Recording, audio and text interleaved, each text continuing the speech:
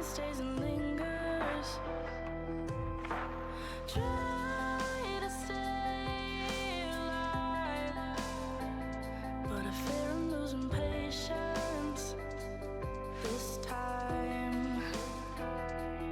All the things you said we do, they're just overused. All the things you said we try, they just passed us by. I'm getting sick of saving lives and leaving mine to try. So I picked up the pace, left you, I don't need you, babe. Why does the world keep spinning round when all I did was hold you down? Feels like I'm losing patience when you keep me waiting. Why does the world keep spinning round when all I did was hold you down? It's so hard to save you when I needed saving.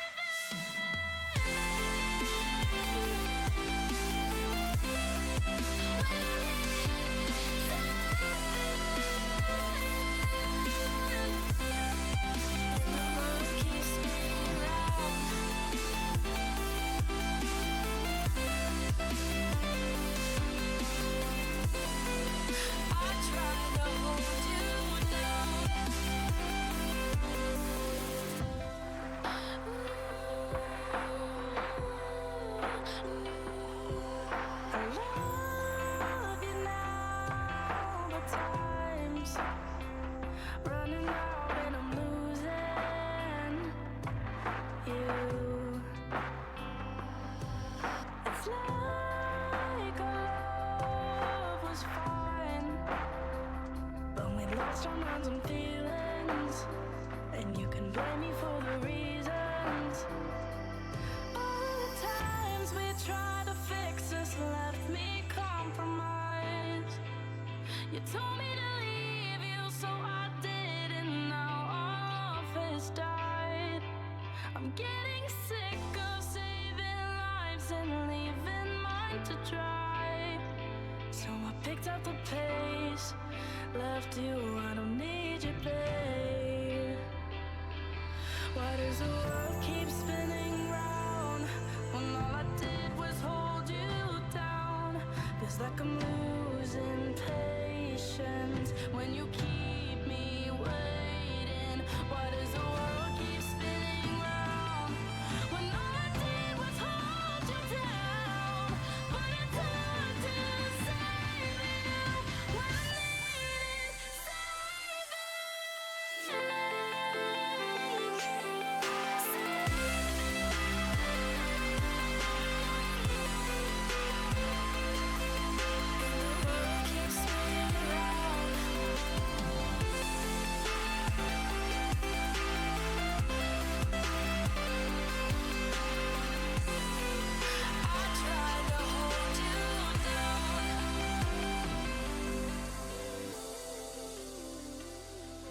Why does the world keep spinning round? And all I did was hold you down. Why does the world keep spinning round? And all I did was hold you down.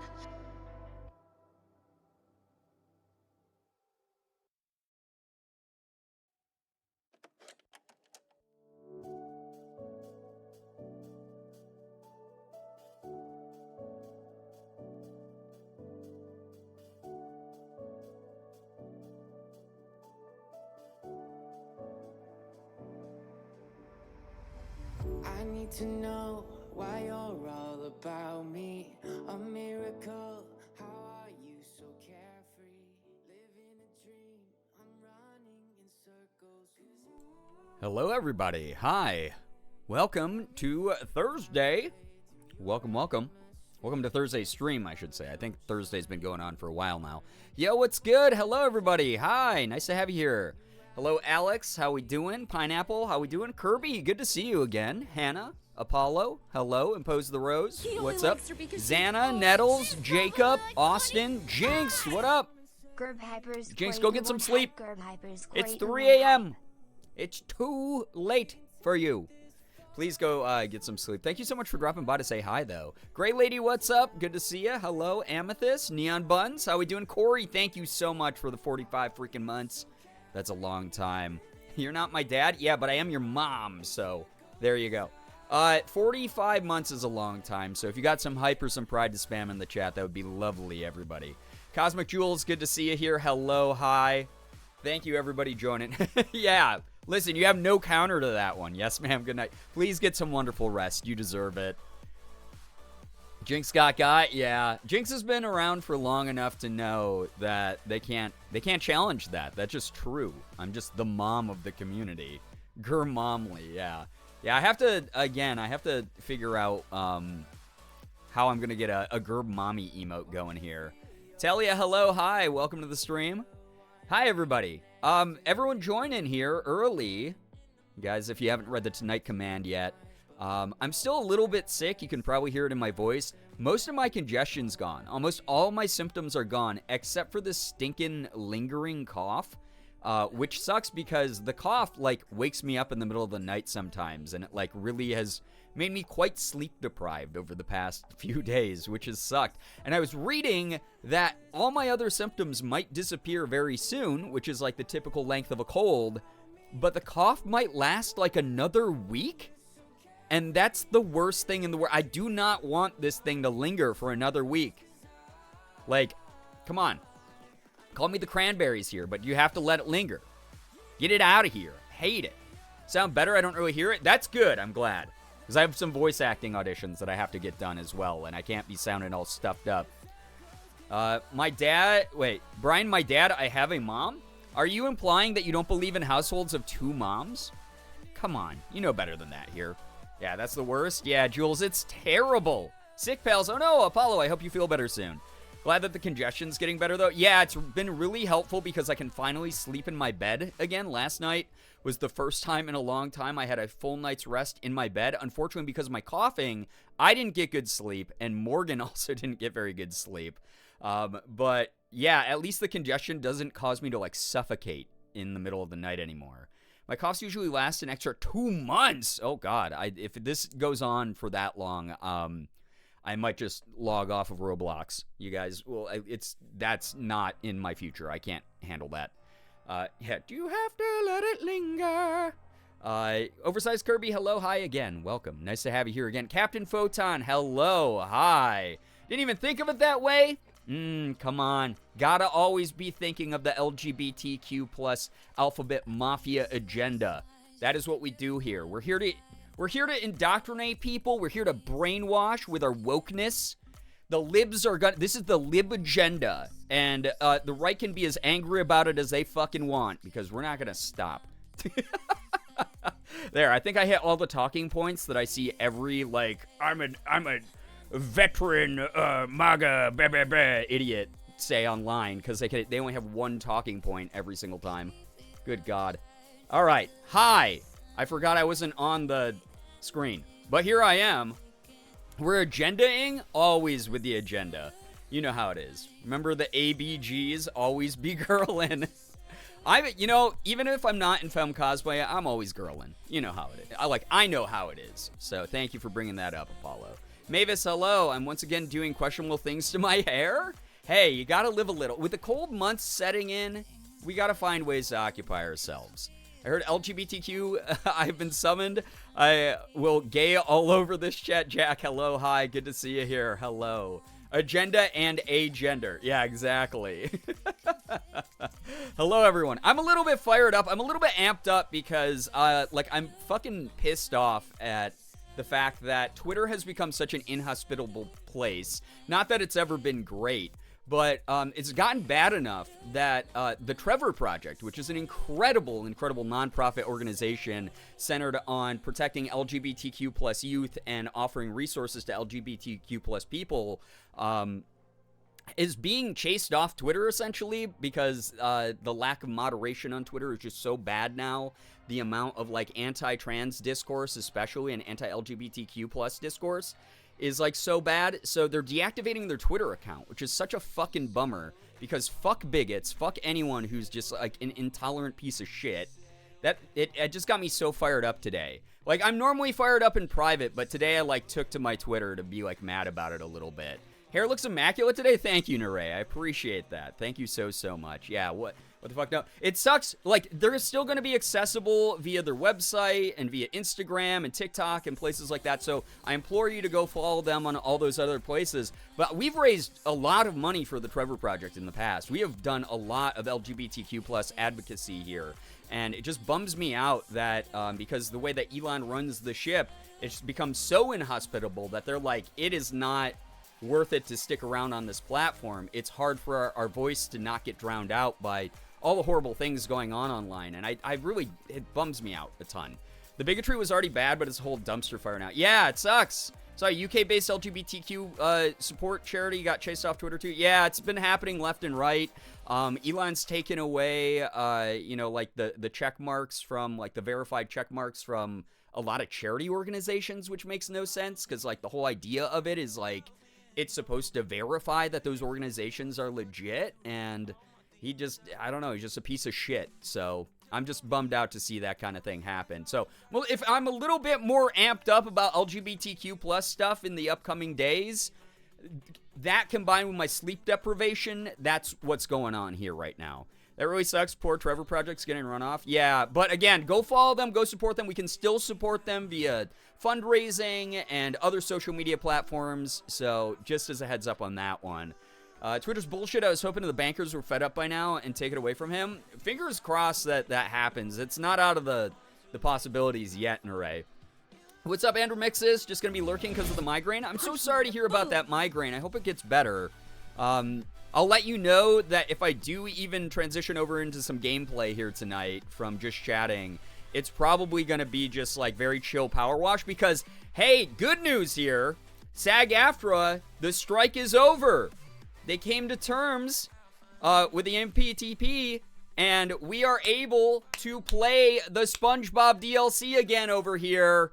So, very excited about that. Oh, man. Very, very excited. Neray, also thank you for a gifted sub to Neon Buns. Neon, enjoy the emotes, enjoy the sub badge. Thank you to both of you for being incredible members of the community. But yes, the strike is over now. If you missed the news on this, just as someone who's going to be joining SAG-AFTRA myself, because obviously I am a voice actor and deal with a lot of, like, union people and union projects and things. Eventually, I will have to sign up for SAG if I want to continue to work with union. And who has a lot of friends in the biz. This is incredible news, and a lot of them have been passing along behind the scenes to me that there's some really good shit going on with these. Like, it's incremental. It's not like we won everything we wanted to win, but it's good enough to end the strike, and people can get back to working. Which is wonderful. I'm so excited. So excited for that. Saw the initial story last night. I was so nervous about waking up to it flopping again. Yeah, so the fact that SAG itself last night was like, at like 12:01 a.m., you can start, not like the strike is over. That's always a good sign. They still have to ratify it tomorrow. They still have to sign it into being tomorrow. But just based off of negotiations, this is a very good thing. There's some AI protections for actors. There's a pay raise pretty much across the board for, like, background actors, for people who do, like, stunt work, things like that. Like, it's gonna be humongous. People who are in different, like, TV programs and things like that on streaming services, or that get ported to streaming services, will have a lot more protections, as well as some more royalty bumps. So, fingers crossed that this is just the beginning. So I'm very, very excited. Kettle, what's up? Alice Glass, hello, hi, welcome. Yeah, huge. I'm so excited. This is really good stuff. So again, I'm excited because this means not only, and Neray, thank you for giving a sub to Kettle. Kettle, enjoy the emotes and the sub badge. What the heck? This generosity. Thank you very, very much, Naray. That's really kind of you. But I'm excited because not only will I be able to play the SpongeBob DLC in Power Wash now, but I also have like the SpongeBob platformer adventure games. I think it's like Cosmic whatever, Bikini Bottom. I don't remember the names of all their games, but I have a whole bunch of SpongeBob games I can play. Also, Netflix owns Night School Studio, which does the Oxenfree games. And I am very excited for the Oxenfree games because I was going to start those, but then the strike happened and I went, all right, I'm not supporting Netflix especially right now. So we didn't start them because you guys wanted me to do a replay of the first one and then jump into the second one. So now we can do the Oxenfree series as well, which is freaking dope. The Jellyfish one? Yeah, the Jellyfish one. I have both of them that got ported to Steam, so I can play either of the SpongeBob games. But yeah, the Jellyfish one I think is the most recent one that came out. I can't remember the name of it. Also, now we can talk about media. If you guys are enjoying like The Fall of the House of Usher, or if you are watching Nimona, or anything like that. If you want to talk about movies that are coming out, stuff like that, or movies that have come out since the strike started, now I am allowed to participate in these conversations with all of you, so I'm fucking pumped about it. It's great. GoldenEye, hello, hi, welcome to the stream. Excited for your birthday, almost birthday twin. It's weird because I think this might be the first year that I'm a little bit excited for my birthday. For those who don't know, my birthday's Monday on the 13th. I'm old, I'm ancient, but I normally don't celebrate my birthday because I never thought that I was worth celebrating. And that is coming up, and because of therapy and the wonderful friends that I have around me and Morgan's encouragement and this community's encouragement, I don't know, I've started to learn how to celebrate myself a little bit more. So very excited in some ways. I don't expect anything big and grand and crazy to happen, but I feel positive about my birthday these days versus in the past it was a day I kind of dreaded and felt like kind of crappy about. Thank you for all the early birthday wishes as well. All of you are very kind. Thank you. Maggie has some cats. Hello. Hi. Welcome to the stream as well. We can talk about Supernatural again. We can talk about Supernatural because Warner was on that list of companies that was struck, and now we can talk about it all we want, or the fact that you can watch the whole show on Netflix right now. Not sponsored, but oh my god, I would make the corniest ad read of all time if I got sponsored by like Supernatural or like Netflix to talk about Supernatural. I could do it for ages. Ryder also says happy early birthday. Thank you, Ryder.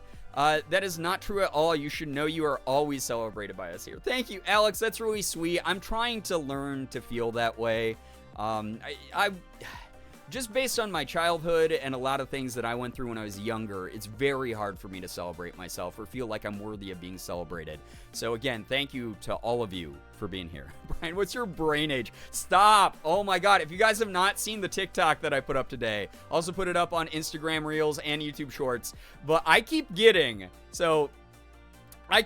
ads that are like, this game is amazing for senior citizens to make their brain age younger. And I'm like, I am not even 40 yet. Why are you sending me these? And it's just nonstop. Those are the only ads I get anymore. Are just these they will have like an old like stock footage like reel of like grandma being like, I can't solve the puzzle. And it will be like, this is great for lowering your brain age. And I'm like, I'm in my 30s. Leave me alone. Oh my god. It's just like, good lord. You're worth everything. I've been watching you since the Night in the Woods series, and you've helped me so much with my mental health. Alice, I'm so glad to hear that. Thank you very, very much. Seriously, for sticking by and supporting the crap out of what I do. Night in the Woods is still one of my favorite games of all time. I'm so glad that a lot of people found the community through that, because I truly, genuinely loved playing that game. That's another game that I said I was going to do a replay of here on stream at some point, so that should be fun. I get those two and I'm still in my 20s? Oh my god, what's going on? Did we just, do I look old, chat? Am I starting to look old? I hope not. All I have are my youthful looks, where people go, what? I thought you were 28. Like, I need that. You have no idea how much I need that, chat. All right? I'm not vain, but also at the same time, I don't think I'm old yet, so I don't want to look old yet. I guess that's a little bit vain. Hey, what's up, Lucky Lavender? Hello, just popping in for a sec to say hi and hope you're having a good night. I must go shovel more snow. Oh, no, 2 feet. That's the worst. I'm so sorry. Please take care of yourself. Stay safe. Oh, my gosh. I had to comment on that short. I felt it in my arthritis. It's just so wild. Like, why? Why am I being targeted? At 23, AARP sent me an info packet in the mail. Someone joked on my TikTok that I was going to start getting AARP stuff in the mail. I already do. I have for like 5 years. I have gotten AARP stuff in the mail. I don't know what's going on. Like, I'm getting a little bit of like wrinkles here. Like, my eye bags are definitely more prominent than they were when I was younger. But like, I don't think I look old, right? I think I look okay. Like, I work out. I'm in shape for the most part. I'm like, I don't eat the healthiest. But I still have like a shitty like college kid bedtime. Like, I go to bed at like 3 in the morning, 4 in the morning.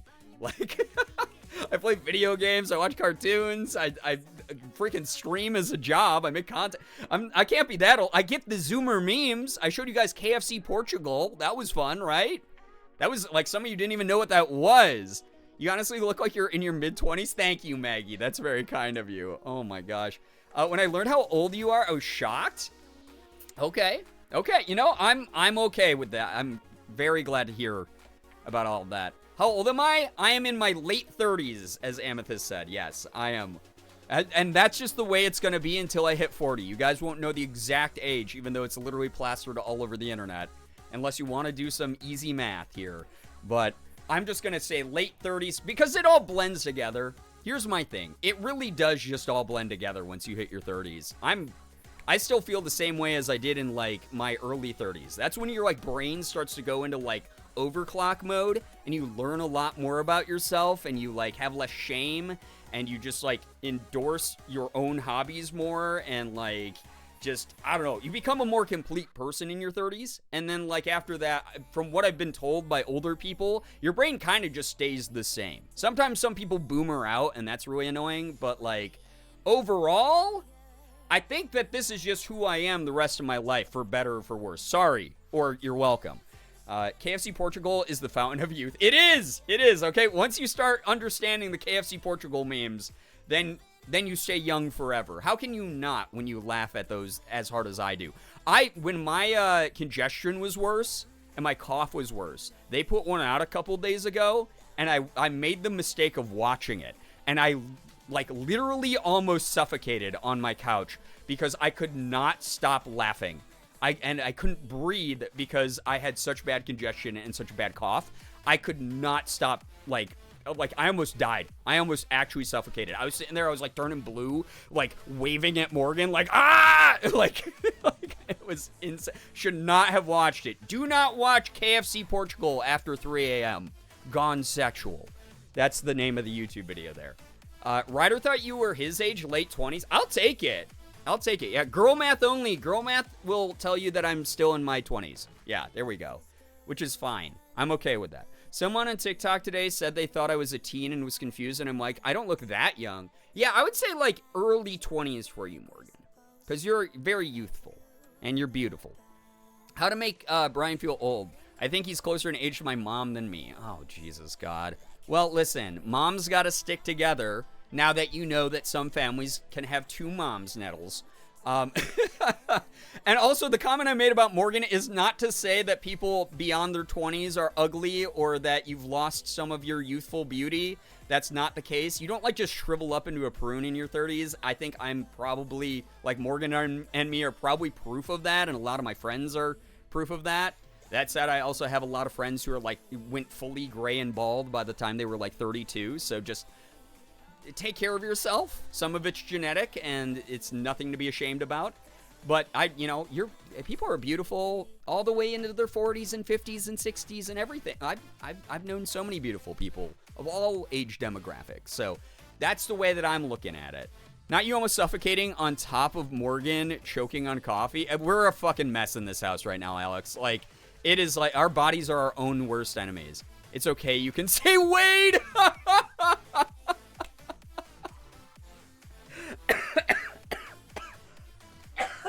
Oh my God, see, you're gonna kill me. You're gonna actually make me suffocate on stream. I think that's against TOS. Oh my God, that's so funny. Listen, I think I've shared this before. Me and a group of friends that includes Wade and Molly, who's Wade's wife, and a group of our like online friends that I've known for like 7 years or so. We have a Gartic phone group that occasionally gets together, especially for like charity fundraisers, and we will play Gartic phone together in like a big collab lobby. And we do it like once a year normally, twice a year sometimes. But I invented this thing, not invented, but I started doing this thing that caught on in the group, and I had no idea that such a simple joke was going to catch on. But a lot of the times the prompts in Gartic Phone start skewing towards being about Wade. He expects it, he fears it every single time, as he should. But it will be like, Wade in a baby diaper screaming for a wheel of cheese. You know, something just insane and unhinged as a prompt. So to identify Wade in my drawings, because you guys have seen my drawings, I am not good at drawing. Here, I'll put up a picture from a charity stream from a couple years ago of that I did. Here we go. Charity art. Just so you guys get an idea of what my art is like. This was for charity in, like, I think 2020. There it is. That is supposed to be Dwayne "The Rock" Johnson. I did this in MS Paint. But that's about as good as it gets. So I cannot draw Wade. So what I do is I normally draw a stick person, and then I add Wade's facial hair, and then I literally just put an arrow pointing to his head that says bald. And whenever I do that, everybody knows that that is Wade. So that is something that caught on in our group of friends. So every single time there's a prompt with Wade, everyone always labels it bald. Like, it doesn't matter if the picture looks like him or not. It's just an arrow pointing to the head that says bald. And we'll all just go, bald, like that. And that is, yeah, so Wade is that friend, for sure. Absolutely. For MS Paint, that's damn good. Do not tell me that. It is not. It's, oh God, really? I don't know about that. That is, I mean, I drew the nipples pretty good, I think. I think that you can, like, tell those are nipples. Those aren't just, like, 2 little crumbs on his chest. I think the, like, tattoo, I don't remember what the reference picture was here. I don't know why I was, like, winking. I know that a lot of the, like, white spray paint effect on him is supposed to be, like, a sheen, like, the lighting hitting his sweat all over his body. I do not remember the reference picture, but it's certainly there. Arrow pointing the microwave, bald. Bald! Oh my God. My MS Paint drawings would be completely indecipherable. That's okay. So are mine normally. That was me having an entire stream to draw that. You have to remember that. Johnny Bravo nips.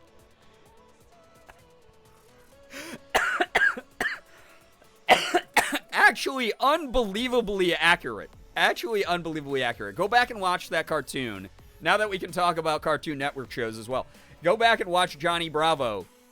And any scene where he's at, like, the pool and his shirt's off, that is what his nipples look like. That is, yeah, that's like, this is a 1-to-1 to Johnny Bravo nipples. For sure. You're absolutely right with that one. Bald with arrow pointing to that one cat that had the half-shaved head. Oh, no, poor kitty. Went to the club Saturday and paying the price. I got COVID again. Oh, no, Sarah! Oh, my gosh. I'm so sorry to hear that you're dealing with that. I hope that you feel better soon. That's no fun at all. Y'all are gonna murk me. Yeah, I'm gonna die if you guys make me laugh. So this is a Don't Laugh challenge for me. Deadly edition. I had to do MS Paint for some of my classes, and they were always indecipherable except for a drawing of a little brown bat. Oh, I mean, at least the one that everyone could tell what it was is adorable. I love that. Oh my gosh. No spoilers, but the stream is already 100 times better than tonight's Big Brother finale. I will believe that because, no offense, but a lot of those elimination reality TV shows are not my cup of tea. You lose. Wait, you laugh, you lose your life. Yeah. Oh, God. New challenge. Try to off the streamer with humor. Excuse me. I think that counts as a death threat. Unbelievable. Oh, my God. That's so funny. Let me see. Now that I've seen this, do I have any of my other charity art pictures? Oh, yeah, I did this one, too. This one's actually pretty good. This one's very good. All right, check this out. Also, MS Paint. Check that out, everybody. Isn't that good? I think that one's pretty good. They said /J, so it's safe. It's parody. It's satire. Oh, my gosh. There we go. See? Check that one out. I think that's pretty damn good, if I'm going to be honest here. Kawaii Unis on it. Yeah, uwu anus right there. And we got little uwu-faced skulls. Why do I love it? Feel free to screen cap it and put it up as your Twitter profile picture. You know? My OC, do not steal, though. I'll keep my funny at a stoic 50% strength. Please, thank you. Please and thanks. Thoughts and prayers for me only. People ask why I say uwu anus. That was something I started back when Ethan told me about the concept of it. I remember. I adore that. I'm glad. After a lot of arguing and Googling, I think I finally figured out what kind of oil to put in my car. Oh, yeah. No, that's a hard one to figure out, but I like to try to put canola oil in my car, you know? 100% American-grown canola oil is probably the best thing to keep you running and going. Don't do that. Please don't actually do that. Don't. Actually will destroy your engine. I already have Photoshop open, so no promises on holding back the funny. Oh, God. Yeah, if you guys didn't see all the fucking smiling feet pictures up on the Discord after the last stream, between that and, like, Ethan and me layering the streams, that might have been the most chaotic stream that's ever happened. It just, oh, boy. It was intense. By the way, did you guys, who here missed last stream? Who here missed the bit that Ethan and I did last stream? Because it was, oh boy, it was something. Me, I did. All right. It was overwhelming. You can go back in the clips and watch. I think there's one that's a clip entitled Infinifart.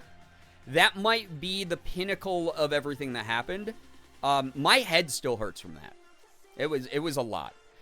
You aren't supposed to put melted butter in your oil tank? Cambery, hello, hi. Flashbacks to when someone destroyed 3 lawnmowers of my mom's because they stole the gas from them and replaced it with water? That's so dick. Man, what a jerk, whoever did that. Use peanut oil to assert dominance. I actually was lurking for that 27 fucking minute. Yeah, somehow, it's so funny because obviously Ethan called me during the stream and it was like, how did we do that for like 20 minutes? And I was like, my chat timed it. It was 27 minutes of us doing that. If you guys want proof of us being like best friends, that clip right there, like that stream, 27 minutes of us just running a bit into the ground until it's dead and still doing the bit. That is all the proof that you need that him and I know how to feed off each other's energy. And if one of us has a bad idea, the other one is going to follow suit immediately. We are the bad example that your parents say not to do. Like, oh, if your friend jumped off a bridge, would you jump off a bridge? Yeah, I probably would, unfortunately. It's not good. So, heads up on that. That is probably all the proof that you need that Ethan and I are like fire and oil together. You won the bit. Yeah, I don't know if there were any winners. There's no winners in war, okay? I was there for 15-ish minutes, and then it got to be too much of a sensory overload. I'm so sorry. Basically, what happens, like, normally I get, like, sensory overloaded by bits like that, by things like that. But here's the thing. When I'm talking to Ethan, and when Ethan's talking to me, we do this thing, and I think it's what's kept our comedy alive as long as it has, is we both just fully dissociate. That felt like it was a 15-minute bit to me, not 27. So, yeah. Are we talking about the 27 minutes of joy that we experienced, Ren? Hello, we are. At 13 minutes, you were like, all right, I'm done with this. Then you kept going.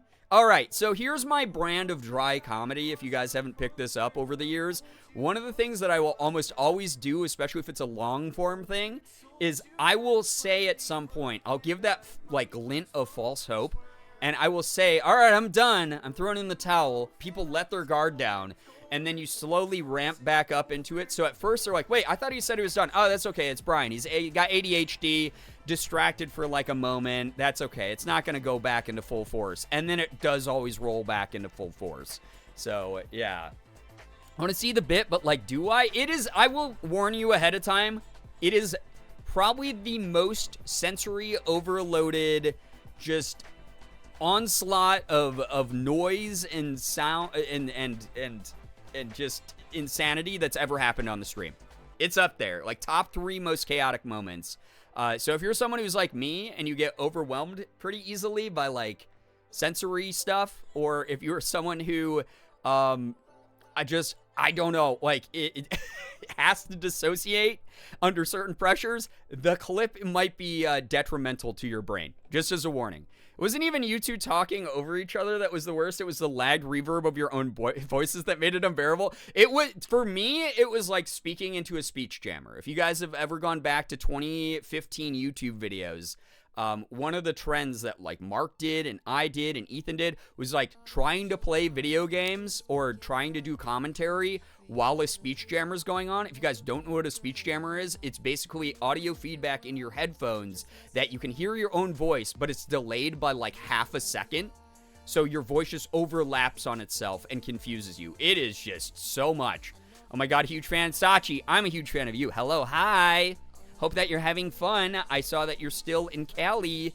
You better be having a good, safe time. That's all I gotta say. Such a neurodivergent move to just turn your brain off and let a bit consume you. Oh my God, that's all that was like Ethan and my early humor. If you go back and watch any of the collab Let's Plays that we did, it would be like us playing a game, and in the beginning, we're actually feeding off of each other's bits, and then Ethan will be like, I just shot this guy, and he'll be like, man, you shot him so good, and he'll be like, I shot him so good. Yeah, dude, you got to shoot him.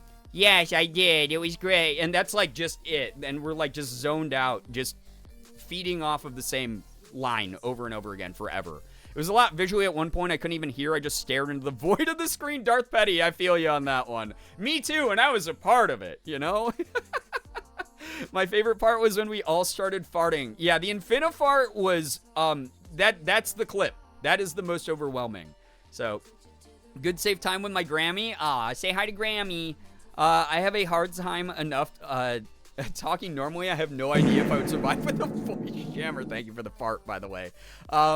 Yeah, voice jammers are nuts because they jam your brain. They really do. Every time I hang out with Ethan, I dip into my silly guy voice. Yes, that is something that happens. Ethan can't help but do silly guy voice every now and then.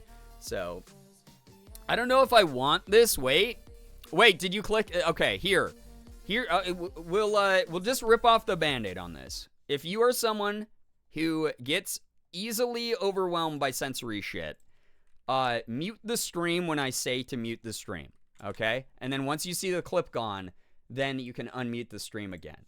But I will play the clip so we can get this out of our system because, oh my God, it is a thing that happens.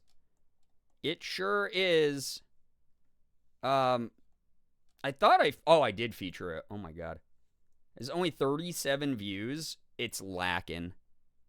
It's lacking a little bit. Okay. So if you are easily overwhelmed by a lot of noise and visuals, mute the stream here.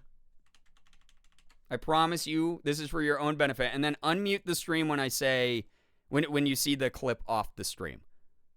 Because this is kind of loud. This is kind of loud. This is what it feels like being inside of a panic attack, is how I describe this. Also, I'm going to take my own face cam away because I think that it will be confusing. It's already just so confusing. Here we go. Oh my God, Jesus Christ. All right, that is not me in real time in the left-hand side. I don't know how loud this is going to be. This might be really fucking loud. On a stream. Which okay, wait. That wasn't actually that loud. Okay. I'll turn it up. But I've warned you. I've warned you a lot, everybody. On a stream. Which kind of a crazy thing. When you think about it, Because it's you can hop into different parts of what life is like currently on the platform platform because I- all we're doing is just I reacting and to at any the point reaction in to the time, reaction. whether on you're in the stream. future, You know? the present, And or that's in the thing that's past, really interesting to think you about. can have a heart You attack. hear the So I fart think that echoing in the fart sound background. effects actually Excuse me? are Excuse something me? that Mom? have allowed Sorry. us Sorry. I think it's Mommy? important to Sorry. note that to experience Uh, the sensation of a heart attack. so- This is so much better when it's quiet. That's so fair. Oh, Jesus. That's one of my favorite TikTok sounds currently. The fart was the best, but the fart was so loud in my headset. Oh my god, it was crazy. That was just, it was so much, chat. It was a little bit too much. 27 minutes might have been excessive. If we had stopped it after like 15, if either of us didn't have like time blindness, then it would have been maybe a little bit better. The light mode was the worst. Yeah, the light mode was really terrible. I'm sorry. Anyway, hello, hi, Jenna. Welcome to the stream. Thank you so much for the raid, manifesting good vibes, and to you as well. Oh my god. Thank you very, very much for the raid. What were you up to, Jenna? Hello, hi. If you're brand new here, please read the rules so you don't get timed out by me, a modern Nightbot. We'd hate to have that happen. But hey, what's good? My name is Brian, aka Girbeagly. I am a Korean-American full-time Twitch partner, YouTuber, and voice actor. I do a little bit of everything from playing AAA games down to indies. I open up Pokemon cards, and I do some cosplay. But welcome on in to our humble little corner of the internet. If you'd like to help our community grow, feel free to do so. We were just chatting and hanging out tonight. First stream in like 6 months. That must have been so fun to reconnect with your community. I love that for you. Hope you're feeling better. I'm feeling a lot better. I'm still very sleep deprived because I have the lingering cough as like one of my only symptoms. But I cough myself awake a lot and I don't get very good sleep. My Pokemon Sleep app is like really mad at me. It keeps giving me like an F grade at the end of every week. And I learned that the lingering cough can stick around for like another week or like another week and a half from like how long I've had it, which sucks. I don't want to deal with this. This is like the only thing that hasn't like fully gone away. I have like a little bit of head congestion and that's it. But overall, I'm feeling a bit better. Still very low energy because of sleep deprivation and just hacking my lungs out. But I need this gone. I need to get a bunch of stuff done. We were just watching a clip from the most chaotic stream that I think has happened in years here. All thanks to Ethan hijacking yet another stream of mine because he just really needs attention, I guess. He's like, oh man, Unisonus is over. I don't do Let's Plays on my channel anymore. I'm not doing tour. The documentary's over. What else is there left in my life to do? I know. I'll go hijack one of my best friend's streams. And that's that. Pokemon Sleep, do not judge harshly. Yeah, come on, Pokemon Sleep. There should be like a little check like box I can hit that's like I am sick. So like it's not me just getting bad sleep because like I'm like drank a bunch of caffeine before bed. It's me getting bad sleep because I'm choking on my own like throat mucus, which is a gross sentence I said out loud on the internet. And it's there forever now. Digital footprint, go me. When I had COVID the first time, my cough stuck around for 2 years. Oh god, long COVID shit. I'm so grateful that this is not COVID. So grateful. BRB, I'm running for a Timmy's. Oh my god, go get some delicious Timmy's. Yum, yum, yum. Throat mucus. Yeah, throat mucus. Ugh. Ugh. It's the worst. Tonight, for those of you who don't know, we're just vibing out, doing some just chatting for now. Very, very excited that the SAG after strike is over because, again, as someone who was adhering to the guidelines of the strike, including not promoting struck work on my own content, that was a really important thing to stick to for me, but also it made me really sad because like a bunch of you guys were really excited about like things up on Netflix or on like HBO Max or Disney Plus or whatever, and I was like, I can't talk about any of this right now, which sucks because I am going to be union eventually, and a ton of my friends are union, and I wanted to help make sure that, you know, I was adhering to guidelines for myself. But now the strike is over, if you guys didn't hear. The AMPTP and the SAG-AFTRA Guild have reached some really favorable terms, which is great. Obviously, baby steps, but it's still progress in the right direction. And some big protections on the AI front. So now, if you guys want to talk about stuff, Morgan and I have been watching so much shit, and I'm so excited to fucking talk about some of it. Oh my god. When I had COVID, I thought I was going to die a couple times. Oh god. Ugh, that's horrible. I 100% had pneumonia. That's horrible. I'm so sorry. When I had COVID, it felt like my throat was full of both needles and sludge at the same time. Ew. I am so sorry.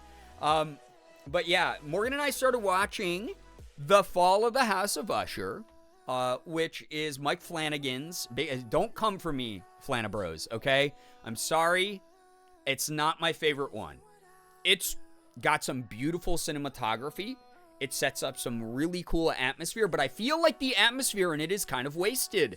I feel like they could do a lot more on the scare factor. I get that Poe wasn't like huge into like the mega, like there is an actual threat that's going to get you kind of stuff. It was more of like an ominous atmosphere. And I think they did a good job of adapting a lot of Edgar Allan Poe's stuff into that sort of feeling.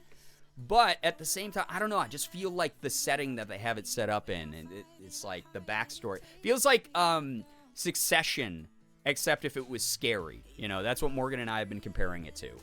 So, turns out COVID combined with asthma is not a great time. That sounds awful. Did they break a record for the length of the strike? Yeah, it was like 116 days or something. It was like a long-ass time.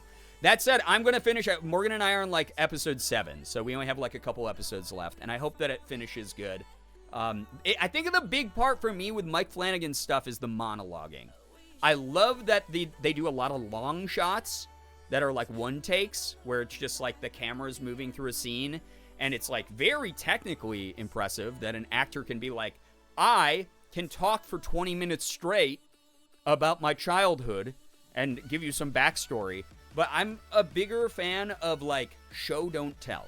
And that's my feelings on that, The Fall of the House of Usher. So there's that. Also, I can finally talk about this. Morgan and I were watching the Mary-Kate and Ashley movies. She just went through a whole bunch of them out of nostalgia.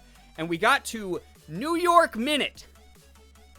How many Mary-Kate and Ashley fans do I have in the community? How many of you have seen the movie New York Minute? Because, oh my god, what cocaine were they on when they created that? Because holy shit, not only is it one of the most offensive movies I've ever seen as an Asian person, which is saying a lot, but the plot does not make any sense at all.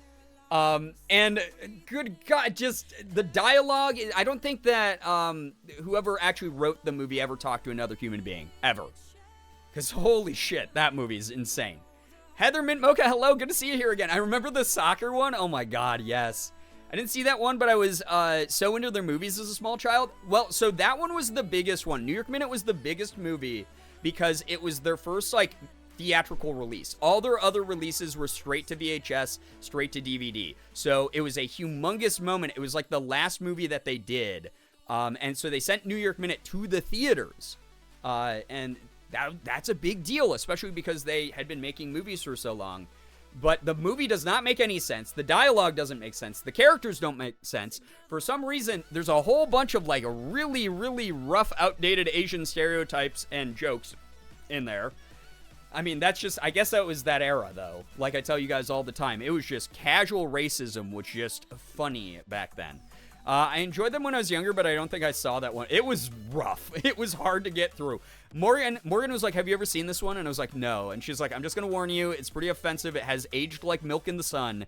But she's like, you kind of have to see it because I know your sister was into Mary-Kate and Ashley movies when you were growing up. And I was like, yeah, I guess I got to watch this. And watching it, oh my God. It was like suffering a head injury over and over and over again for like an hour and a half. It was rough. I just was sitting there on the couch. If you've ever seen anyone who's just an abject horror over something, and they keep watching the thing that's horrifying them, it's like, you know, the car crash effect where they're like, oh no, oh no, oh no, like that. That was me the entire time on the couch while we watched this. I was like, oh, there's very few things that make me cringe anymore, but that was one of them. So I have thoughts on that movie as well. Like I said, I've been storing all this up for a long time, chat. I've been waiting to make Knuff jokes. And I think now it's too late. Now that the Barbie movie is long, long gone, I can't even make Knuff jokes anymore. And I wanted them to be Knuff, you know? Antichrist Bear, hello, hi. I'm sorry to hear that your internet is rough. But I hope that the house sitting goes very well. Thank you so much for hanging out.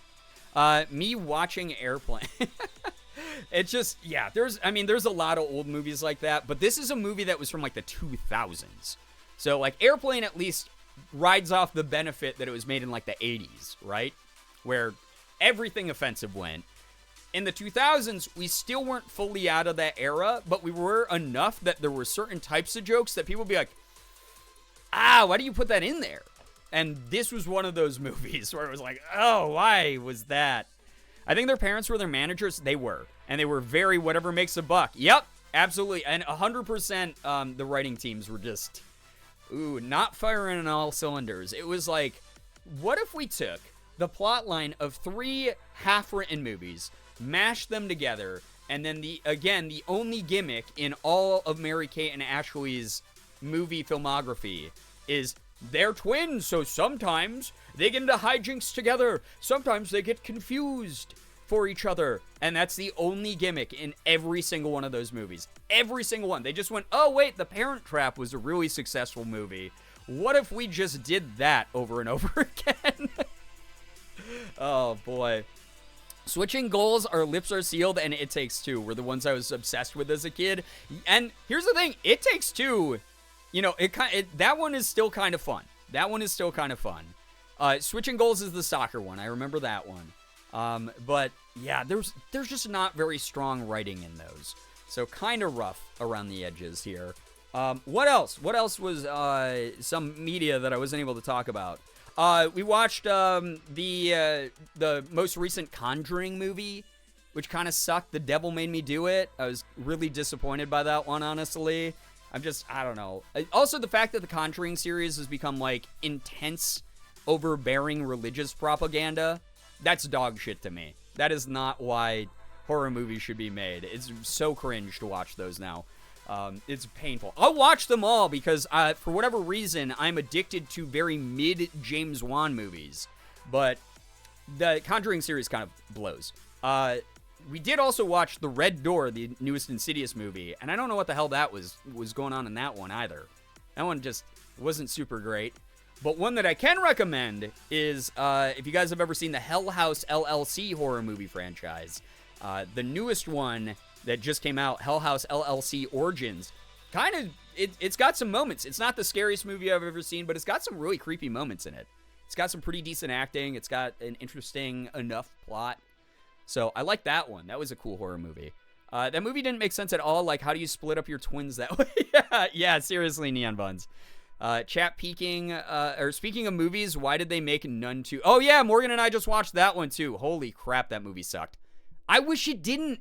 It's such an interesting premise, but like they set up these big scares, and then nothing happens, and then there's never any real sense of dread. It just, they just are boring. And again, they're all religious propaganda now, which is just like super cringe. Super, super cringe. I'm so stoked to watch All of the Light We Cannot See. Love the book and so stoked for the series. I've heard people saying that was a cool book. I saw that on, I think that's on Netflix, right? Or at least being advertised on Netflix or something. It looks interesting. It does. Yeah, it's such a bad, yeah, Nun 2 was very bad. It had, again, The Nun is a very interesting concept to me. Like taking like a religious symbol, making it demonic or like a haunted ghost thing idea, having it set up in these old ancient like, religious buildings. There's something there. There's like something interesting there. And then they just flop hard, and then they just smash you over the head with religious ideology. And I'm like, I'm here for a good time. Why are you doing this? It's like when I saw the first Insidious, that movie was so bad. I saw it in theaters years ago, and somehow they've gotten worse. I mean, I wouldn't say that it's so bad, because at least it set up some atmosphere. They still tried back then, and I'm always willing to tip my hat a little bit to someone who's trying. And now James Wan is just like, I make like $120 million with each of these movies, and you idiots are going to continue to eat the pig slop. And that's what happens every fucking time with these movies. It just blows. Put me in the Nun 3. I laughed at the first Insidious. The reveal being like the demon looks like Darth Maul is one of the most ridiculous, awful things that's ever happened in horror movies, for sure. I really didn't want them to make Nun 2. I thought the first one was okay, but I didn't see a reason for another. Yeah, that was the other thing, was I was like, there's not really a reason to continue this story except that James Wan wants to become a billionaire. That's kind of it. So, yeah.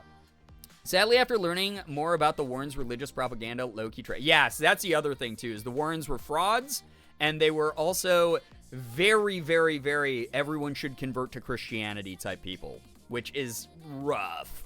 I haven't seen Insidious, but I have a mental image of that weird-ass demon living rent-free in my head.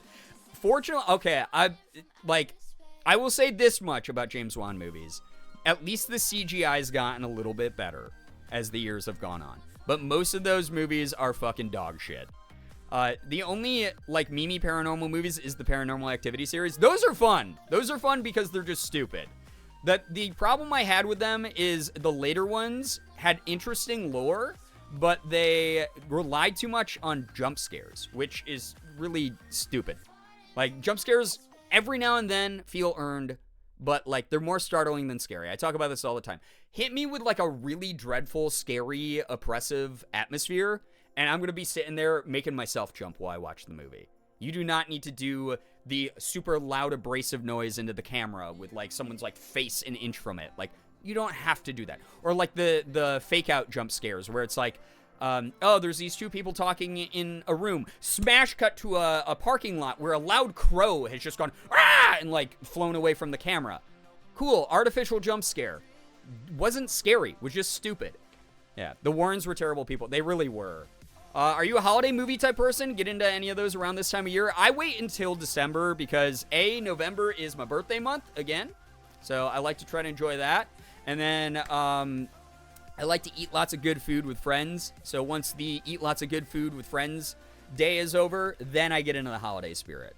But there are a hell of a lot of holiday movies I'm into. My favorite of all time is probably Muppet Christmas Carol. Probably the best, like, not even, here's the thing, not even, like, the best Christmas movie, the best movie, like, ever. Like, that movie is peak fiction. That movie is fantastic. That's the best interpretation of that tale, and it's also got the freaking Muppets in it. It's just great. It's just so good. I love it.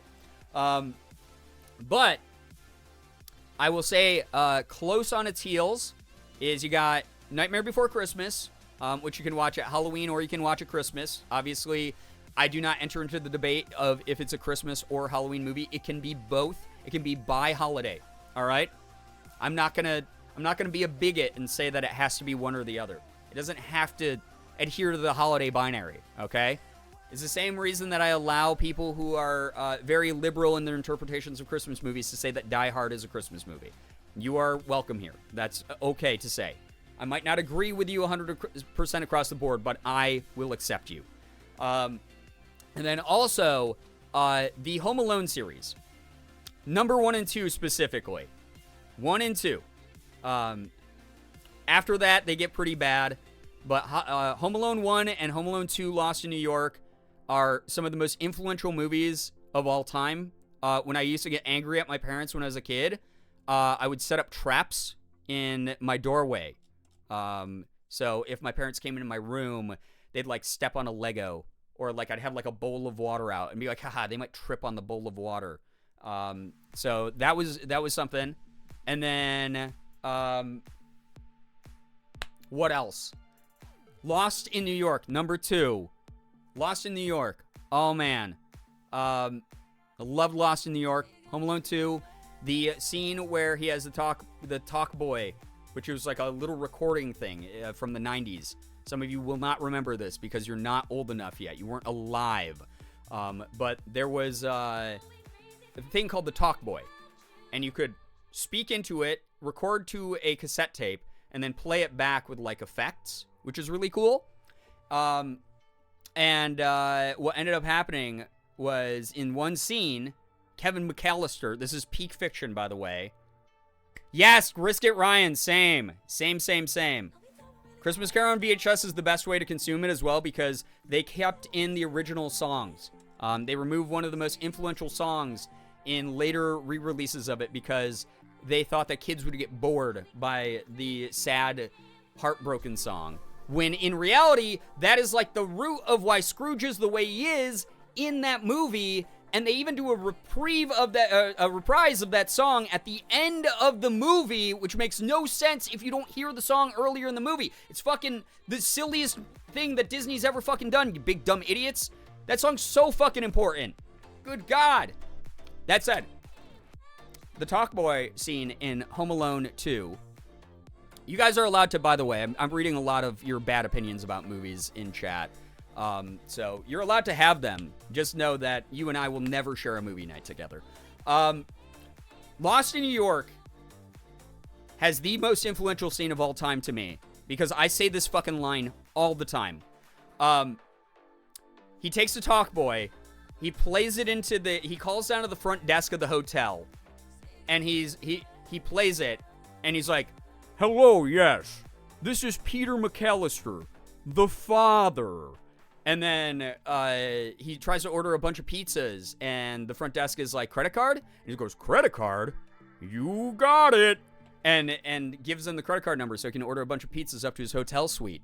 And to this day, whenever someone says like, "Oh yeah, that's the father of the bride," or "That's like that person's father," or whatever, I almost always get immediately like it's a Russian sleeper cell agent get activated, and I go, "The father, Peter McAllister, the father." It's in my brain forever.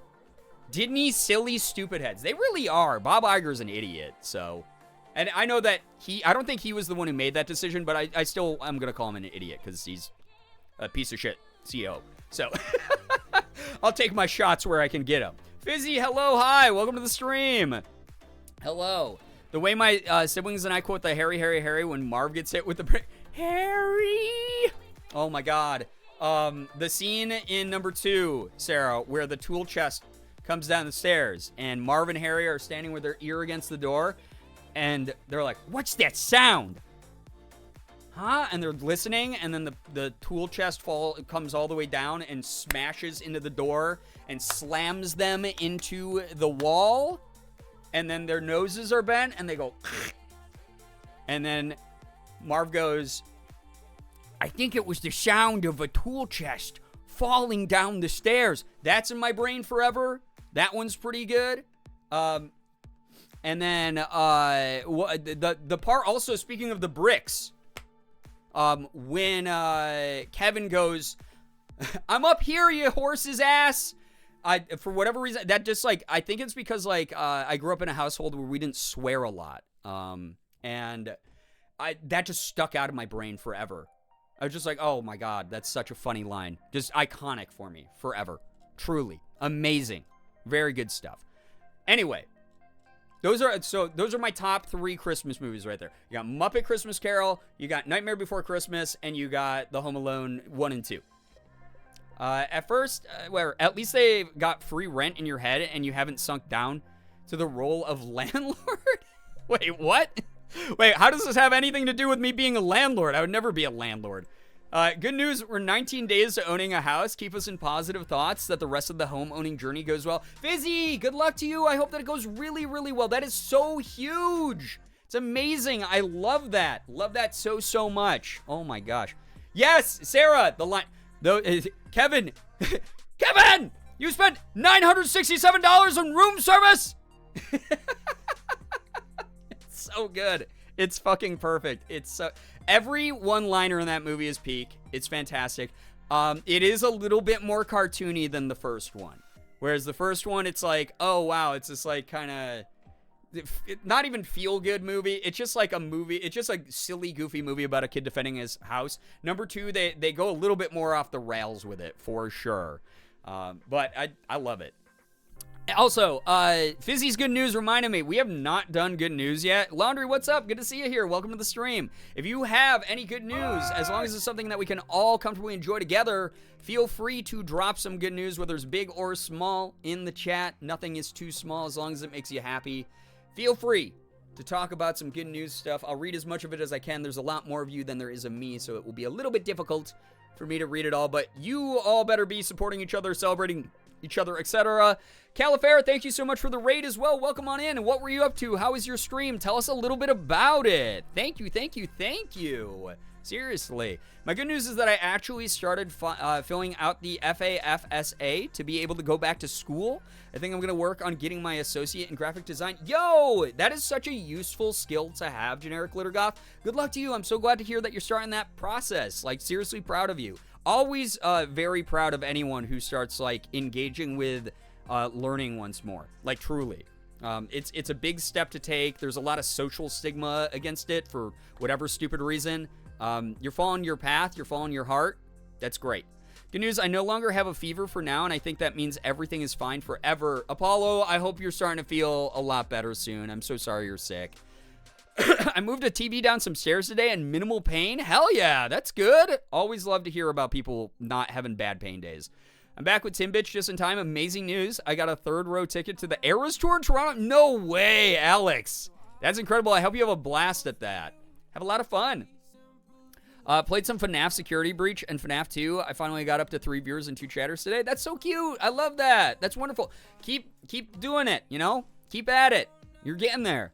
Good news, I'm going camping with my dog tomorrow. I'm so excited for him to realize, because the last time we went camping with him, he was so happy and actually pouted when we got home. Oh, hope you and Doggy have a good time. Good news, I started therapy and I restocked my tea shelf. Those things go hand in hand, Heather. I'm so happy for you. That's wonderful to hear about. Like, truly. Good luck with therapy. You're taking care of you. We love to hear about those mental health wins here. Seriously. I have to restock my tea shelf because I drank so much tea during the sickness. Like, oh my gosh. Oh, wait, you meant Vancouver? I was going to say, I didn't think she was coming to Toronto again or at all or whatever. So, that's great, though. I hope that you have a blast in Vancouver. I have to make it over to the West Coast. I've never gone to Vancouver. I've never been in BC. I've heard mixed things about it. I've been all over the place in Ontario, and then, obviously, Quebec I visited a few times. I watch at least one of the Grinch movies every year for Christmas Eve because when I was a kid, the sheriff's office would create a whole storyline that we'd listen to over the scanner about seeing the Grinch and Santa. They'd call out specific kids' names like, oh no, that green guy dropped a package that says Johnny Smith. And I'd cry in fear the Grinch would steal my presents every year. Oh my gosh. That's kind of cute though. That's like really interactive. Good news, I embroidered my mom a piece for her bathroom and I totally took it seriously. Believe me, that top tier embroidery. Listen, Nettles, your embroidery is great though. It's very, very cool. Wait, she has 6 shows there? That's crazy, dude. Hardworking lady. Yo, what's up? Muses, hello. Hi, good to see you here. Welcome to the stream. It's so nice to have you here. It's beautiful and the people are nice. You will like it out here. I'll have to give it a shot. I want to do West Coast, Canada eventually. Just because I have a bunch of friends that live out that way and they constantly try to lure me out there. But anytime I go to the West Coast, it's always to go to Seattle or it's to go to LA. And pretty much nothing in between. And I'm missing out on visiting like Portland, Oregon, and missing out on visiting like Vancouver. So those are my 2 big West Coast places that I really want to visit. You know, stop by Portland if you're in the area. I mean, I want to eventually. I've heard, again, mixed things about everywhere that I've mentioned, but I don't know. It just would be a cool experience to have regardless. I've been to Vancouver in years, but I loved it every time I was there. That's good to hear. See, that's encouraging. Because I know some people in Canada are like, oh my god, the West Coast Canadians, blah. You know? And then some people are like, no, it's so dope, it's so chill out there, it's just really expensive. And I'm like, I feel like that's just like the West Coast along the US as well, is like, it's very chill, but it's incredibly expensive. So, I don't know. We'll see what happens. Definitely depends on the area, but if you go out into any of the nature sites, it's 10 out of 10. See, that's what I want to do, because I love the, like, big pine forests and things like that. The Ontarian Canadians bleg. I don't have too much of an issue with people in Ontario. I have to defend people from Ontario, I feel like, because I'm an honorary Canadian, only because I live so close to Niagara Falls and Toronto. I'm hoping to get to Salem in the next year or 2, and I'm so excited. I've never visited Salem, but that's another place I want to go visit. Definitely come to Vancouver, especially in the summer. Yeah, so Muses, that's what, like, all my friends who live out there say is, like, come during the nice weather months, and it's beautiful. Good news, I get to see my best friend on my birthday Saturday. I'm so excited. Also, when I got here to house it, I was handed a ton of snacks and a whole case of Monster to bring home. Love that. I'm glad that you're getting a little bit of a bonus there. Some appreciation. Whole case of Monster. Man, I hope that doesn't awaken anything in me. Might have already done that. I got a whole bunch of Dunkaroos. Dunkaroos. I'd recommend Colorado, but the altitude adjustment can be difficult for some. Worth it for the mountains. And the Gerb leaf, though. Well, I mean, the Gerb leaf is legalized in a lot of places, including New York, so I don't have to worry about that too much. But Colorado, I do have a couple buddies that live out there. I've always wanted to visit. I don't think it's a place I would ever live, but I definitely wouldn't mind visiting it at some point. Just because it is such a different thing with, like you said, the altitude and everything like that. Speaking of, did you guys see Gerb leaf is now legalized in Ohio, or at least they're going to start voting on the full legalization of it? That's a big moment for Ohio. Ohio mentioned. Smoke weed in Ohio challenge potentially passed. Wouldn't that be incredible? Yeah, rare Ohio W, right? Tried to smoke weed in Ohio and like your car explodes. That's I feel like that would be like a TikTok. One day I want to see a concert at Red Rocks. I mean, Red Rocks is like, yeah, a historic venue. I think that would be actually sick as hell. So, I'm with you on that one. I didn't realize New York was legal. Yeah, we've been legal for like a year now or something like that. For a while now, which is kind of great. I might actually have to visit Ohio now. Go to Ohio for Skyline Chili. Even if you don't end up liking it, just to try it. It's like their only food claim to fame. And I guess weed now. Yeah, that's kind of it. So there, yeah, Ohio perceived. Yeah, New York, listen, we're a very blue state, so I was actually ashamed of us dragging our feet on legalizing weed. But the big thing is we're a humongous agriculture state. So the big pushback was farmers had to basically just be convinced, like, you realize if you grow government weed, like government legal weed, you get like tax breaks and shit like that here on like New York agriculture land. And once we started talking money, the farmers in New York were like, oh, wait, shit, all right. I might have been born underneath like a Republican flag, but like money sounds good. And so we got a whole bunch of the people out in the places that aren't quite as blue to get on board, and we passed that shit. So that was, yeah, like a year ago. Farmers did not understand weed is a leaf. Yeah. Are you Team Skyline or Gold Star? I've actually never had Gold Star. I'm so sorry, anyone from Ohio, but not really, because every time I'm in your state, I feel like I'm like dissociating heavily. I will say this. I'm a big fan of like kind of crappy food. So I don't mind Skyline. And also, on top of it, this might be very offensive, but Steak and Shake does a like spaghetti with like the Skyline style like chili on top and everything that I actually think I might like more than Skyline. I'm so sorry if that's controversial and divisive, but it's my honest thoughts. You guys want me to be transparent here on the internet. That's the way that I feel about it. Every time I hear Colorado, I think of, you guys say Colorado, I'm a giraffe. Wait, what's that? I feel like I missed that one. What the heck? I was just bragging about all of the like Zoomer Riz that I have because I understand KFC Portugal. And now I don't know a reference here in my own chat when I need the memes to fuel me, to be in my bloodstream from Vine? That must have been a Vine I missed. Which is kind of a bummer. I don't want to... That is kind of a bummer. Nobody is here. Hello. Hi, welcome to the stream. Kentucky chili is best chili. Elbow Mac in chili is the best. I will agree about Elbow Mac. I did not realize that was a Kentucky thing, though. But I like a good Elbow Mac in chili. It's almost like a goulash at that point, which is kind of good. You know, Vine, Gerbeagly. Yeah, hey, think about this, everybody who likes to reference Vine. I am one of you. Literally, my donation alerts are mainly Vines. Vine started 10 years ago. Vine died 7 years ago, I think, right? Died in like 2016. That's crazy. It's like so... If a decade ago is when they started Vine. The only reason I even... Why would you say that? I'm sorry. Vine, Started in 2013, and the reason I know that is the very first Vine I ever made was my old cat Plinko and Sig having like a fake conversation, like where I was like dubbing in their voices and like smash cutting like the two of them talking to each other. It's from 2013 on my phone, and I was like, wait a second, no shot that this was all the way back in 2013, because I referenced this Vine to Morgan all the time, because it was like, I didn't do a lot of Vines, but it was one of my more popular ones.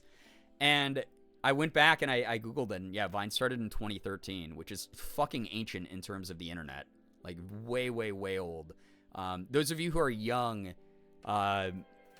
probably feel like, you know, things that are even a couple years old are ancient. But, like, you got to think of it this way. YouTube wasn't even that big of a thing, like, 10 years ago. Like, it was big enough, but it wasn't humongous to what it is now.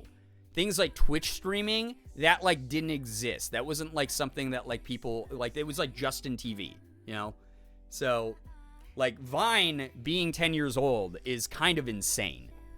My cat was born in 2016, and this fact unsettles me.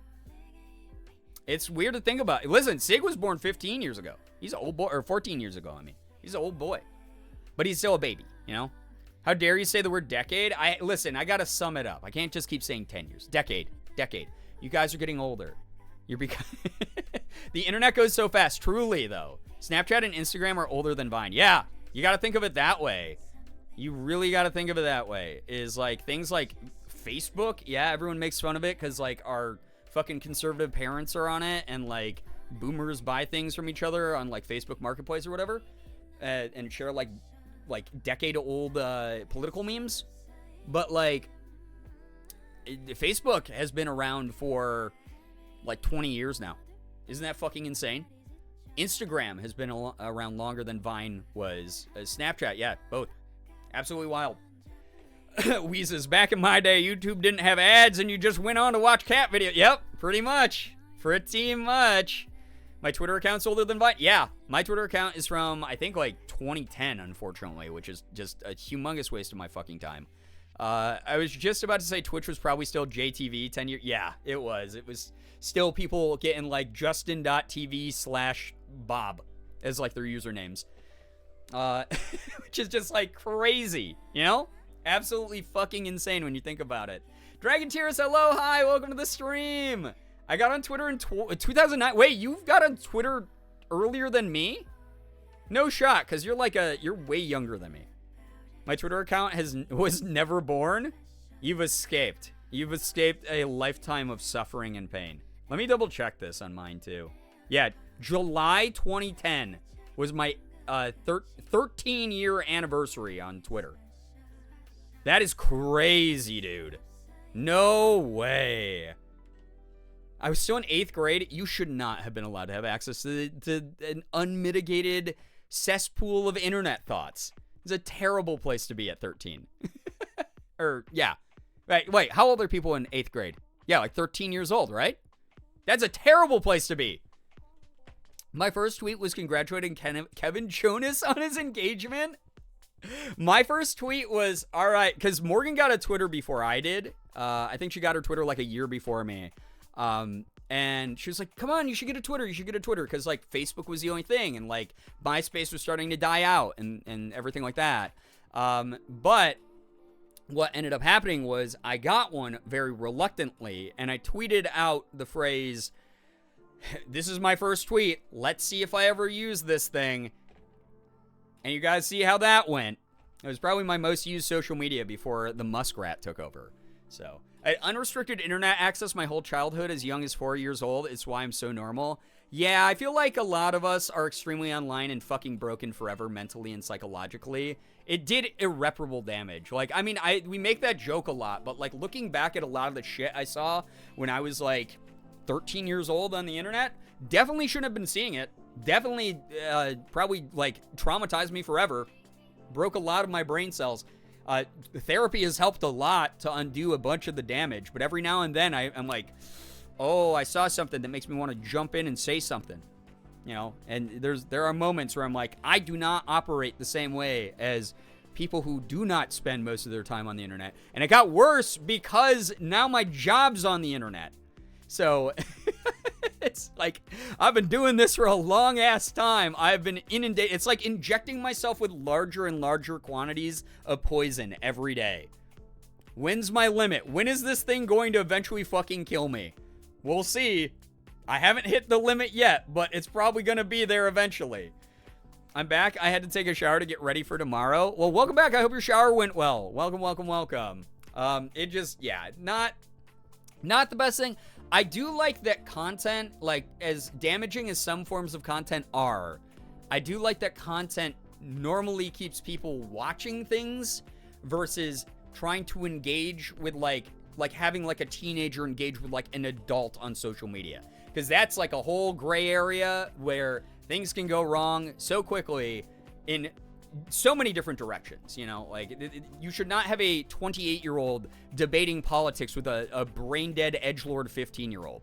That 15-year-old should not have the ability to do that, because they're a fucking moron.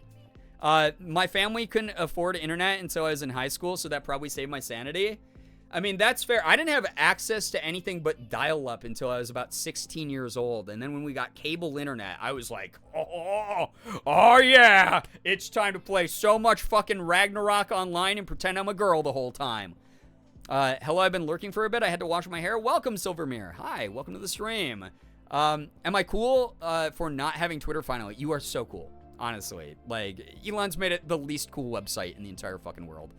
On that note, goodbye, Omegle, as of this week. Wait, is Omegle gone? It should be gone. Because that's another thing. Omegle, yes, it did. Oh my god. It should be, honestly. That was a cesspool.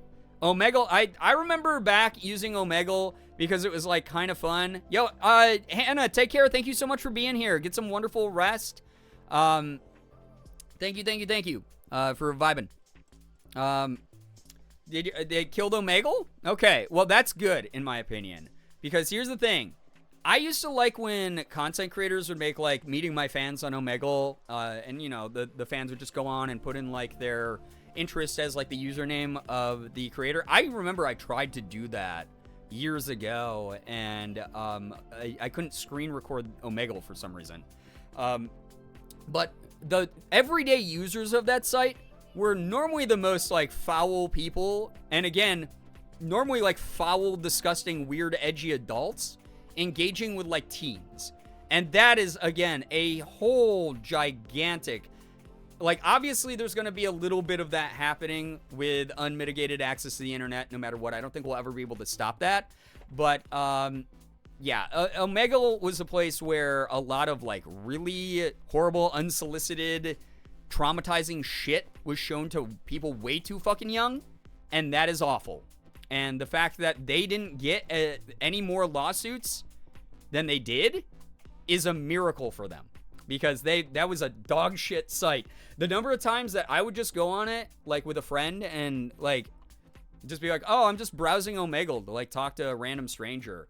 Like, you sometimes had a couple wholesome moments. You sometimes had people who clicked away from you immediately. And then sometimes you'd load up and there would be the worst fucking thing that you've ever seen in your entire life. And that was not great. So, not a big fan of that. Not a big fan of that. But, yeah, not my favorite thing. Do you remember those notes that you could put over YouTube videos and they would always say random things and occasionally be clickable? Are you talking about annotations? Back when you could do annotations and send people links through them? Yeah. Because when they got rid of that feature, I was actually really annoyed, if I'm going to be honest.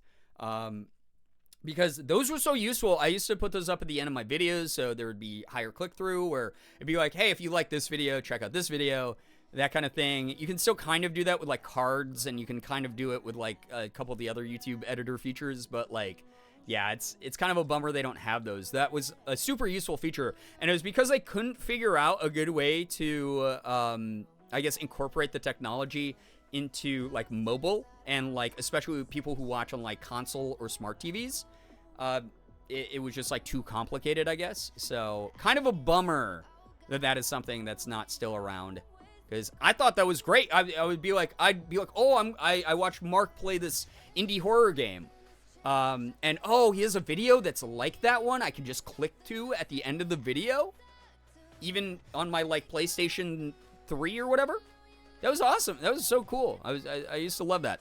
Hello, hi, welcome to the stream. I'm not sure how to say your name. Is it Noul and Jisung? Welcome. Hi, welcome. But yeah, no, I missed that feature. YouTube's done a lot of funky stuff behind the scenes with some of their in-app editing, their on-site editing, because those of you who are not YouTubers, they used to have a very bare bones program where you could add annotations, and you can still do some of the stuff like add end cards, and you do it all via the website. So you upload the video, the data's on the site, you can manipulate it from there, and it used to be very bare bones. They added a whole bunch of tools, but then they took away some of the more useful ones. So that's the way that it is.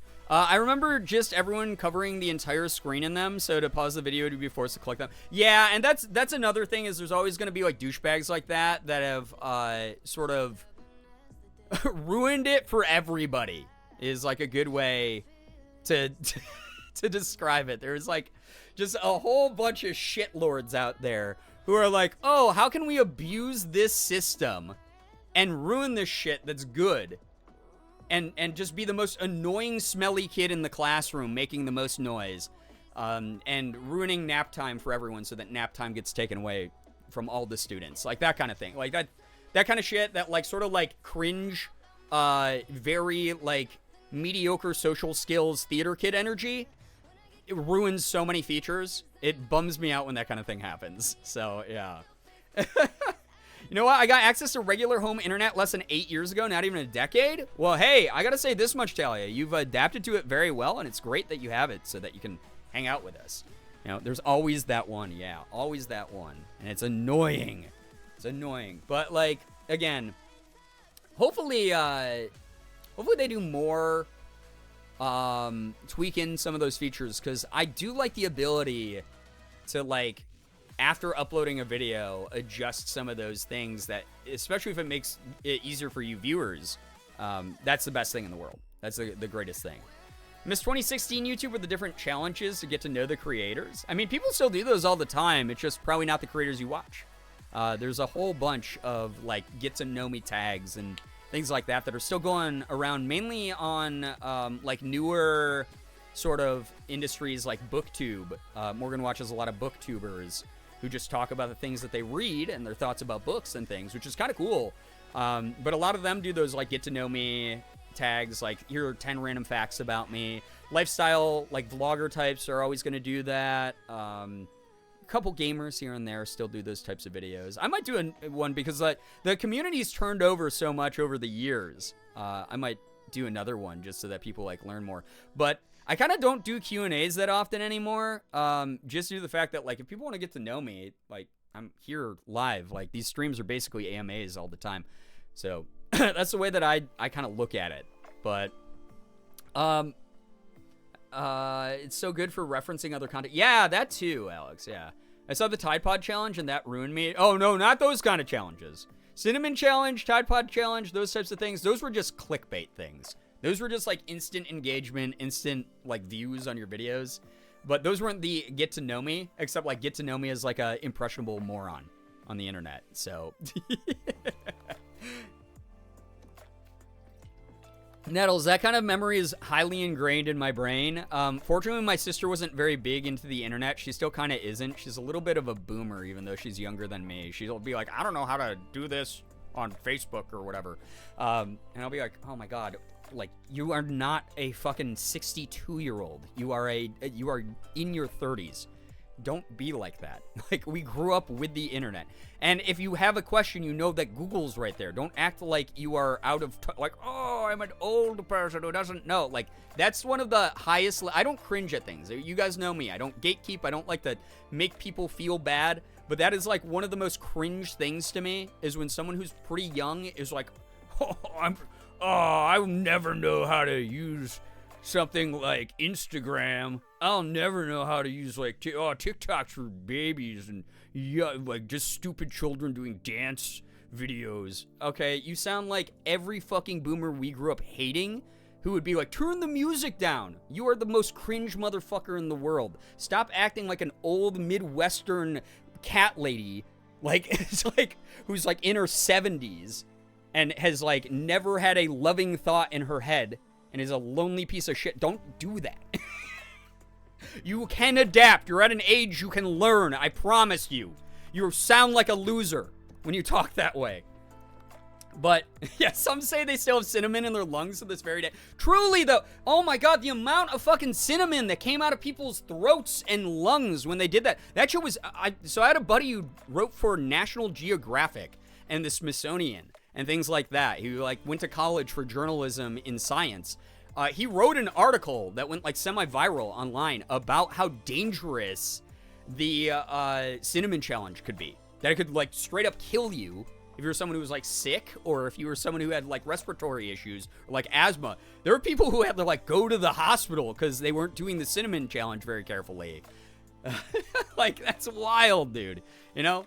Leave the cat ladies alone. Listen, I'm a cat lady, but I'm just saying there's cat ladies, and then there's the cat ladies that act a certain way, and you know what I'm talking about. That's the line that we get to draw right there, you know?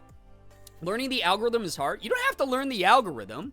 You don't have to learn the algorithm. You just have to not be like, I don't know how to swipe. What is going on? What do you mean hit the like button? Like, you sound like a fucking moron if you're, like, in your 20s or 30s and you speak that way. Like, good God. If you're someone who, like, grew up with out the internet, I get that a little bit more. But my sister will do this thing. She'll just be like, oh, is that like one of those tic-tac things? And I'll be like, you are 34. Shut the fuck up. Like, you're not that old. You are not that old. Do not act like you are an old, crusty prune person. Like, holy crap. Don't do that. You can't pull a fast one on me and be like, we didn't have this growing up. No, we didn't have this growing up. But we can fucking learn. It's there. It's easy. I'm sorry you don't have the patience to watch like a 5-minute YouTube video on how to use TikTok. Or just learn by immersing yourself in it. Because there's no rules to how you learn. Just learn it by being silly on the... Who cares? You know? I don't care. That's just one of my... Like, I don't have very many pet peeves, but that is one that's up there. Where, like, Morgan and I will go to, like, a party with, like, one of my local, like, non-internet friends, and they act that way. They'll be like, yeah, I hate that Netflix changed their feed because now I don't know how to find the genres. I click on the genre button, and I don't know... Where do you find the horror movies? It only says TV shows and movies. And it's like, well, are you looking for a TV show or a movie? Well, I'm looking for a horror movie. Okay, click movie. And then it's going to show you the genres of, like, thriller and horror and whatever.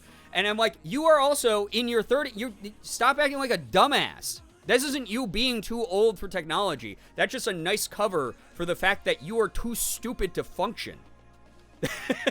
That's the way that it is. Lady Saga, hello, hi, welcome to the stream. You didn't even need breathing problems for the cinnamon challenge to be dangerous. It was impossible to swallow it since it would just coat your throat. Yes, and cinnamon cannot get wet in most circumstances. So your saliva would not allow it to go down your throat in a feasible way. It would not allow it to have any moisture in your throat. And a lot of times people just, like, start choking and suffocate from it.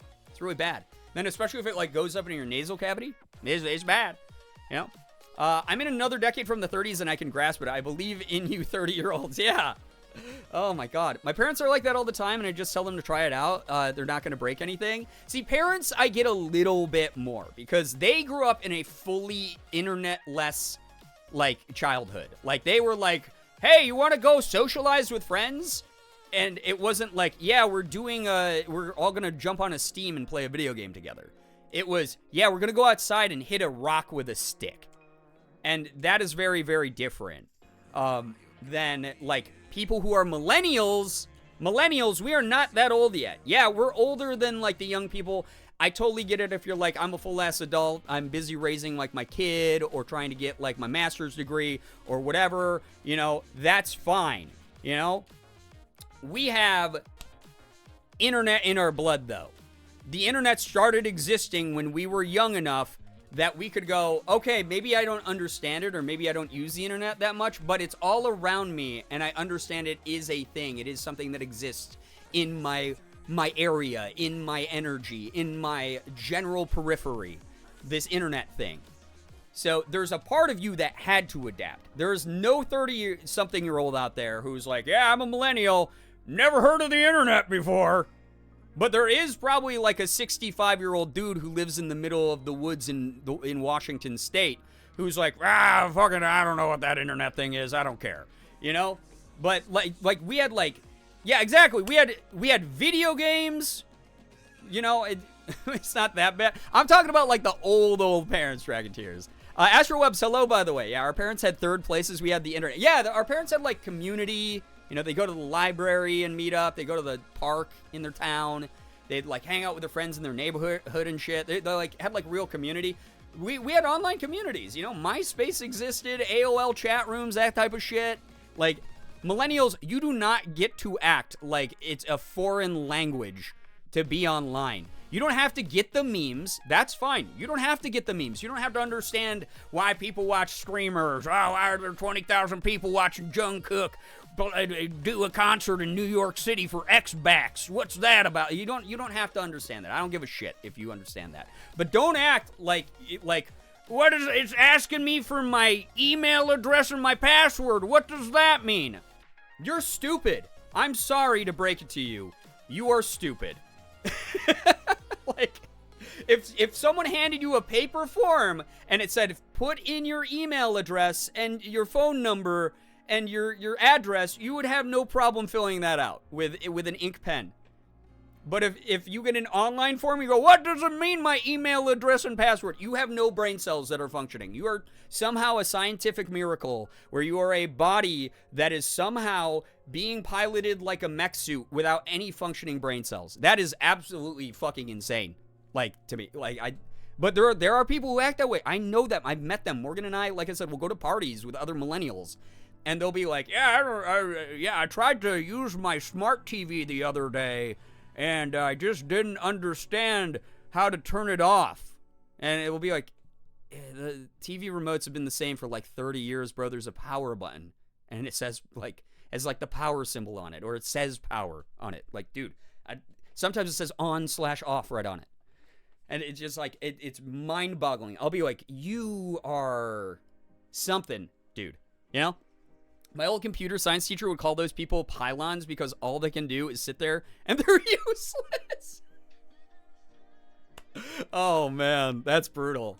I have some family that does the whole, oh, I'm so old, TikTok is dumb, and I'm old, and they're like 32. My grandma has no issues figuring out the internet.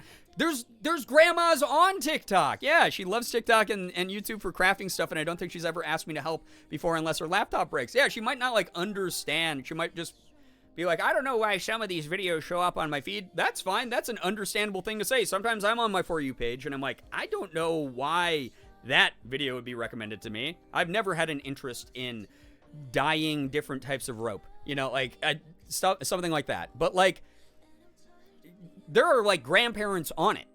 There are like grandparents like doing silly things, you know. There's some really weird millennials that for some reason are more like boomers than millennials. Yeah, and this is why I always say boomerism is not an age, it is a mentality.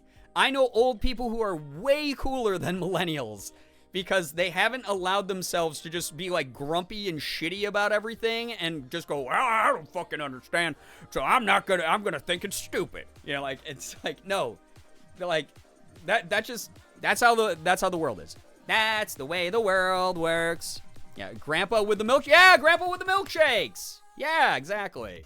Or like there's Grandma Droniak is like one of the most well-known old people on TikTok, where she'll be like, today my outfit is a sleigh, and she's just hilarious. I love that kind of shit. That's some of my funniest videos that pop up are old people having fun, not giving a shit, just being like, who cares that I'm old? I'm having fun. I now have this cool window to the world where people can peer in at a part of my life and my sense of humor, and that's cool. That's awesome. I love that about anywhere on the internet, really. So the AI art bros on Facebook have been farming interactions from craft grandmas, and it makes me mad. Ew. AI art bros in general can go hop off a cliff in Minecraft, as far as I'm concerned. You know, they're just pains in the ass, you know? Like, stop it. Leave our interactions alone. Leave our art alone, honestly. Because it's not like they are like Gen X. Gen X is usually pretty cool. Nope, they skip that one and go straight into boomer mentality. I mean, again, I'm not going to overgeneralize and say certain age groups are cooler than others because I've met plenty of really fucking uncool Gen X gatekeepy assholes. Because that was an era where a lot of like fantasy and sci-fi stuff started happening and like rock music. And I've met my fair share of Gen X assholes who are like, oh, what do you mean you like the original Star Trek? You weren't even born yet. And I'll be like, your dick's so small. Shut the fuck up. like, I don't know. There's so many douchebags in every age group. Like I said, it's boomerism and it's a mentality that is, it's a disease. That's like, it's just so annoying. It's so fucking annoying. If you gatekeep at all, if you're a boomer at all, like about things, it doesn't matter what your age is. Just treat each other like better. That's it. Late to the discussion because I had to take the dog out, but I'm reminded of a post I saw on Facebook on a post about electronic voting for an organization I'm a part of. And the post was, I don't like technology. I don't have a smartphone or internet at my house. And I'm just like, and why are you on Facebook? Yeah. Oh, boy. Boy, howdy. It's just really weird.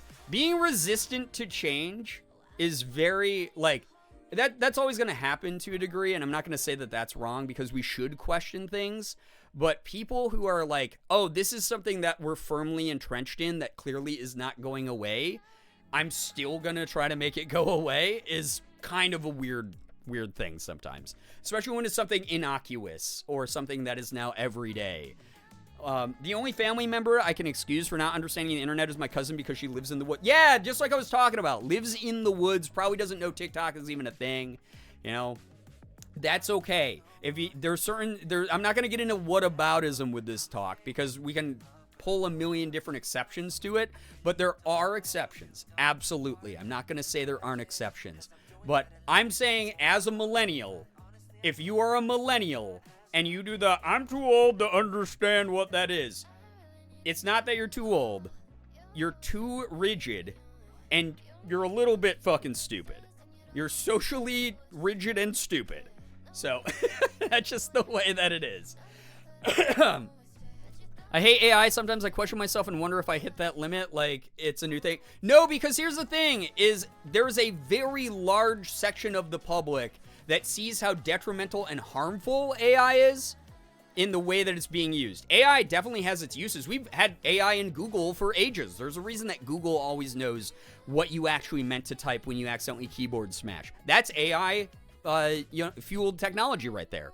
But all I'm going to say is that the way AI is used, there's a lot of questionable things that are happening very widespread, and I think that those are the types of things we do need to talk about and we do need to challenge, and there's more than just a couple people grumbling about it. So that's a very different conversation, Lady Saga. The voting was literally just hitting 1 or 2 for yes or no. Oh my god, make it so easy, right? Minimal clicks. That's what we should be aiming for. Streamline. It's been shown time and time again. We streamline processes. More people participate. More people are into that kind of thing. You'll be happy to know the electronic voting was used and there were 0 issues. Let's go. Thank you so much for facilitating those types of things, Generic Glittergoth. Love that. Socially Stupid would make a great band name. Yeah, that sounds like a garage band in the early 2000s, honestly. They'd probably make ska. There are a lot of exceptions, but millennials, come on, you're not a dinosaur, right? Snapchat's AI is so annoying, I want to delete it. I mean, I almost deleted Snapchat the other day. Every time I think about deleting Snapchat, the one person I know, and I had a lot of Snapchat contacts, but the one person who still uses it regularly and sends me things on Snapchat is Ethan. I don't know why he likes it, but he sends me Snapchat messages pretty regularly. And it will always be a day I'm like, today's the last day I have Snapchat on my phone. I'm deleting it. And then it will be like, Ethan Nestor sent you a message. And I'm like, Ethan, why are you using this shit, dude? Because we have 1,000 other ways to contact each other. I have no idea why he likes using that. Agreed. The focus should be on whether AI is being used ethically. Exactly. Ethics in everything. That's the way that I look at it as well. AI could be revolutionary if correctly and ethically used. Exactly. I mean, it's the same thing with like the talk about NFTs, right? Which is such a bummer. NFT technology in the beginning was supposed to be incorporated very closely within the medical world so that like things like medical conditions could be coded into, NFTs. And so a doctor all the way around the world could just look at, like, scan the NFT that you had, know your entire patient history. It'd be totally encoded so that it would be safe for you as the patient. There'd be confidentiality, all that kind of thing. It'd be unique to you. No one could fraudulently replicate it, that kind of thing. And then tech bros got their hands on it and destroyed a humongous part of the environment trying to mine Bitcoin or whatever the fuck. And that's annoying. It really sucks when there's something cool that was supposed to help people, and then it got destroyed by people who are already rich little trust fund assholes who just want to pretend for a little bit or whatever. He just wants all the messages to disappear. Honestly, it's funny because he used to be really paranoid about that back in the day. There was a really, really funny talk we had back in the day where I can't remember what I sent him. I sent him like a picture via text. This was probably back in like 2017, 2018, so he was still pretty young.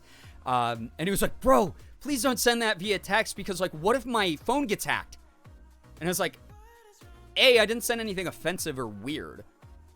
B, I think that you're vastly overestimating how many people would be trying to hack your phone right now. So, yeah, look at greed fucking everything up for sure. Absolutely.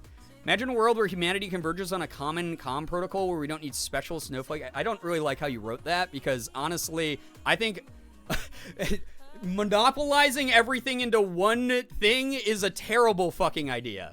That's an awful idea. That is like the most like capitalism pilled idea I've ever heard. That is... We have, like, antitrust, anti-monopoly laws that sure aren't doing anything, but I do not want one tech company to, like, own one platform that everyone uses. That would be a fucking nightmare. That's what we're experiencing right now with Elon dismantling Twitter and allowing misinformation and disinformation campaigns about, like, the things going on around the world happening. I think that's a terrible fucking idea. Twitch froze on my PlayStation, and the place it froze is the stuff of nightmares. I'll post a screenshot in the Discord. I look forward to it. Oh my god. I think that would be just what our Discord needs is more cursed photos of me. Absolutely. That's what NFTs were supposed to be used for. Dang it, Crypto Bros. Yep. A lot of the early proposals about how we're going to be using NFTs were for record keeping. It was supposed to be something unique to individuals, unique to organizations, something that could easily be brought up time and time again and utilized when necessary, especially in the medical world. It's like, yeah, not capitalism if it's open source communication protocol. I think you need to look at all of the all of the platforms we have right now and see that none of them are without the flaws that you're trying to... I think what you're thinking of is a utopia, which will never exist as long as people with differing opinions exist. Take, for example, right now, I am straight up arguing with you. So, there you go. NFTs were a receipt function feature that got taken for a spin by Invest Bros. It was a solution without a problem, so peeps try to make... Yeah, exactly. Yeah, it's just really, really rough, Payno. You know how you hate long games of Monopoly? Don't want that in real life. Yeah, exactly. But yeah, it's one of those things. I hate the tech sector the way that it's run currently, but I think that we need competition. We need it to exist. Because look at this. Again, people are literally deactivating their Twitters in droves. Like over and over and over again. People are just like, I'm done with Twitter, deactivate. I think Twitter's lost, like, since Elon took over, like 11% of its active user base, which is like unheard of in the tech world. Absolutely crazy when you think of how many, like, millions of people that is. Apparently in 2024, they're projected to lose like millions and millions more people. We have nowhere to flee. Like, people are trying, they're like, oh, go to Mastodon, go to Blue Sky, go to whatever. There's like 1,000 different options, but none of them are catching. We need a healthy competitive market, but there's nothing that's been pre-established enough to take hold yet. And again, it sucks because it's causing this like decentralization of important information and avenues where people can communicate. So it's just really, really rough. And again, I do not trust the individual enough with anything that's open source to create anything meaningful or stable or without a humongous number of exploitative flaws, especially in the current tech world. The only thing that I've heard of enough is Thread. Yeah, and Threads even, you know, it's here and there. Like, obviously they have the financial backing and prestige of, like, the Meta network, like Facebook, Zuckerberg shit. So it has a good chance to continue indefinitely, but how active it becomes, I don't know. I go there every now and then, and I click a friend's profile, and I'm like, they tweeted that thing, and they have, you know, like 1,000 followers, and they got 12 likes. Doesn't seem like it's a hoppin' party place yet. I was hoping Hive would go somewhere. It almost did, and then the devs kind of shot themselves in the foot because they obviously adapted to the huge influx. And I guess that was like the second time that had happened. So it was like a too many chances given to the same people type of scenario, which is such a bummer. But yeah, it is one of those things where it's like, I need something to take hold because there really isn't anything out there that's quite like Twitter. And I say that begrudgingly because I don't want to fucking use that website anymore. But I kind of have to. It's a big part of my social presence, my marketing. Me telling people who are, you know, alt-right to fuck themselves. So, basically swap from getting news on Twitter to TikTok. Yeah, and even then, it sucks because we are in an age of so much disinformation. It doesn't matter if it's from TikTok or Twitter. Fact check everything. Always. Because the number of times I've had you guys run in here and be like, Brian, did you hear this is happening? And I'm like, this is a very popular conspiracy theory. That is not true. I love your hair off topic. Thank you. I'm trying out some vegetarian recipes, and tonight's is carrots and peas with a korma sauce and bulgur with seared halloumi on top. I don't know what half those things are, but it sounds very good. I went from the platform of, we're not Twitter. Yeah. Yeah, that was basically like their only marketing was like, hey, at least we're not Twitter. And then it was like, oh, we have to shut down signups. Half the features we promised aren't going to work for like a year. It was just, yeah, it was rough. I tried Blue Sky somewhere. I mean, I like the familiar layout of Blue Sky and the fact that there's people with the prestige of we previously worked on Blue Sky or on Twitter. I don't know if I didn't like Twitter before Elon took over. I don't think that Jack as a CEO is exactly the most progressive person to be leading the charge as far as like his ideas in the tech sector. I think he's been in it for so long that he is kind of like, I don't know, a little bit outdated, a little bit slow for change. And then like the other big thing is obviously it's being invite only'd at the moment. So it's such slow growth that it's just so quiet over there. There's some people who are very active. And then someone else was telling me the thing that's really annoying is like influencers got on it. And then they started trying to just go viral instead of it being like this place of like centralized information again, you know? So, yeah. Was I surprised when they're bought out by billionaires? I mean, that's the system we're in, and it fucking sucks. I don't think anyone acts surprised when that happens. I think that's vastly underestimated. Like, some people will pretend to be surprised, but, like, we can't really fight that, unfortunately. I would like to. I would like if we could maybe dismantle a lot of the shit going on in the current system where people with enough money can just buy out whoever, but we're not really there yet. So, speaking about, like, open source utopias isn't exactly something that's going to help the conversation move forward, since we have to do this sort of incrementally while the system's very skewed against us at the moment. I tried it out. I see why it's called Blue Sky. It's empty. Yeah, it's rough because it's like, unless you can convince a large number of people to go over there with you, and they also have invite codes or pre-existing, you know, active accounts, it's gonna feel empty for a little bit. And again, I think it runs fine. I wish they changed their logo. I think the Blue Sky logo is actually so generic. It looks like royalty-free, just like stock imagery of a sky. It looks like when I look out my plane window when I'm flying. I wish they would change that to be something with a little bit more oomph. But we'll see. Who knows? That said, chat, holy crap, I can't believe I've been rambling for 2 hours about random ass shit.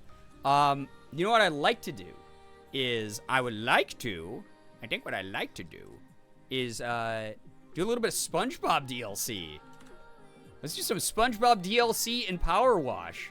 I'm gonna keep it in just chatting in case people want to take advantage of the Crunchyroll deal, donating 2 subs, you get access to 60 days worth of very, very cool Crunchyroll Mega Fan tier, which I love because I use Crunchyroll to watch anime. I use it to read manga occasionally. I use it to... Hey, Brookie, what's up? Good to see you here. Hello, hi. Yeah, Spongy Bubble. Yeah, Spongy Bubble. And there's live action shows on it now, which is kind of sick. So if you've ever thought about trying out Crunchyroll, the Mega Fan tier includes being able to stream to 4 different devices. This is, by the way, hashtag sponsored all month long. Thanks to Twitch and Crunchyroll. But you can stream to 4 devices. You have access to thousands of anime, manga, and live action. And I use it to watch all my shit. So it's kind of a cool thing. Oh, wait. Here we go. I'm so used to not clicking this. The Murmalair is where we left off. Oh my god, it's been so long since we've gotten to be in here. Just looked up the Blue Sky logo. Oh my god, I agree with you. It's so generic. It's just like, it's so lukewarm. It's so mid. I want them to think about their branding power and what it could be. The other thing that really sucks is currently right now, I'm pretty sure they theoretically are under some of the Twitter licensing, which means that some of their funding is still coming from Elon Musk's Twitter. And theoretically, I don't know what protections they have that are preventing them from being liquidated. But that's a complication that could affect finances. That's a complication that could affect what type of technology they have access to. There's a whole bunch. Is it a blue square? No, it's a bunch of clouds. There's a bunch of weird clouds. But yeah, it's very weird over in Blue Sky right now. It's like in its intermittent period. I hope that it gets better. Because, like I said, I want something that's a Twitter-like. That is free of any of Elon Musk's influence. But I don't know how that's going to be with their association. That said, hey. Wherever I go, I hope I see you guys there as well so that we can continue to chat and stay in touch and whatnot.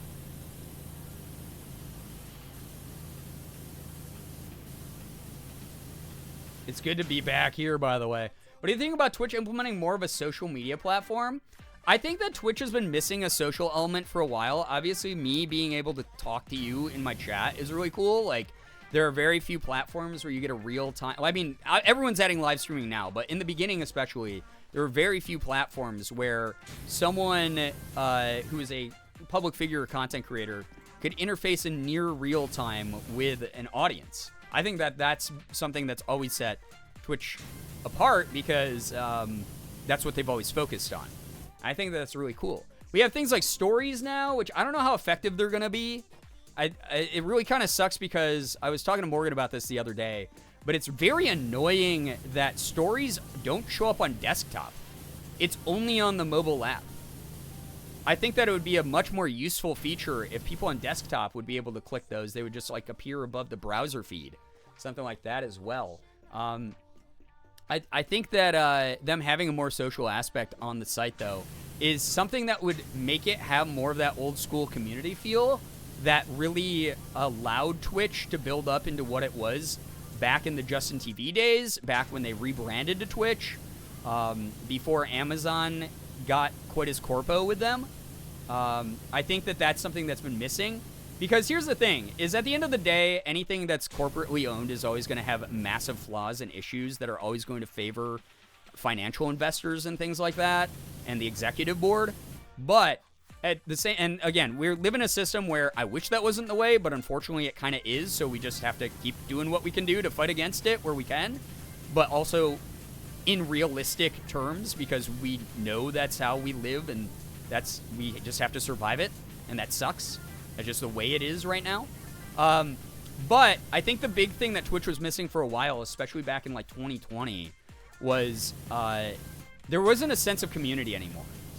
When all the hate raids were happening, when there was a whole bunch of like absolute bullshit going on with, like, no streamer protections, no clear communication from Twitch itself, even to its partners and affiliates. That kind of shit was so disheartening. It was very destructive mentally and psychologically for a lot of us who have been doing this for as long as we've been doing it. There wasn't a sense of community anymore. And I think that a lot of, like, what Dan Clancy, the current CEO, has been doing, which Emmett Shear stopped doing a long time ago. It's funny. I had a tweet. Someone asked me the other day. They were like, I thought you were already a Twitch ambassador. How are you not? And I was like, it's probably because I called the previous CEO, Emmett Shear, a spineless loser one time.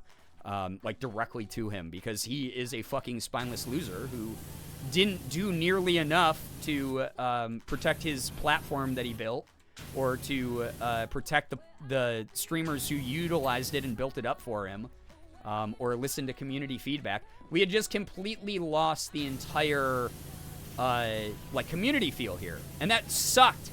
That sucked so hard.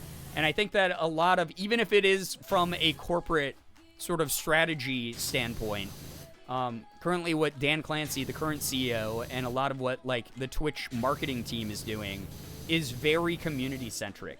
It's very aimed at, maybe are they just appeasing us with little tiny treats so that we're more complacent?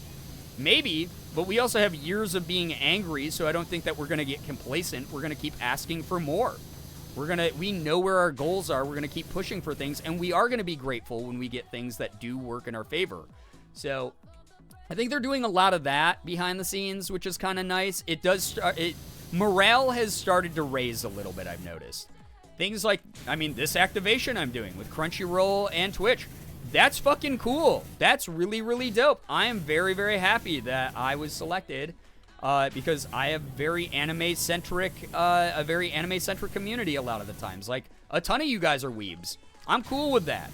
A lot of you are into watching anime or checking out streaming services and things like that.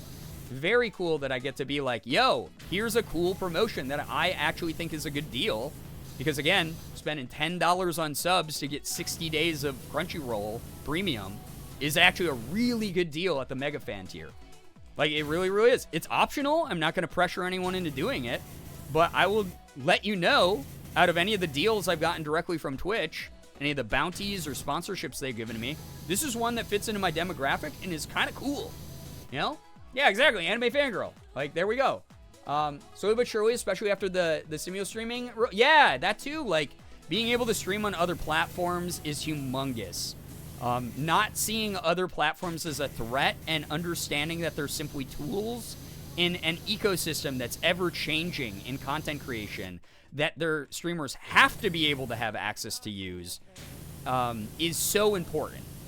It shows that there's at least someone there who's going, okay, I might not fully understand it, but I trust the streaming community saying that they need this as a feature and that this is something that's not going to leave us in the Stone Age anymore.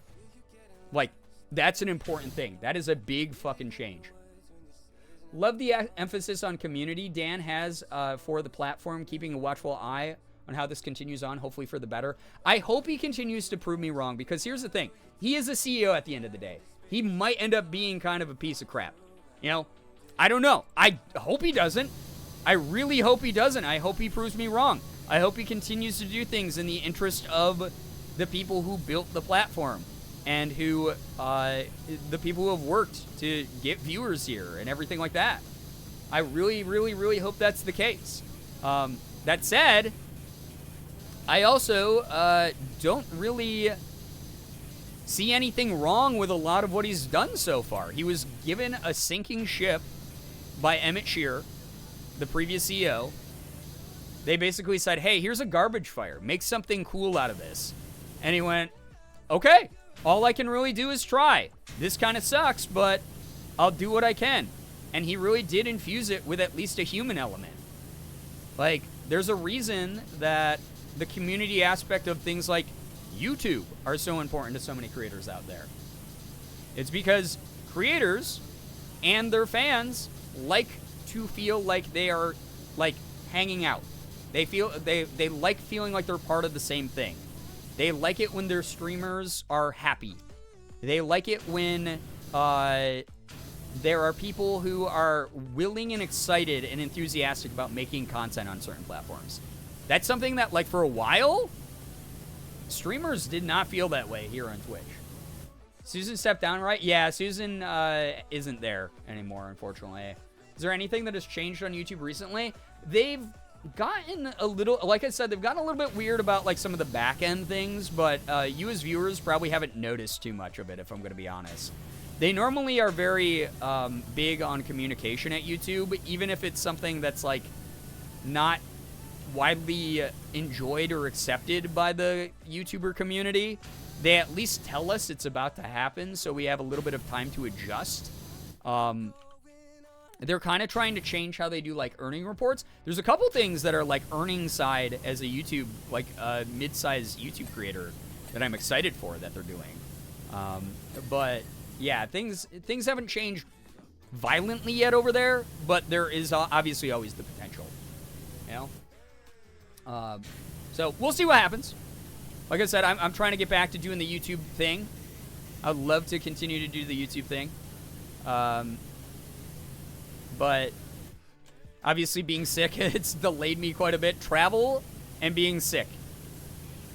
The two things that are truths in life as far as making a YouTuber not put out a video. So those are the things I'm grappling with.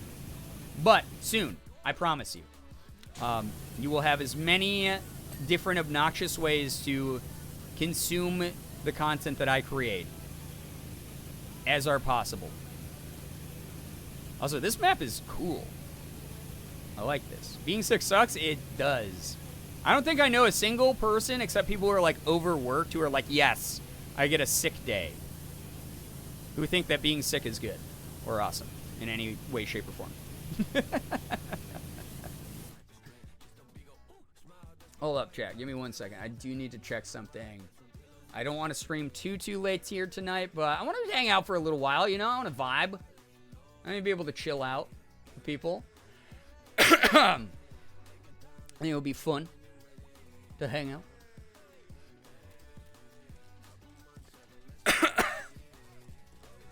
The Murmalaire? Yes, it is the Murmalaire.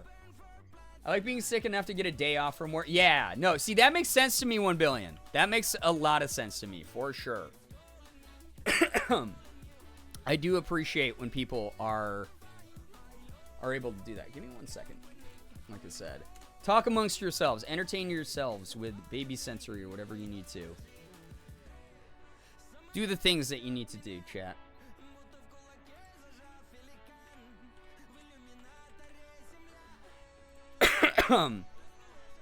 Need some hot food to clear out your sinuses. I tried that way too early. So here's something that I did way before I should have. I ended up eating, like, really spicy Korean ramen. And it, like, the super spicy, like, the kind that people use for, like, challenges. And it destroyed me. It was another moment where I almost caused myself to choke to death. I was like, oh no, I did this way too soon. This was so silly and stupid. Oh no. So that was a rough thing. I was sent into a coughing fit for a while.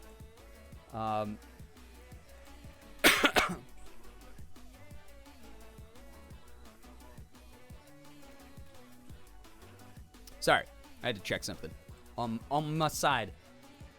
But I'm back now. Now I can talk to you again, chat. Hello.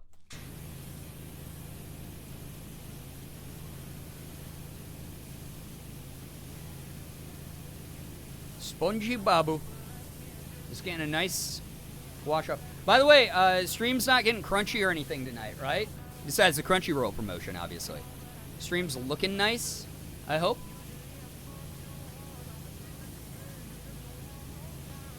Breaking lurk to put this out here. I ate some spicy ass noodles 2 days ago. Ended up coughing so hard my chest still hurts it. Yeah. Oh no, might have cracked a rib. Oh no. Andrew Mixus, I hope not. I'm so sorry. Yeah, like I said, I did the same thing. I got, like, really, like, hacked up a lung. Made us entertain ourselves for, like, 2 whole minutes. I can't believe you. I'm sorry. Listen, sometimes I need a little bit of break from being a parent, okay?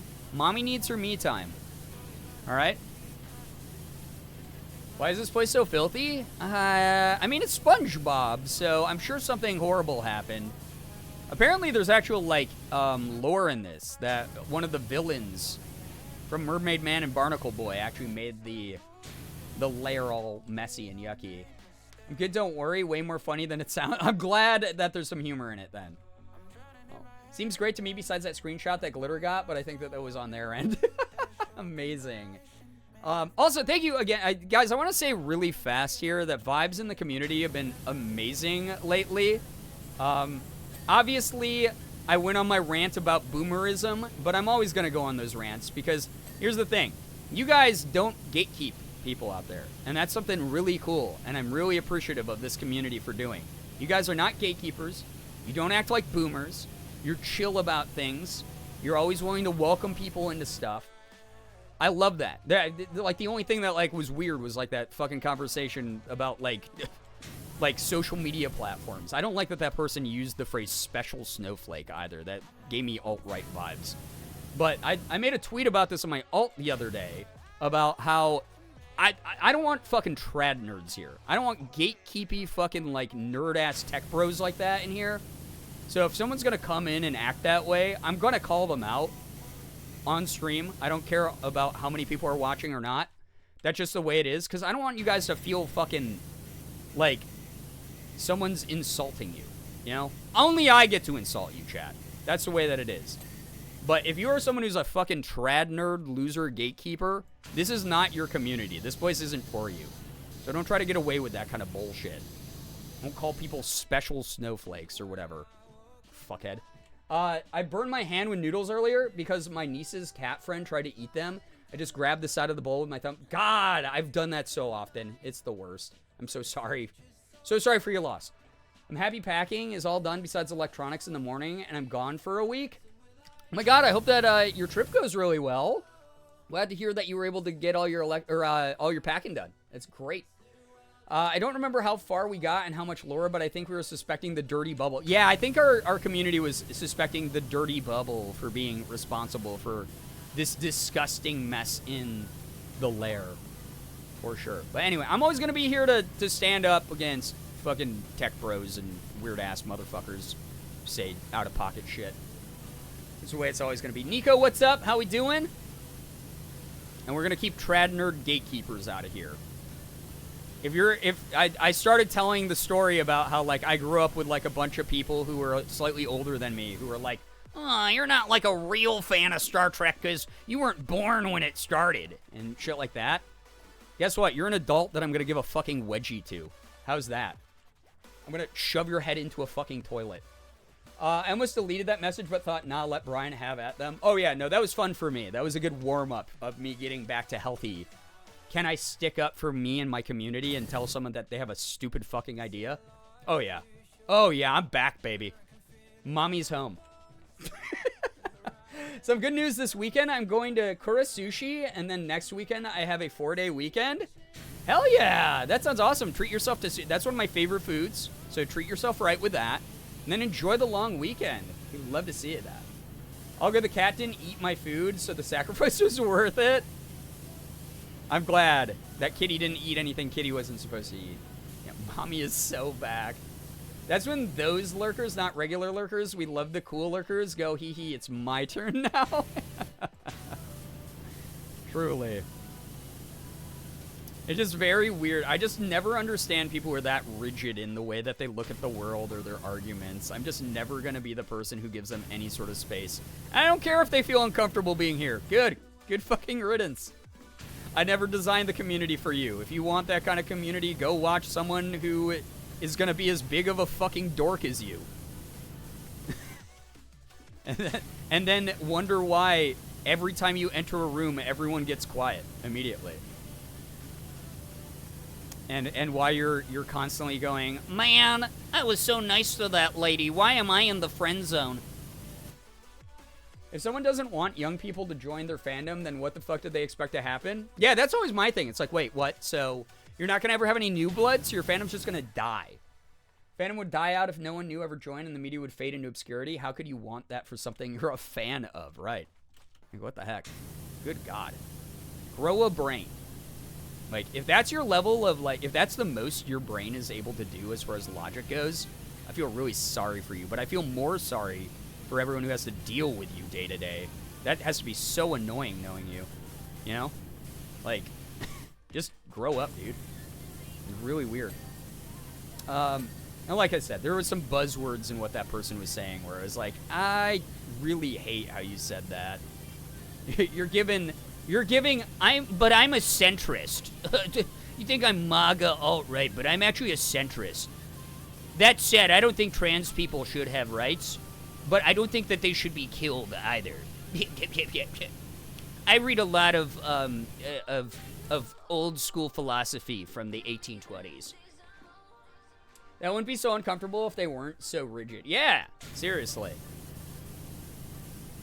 It's like, I don't care to make space for those types of fuckers. I don't care how long you've been in the community. I don't care what we've talked about previously. The moment you start showing your full ass here, I'm gonna debate you live. And we'll see what happens. I will let you know. I will probably not back down. That's just the way I'm always gonna be. That's my ninja way. Do away with society, yet you partake in society. Intriguing. Yeah, type of lose. Yeah. It's just really weird. Just very, very odd. Actually, if you read Finance Weekly, you know is dragged off the stage. Yeah. I just need people like that to just take a deep breath, log off for like a good, 2 days. Just learn. Share your ass in this chat, Brian, while debating your full moon.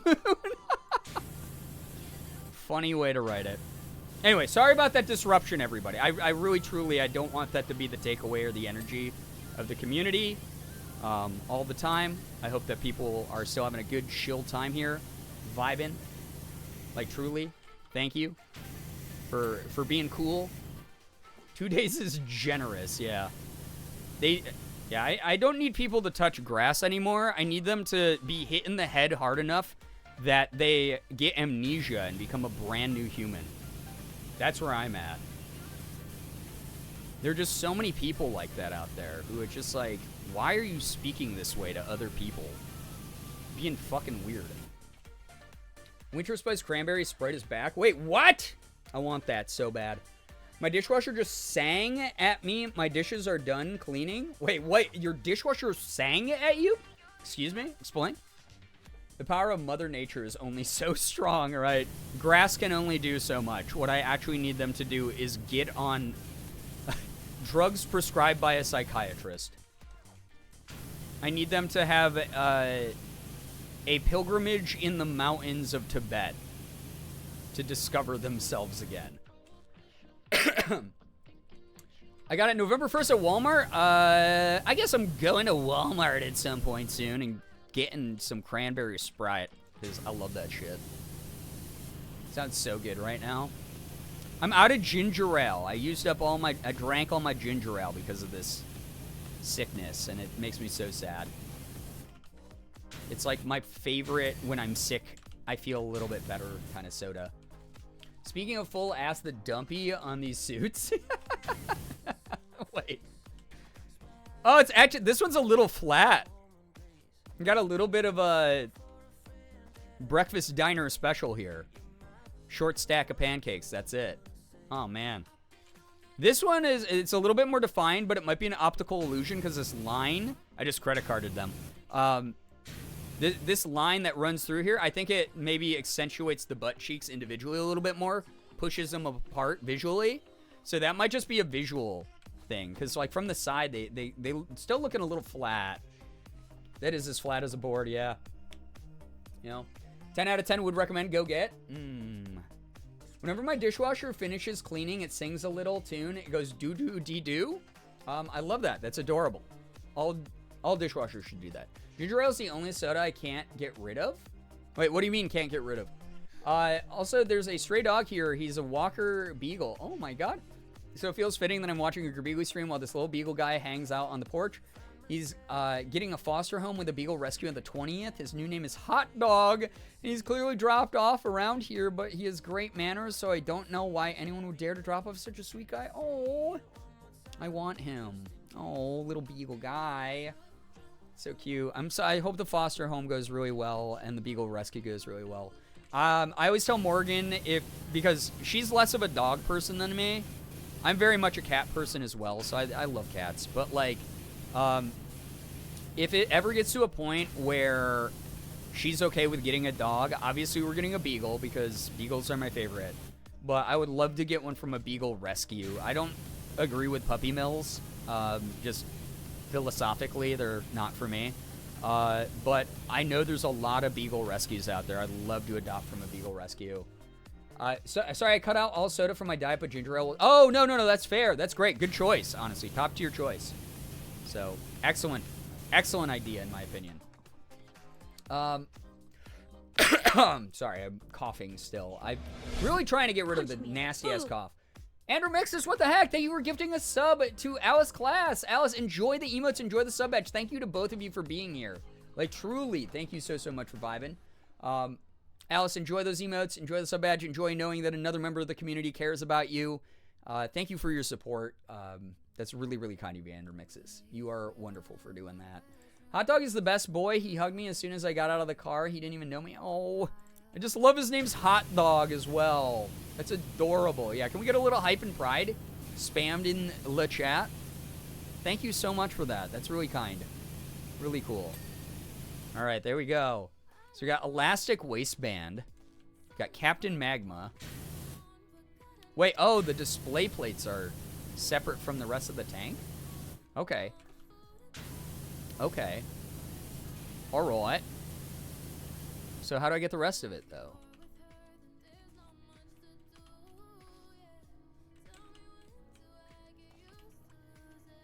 There's like nothing left on that, I don't think. Wait, the display base is different? Oh, that... Okay, wait. Never mind, I'm just being silly. I'm being silly. Press is averted. Austin, take care. Thank you so much for hanging out, dude. Get some wonderful rest. As always, thank you for modding. Thanks for making the community feel welcoming and safe and not full of gatekeepy trad nerd losers. Thank you, thank you. Appreciate you for that. You get the vibe I'm going for, man, and I appreciate that. I've always appreciated that about you. How the hell? Okay, I don't know how to get this. Okay, guess that worked.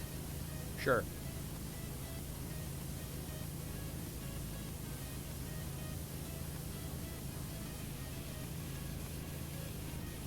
$54% done. Love our token cis straight male mod in the household. We do. What is everyone's favorite side at the food day this month? Wait, favorite side at the food day? Oh, oh man, all right, controversial. And it depends on who's making this, because I've had some versions by people's like grandma's recipe or mom's recipe that kind of suck. But I love a good stuffing. I know that it's just soggy bread with herbs and stuff, but Morgan's mom, which it kind of bums me out because this is the first time in a long time we're not going to have food day with them later this month with Morgan's parents, because we're going out to LA to have it with Ethan. But I love when stuffing has like the right mix of like onions and like herbs and the right, you know, cooked at the right temperature. It's perfect. It's great. Morgan's mom's recipe is god tier. Mine is also stuffing. Okay, it's not as controversial as I thought. Let's go. Hell yeah. I really, really like a good stuffing if it has a lot of flavor. But I've also had really bad stuffing in my life, so I get why some people don't like it. I'm sorry if you grew up in a household where it was like really mid. Mashed potatoes and brown gravy. Oh yeah, it's gotta have the brown gravy for sure. Potato casserole? I mean, I like that. Love some stovetop stuffing. Stovetop's not bad. Good in a pinch for sure. I hope that one of the things that Ethan and I do when Morgan and I are out there next weekish. Holy crap! Yeah, I'm there in like a week and a half. That's wild. All right, we got to hit girl week before then. I'm going to be as disruptive as possible and be in girl mode the whole time. Let's hit girl week before then. I leave on the 20th.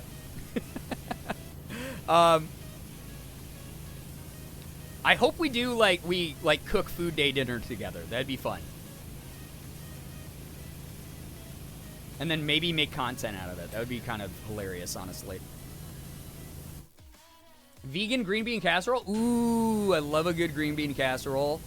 See, this is why it's my favorite day as far as, holidays go. Obviously, I don't stand for the principles of a lot of it. But I am 100% down with food with people that I care about and love. Ooh, look at that. That's so funny. That's one of my favorite things about it is spending time with people that I love and eating good food together. So I like pretty much all food like that, but also, fuck colonization. Cooking stream? I don't know if we'd make it a stream. Maybe we would. It would probably be a YouTube video because Ethan knows I want to try to get back into making YouTube stuff. So that would be a really funny, video to do while I'm out there, even if it only goes up on his channel. Controversial. Hate green beans, love green bean casserole. No, that's so fair. There's so much more to green bean casserole than just straight up green beans. I love green beans by themselves, but that's so valid. I love a day that gives me an excuse to eat lots of food and then take a nap. Yeah, where it's napping is acceptable. It's been reduced to food day to between my friends and I. Yeah, same here. Me and my friends call it food day as well. Yeah, fuck colonization indeed. Exactly. Land back. Get native people their land back. For Friendsgiving, I'm making a lemon lush dessert and freshly made focaccia bread. That sounds so good. What the hell? Yeah, we call it Friendsgiving now amongst our friends, so I'm excited. I've never done Friendsgiving with Ethan. In all the years we've known each other, I've never done it with him, so I'm so excited to see what we do, because I think it's going to be just a really nice time together. Yeah, yes, land back. Yeah. Seriously. Let's get some land back going. I'm at 60% in this already? Damn, that's not bad. Happy with that. I also hate green beans and like green bean casserole. It's not my favorite, but I do always eat it because it doesn't taste like straight up green beans. That's so fair. That's 100% fair. Super valid. I know exactly what you mean, and I'm someone who likes green beans. But I get it. Sometimes even me, when I'm eating green beans straight up, I'm like, it's too one note. It's just too much of the same thing. The main reason for the holiday for me, focusing on appreciating the people in my life and the good food, screw everything else. Yeah, and I think it's one of the few holidays that's you can argue that it's kind of a corpo holiday because you have to buy all this food and they, in the grocery stores are look at our deals on these, Thanksgiving supplies or whatever. So you can make that argument, but I feel like that's a lot less pressure than buy hundreds, if not thousands of dollars of gifts for people in your life. And buy greetings cards and all these other things. They almost gloss over it in the grocery store now, I feel like. It's there for a week and then it's gone. So I call it my fall harvest festival. I like that. Yeah. So I like it because it's always been about just the food and the company for me. It's always been about appreciating people, taking a moment to slow down, especially during the busy holiday rush at the end of the year, and just enjoying a good moment together. Good food brings people together, kind of thing. I love green beans, and I've been so scared to try green bean casserole. I hope you get a chance to at some point.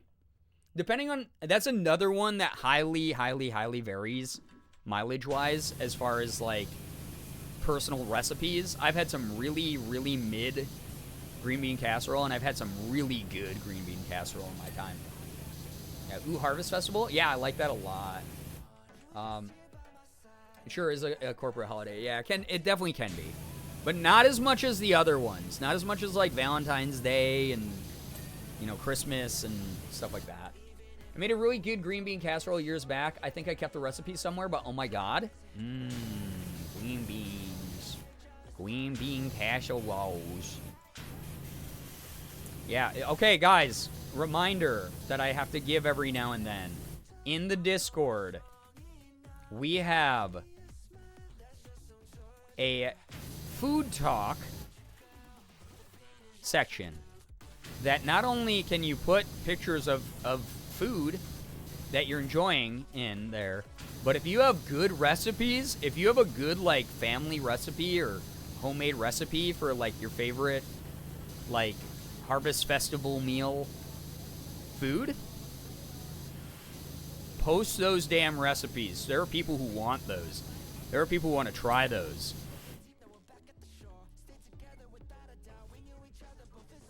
I have a frozen Bob Evans green bean casserole in my freezer. Okay, here's my thing. Frozen food is not like the GOAT all the time, but I will say this, as someone who has eaten a lot of frozen food because I've been really poor for a very large section of my life, Bob Evans kind of comes in clutch a lot. Like, a lot of Bob Evans stuff is kind of clutch. Me and my bestie have a calendar rule. October 1st through November 15th, Halloween days. November 16th through 23rd, Friendsgiving prep. November 24th to December 30th, Christmas days. These have been our rules since 2020 because she loves Halloween and I love Christmas. It's a healthy middle ground. I love that. Yeah, no, that's so fun. I definitely do like, yeah, you know, keep the creepy Halloween shit going, I say. Like, I want to get back to doing, I want to do more of the Layers of Fear and horror games that I had planned for October that didn't really come to fruition. I want to do more of that. Keep it going. Keep the creepy vibes going all year round if you want. I'm not going to judge you for that. Halloween's fun as hell. You just named like 3 of the most fun holidays right there. For those who like to know, the next full moon is the Beaver's Moon, the Monday after Friendsgiving. Why do they call it the Beaver's Moon? I'm so curious. I learned to make a vegan green bean casserole from scratch. It's so good. Let me know if you want it. Oh, hell yeah. 100% would like that. I need to post mine. I also just made more homemade soup yesterday. I want to cry over the fact there's none left. I get so sad. Here's my thing, Alex. I don't know if you do the same thing I do. I make homemade soup, right? And I'm like, oh, this is going to be so damn good. And then it is. And then what ends up happening is I eat like 4 bowls of it. And then I have like 2 bowls left. And then I just eat them the next morning. Or like next afternoon for lunch or something. And then I have none left immediately. And I get so depressed. I'm like, oh no, that was so delicious. Put the recipe in the Discord. Thank you. Funny thing is she's super soft pastel, and I'm mega goth, and she loves Halloween and I love Christmas. It's so good. That's hilarious. I love that. I love when aesthetics are like opposite a little bit of things, both like personal taste wise and also, dude, none of these have asses. Damn. Yeah, none of these are caked up. This is the quick stir, and then this is Misappear. Damn. No ass at all.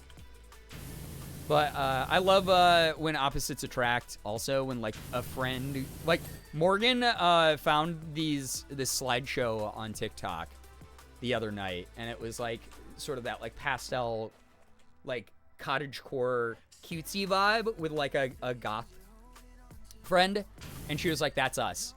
I think it was like 2 girlfriends. I think it was like pastel like cottagecore girlfriend and like dark mega goth girlfriend, and she was like, "That's us." Because as you guys know, I'm like very like cutesy cottagecore and like my femme mode most of the time. And she is very, very, like she gives all sorts of different vibes. Neither of us are just 2D, but she's like, that's us for sure. When you make good food, but it's so good that there's no leftover. Yeah, I know, right? Cheaper to get a rotisserie chicken than chicken breast, so I get it. I get it home and make broth with the bones and use the already cooked meat for the soup. Yeah, that's the move, honestly, right there. That is a great life hack. The Pastel and Goth House in LA. Oh, wait, I've seen those. The houses that are like side by side. Yeah.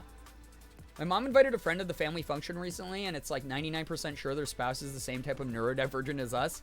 I was throwing the green beans out of my soup, and they were like bad soup vibes. Yeah, I get it. Plus, they had the top-tier neurodivergent mushroom theme fashion. Let's go. That's an easy way to spot each other in the wild. Making bone broth from rotisserie chicken just hits different for sure.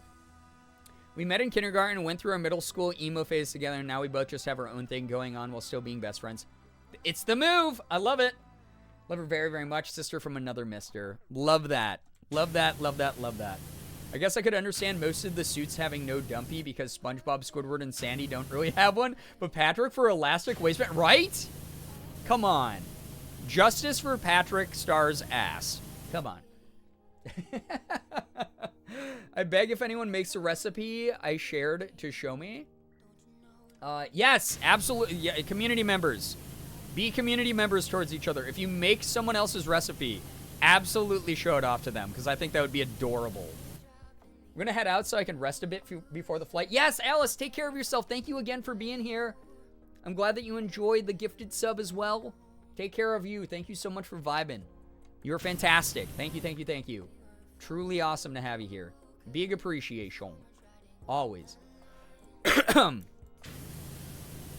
66% done here. What time is it? 12:30. All right, we're good. We're running strong here tonight. We're good. We're finishing this map tonight. Easy. Easy clap. We got this. This is going to be big gamer moment. I've been a little bit bouncier on this one, I noticed. I'm going from thing to thing, project to project on this. Way more than I was doing with the paintball course. I don't know what it was about the layout of the paintball course that made me just systematically go through it. Nice and organized. This one I'm like all over. Deviled eggs are good too. Listen, I'm so glad that you said that because I always get ragged on for liking deviled eggs. I know that it's not a food for everyone, but I fucking love them.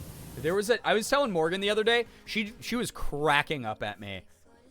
There was like someone on TikTok and they were like, you know what I could do? I bet I could eat like a dozen eggs.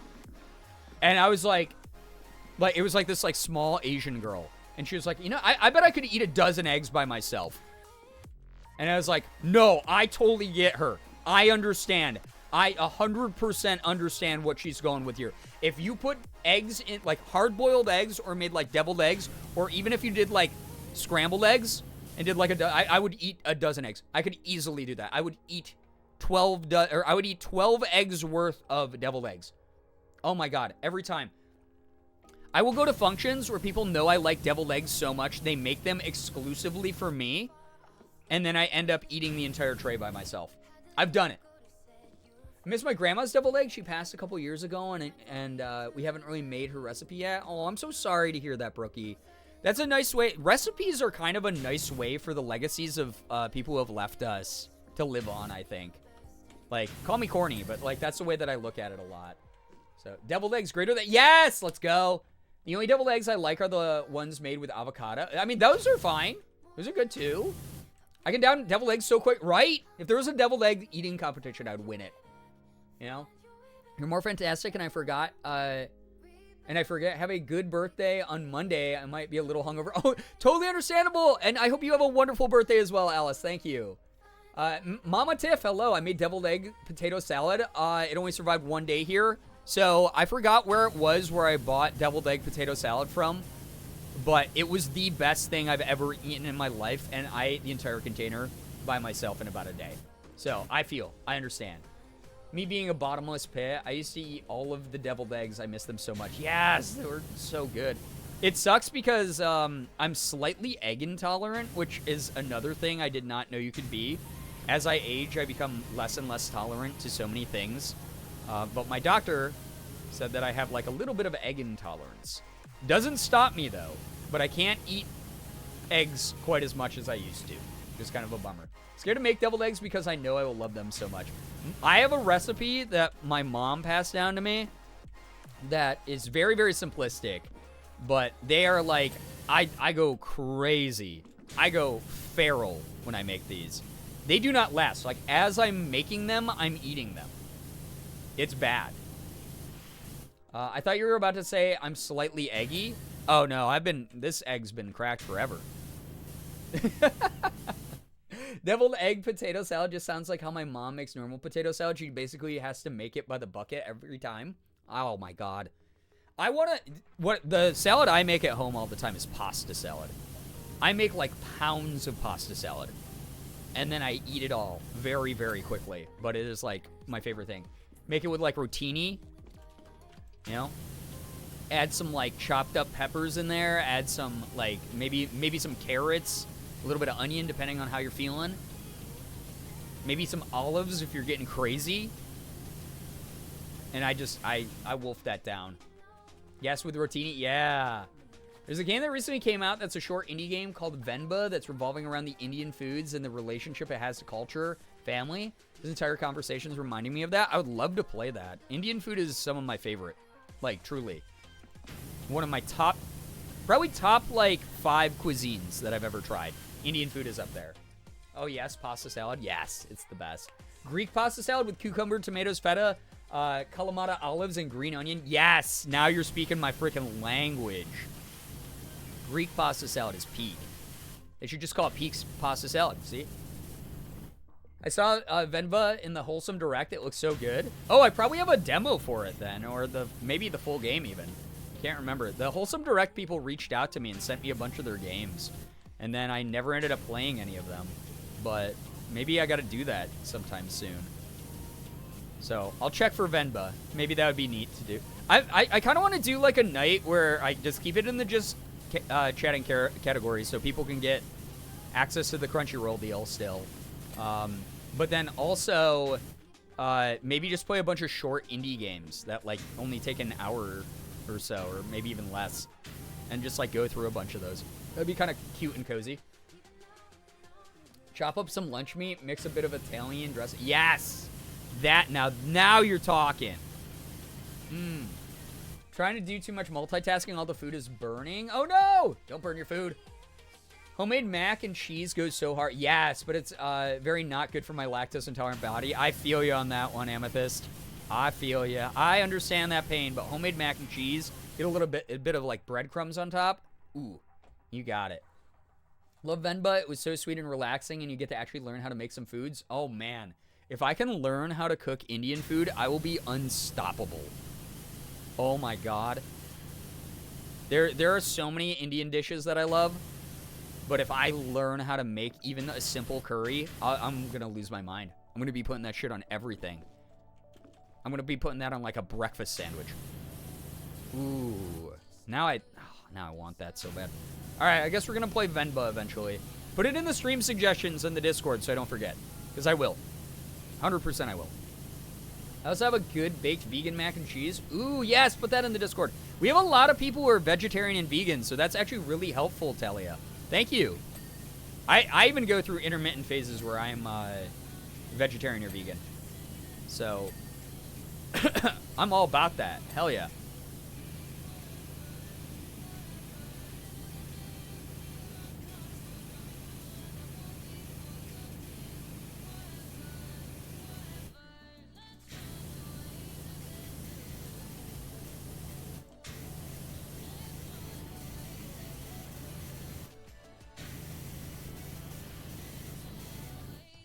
Beautiful. Beautiful. Prison chamber? Wait. Wait! This is the dirty bubble! Wait! So did we imprison the dirty bubble because the dirty bubble did this to the cave? Or can it not be the dirty bubble because the dirty bubble's already locked up? Oh, shit. This is a big reveal. I wasn't looking at who's in the prison this whole time. Shit. Now I don't know. Ruiz, my boy, did nothing wrong. He was framed. I wonder if there is a way. Can I, like, actually pull this? Is there an actual... Doesn't seem like it. Darn it. And who is flicking the lights? Lord drop, yeah. Oh, man. Who did it? Look at all the gadgets on this wall, by the way. Why did I come back over here when I was in the middle of cleaning other things? I'm so confused. Nosferatu? That is how it's spelled.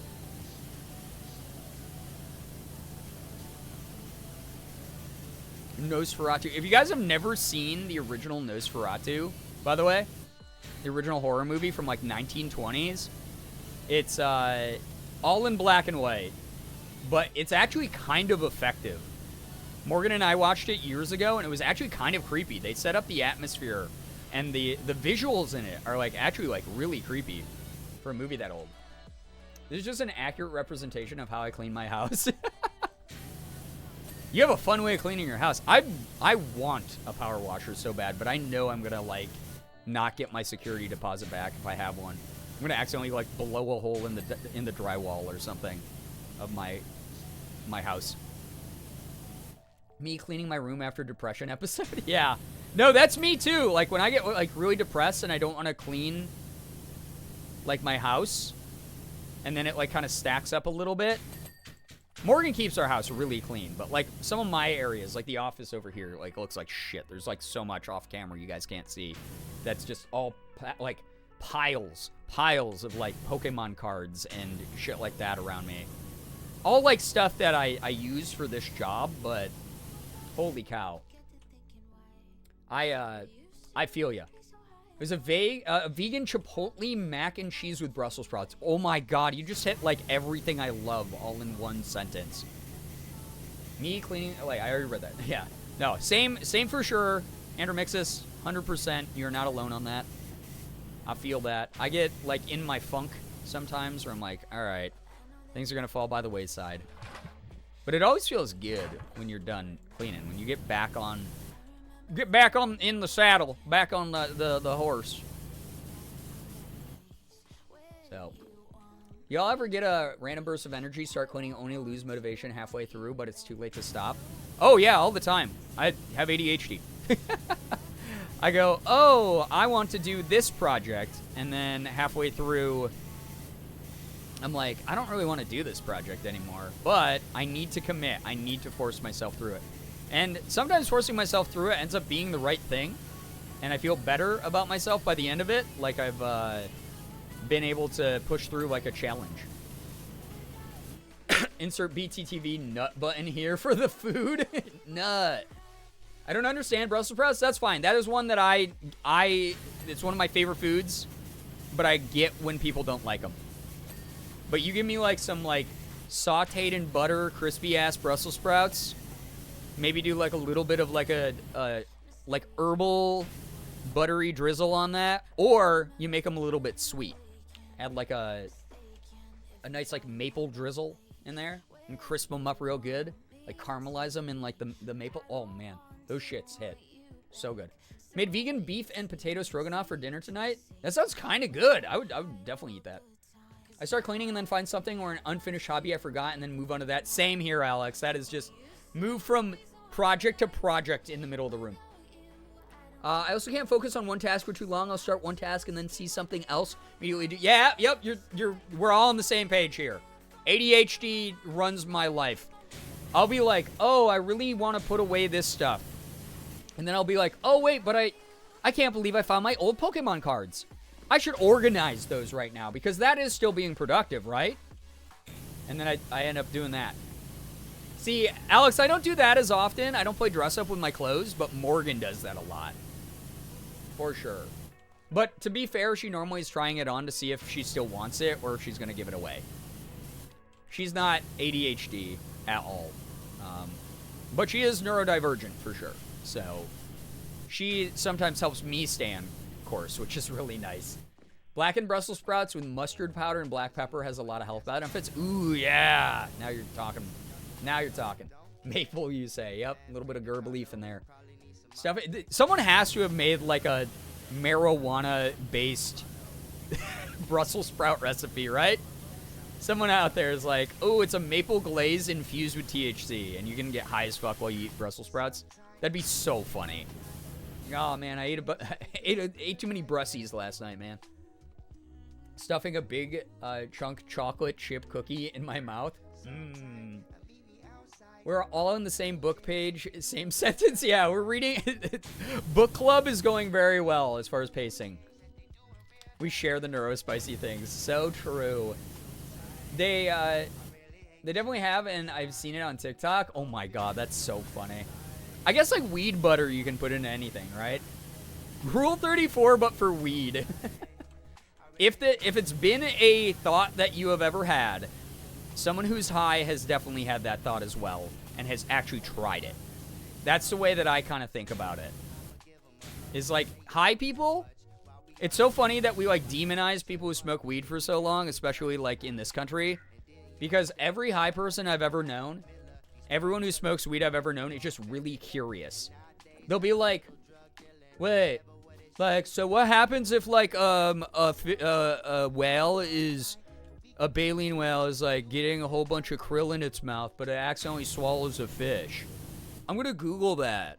Like that's every high person I know.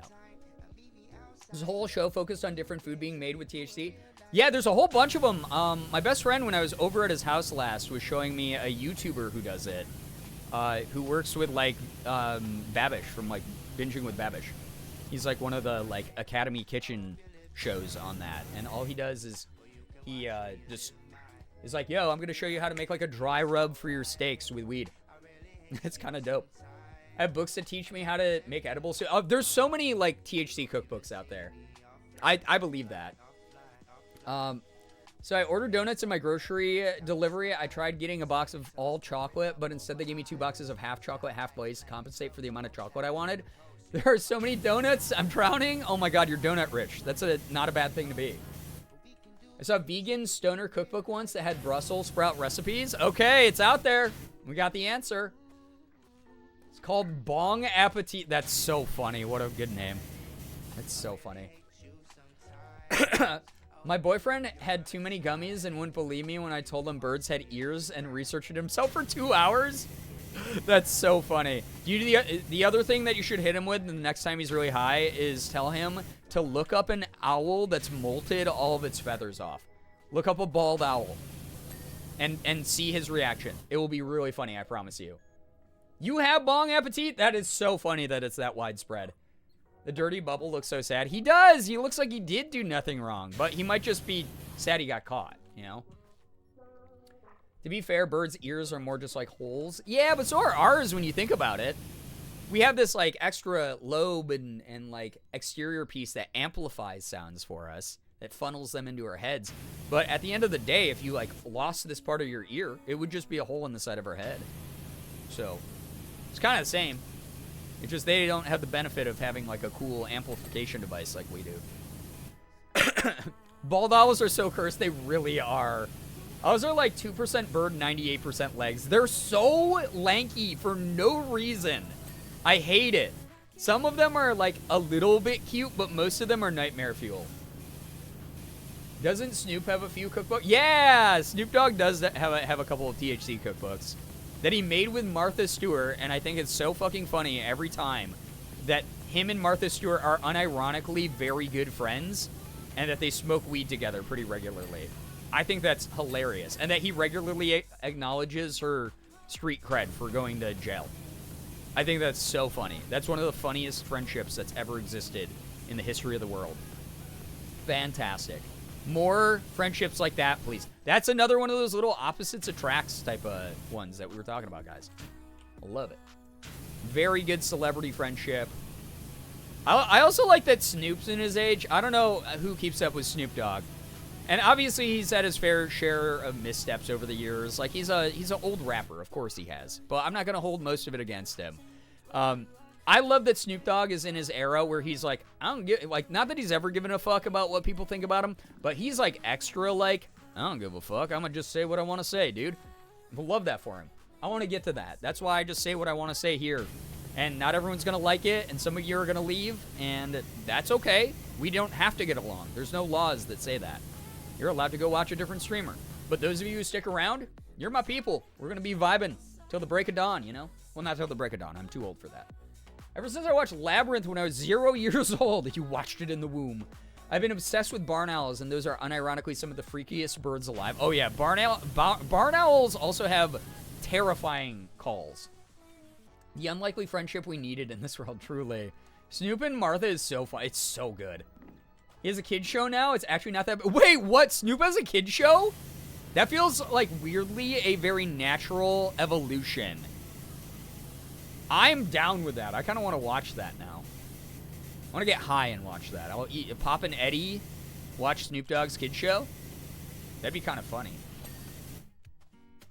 This chat's reminding me I have to get fenugreek leaves for my tofu tikka masala and garlic naan dish I'm making for meal prep.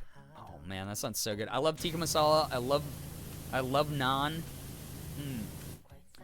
Not the break of dawn. I'm too old for that. Also, use stream still 3 a.m. regularly. Stop. Why do I only get called out? All that ever happens here is I get called out. I feel like a war criminal that's constantly being reminded my wrongs. Can't you accept me growing and changing, chat? Not every stream's gonna be the exact same. I can change, I promise. Wait, it's called Doggy Land? That's so funny. Honestly, I'm not his mom. I can't tell him what to do. Snoop Dogg also released a line of clothes through Walmart. Love that. Love that. Very, very funny.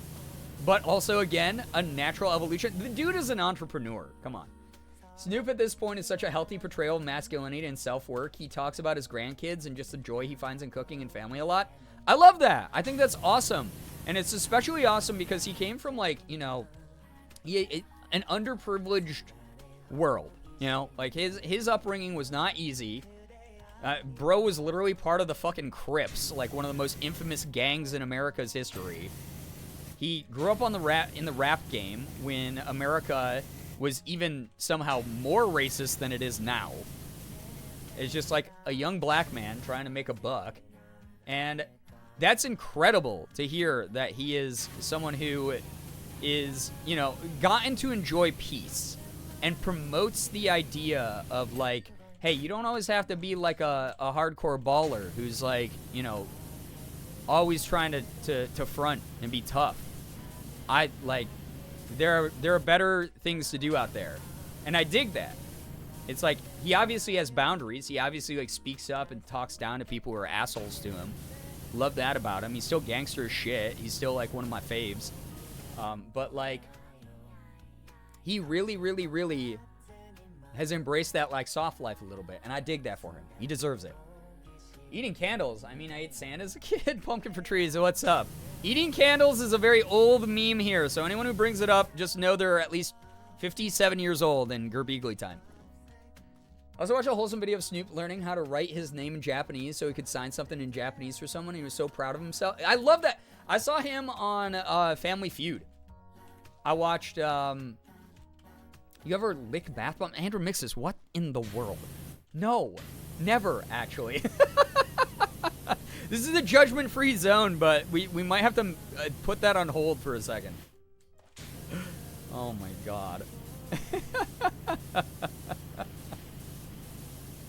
I saw Snoop Dogg on Family Feud, and that was very wholesome as well. He was like, he was actually participating. He wasn't just being there to be there. He was laughing. Like, Steve Harvey was making a lot of jokes at his expense, and instead of, like, fronting and stuff, he was just, like, he was laughing along. He was being kind of cute. I liked it. It was cool to see. How many Girbeagly years are a human year?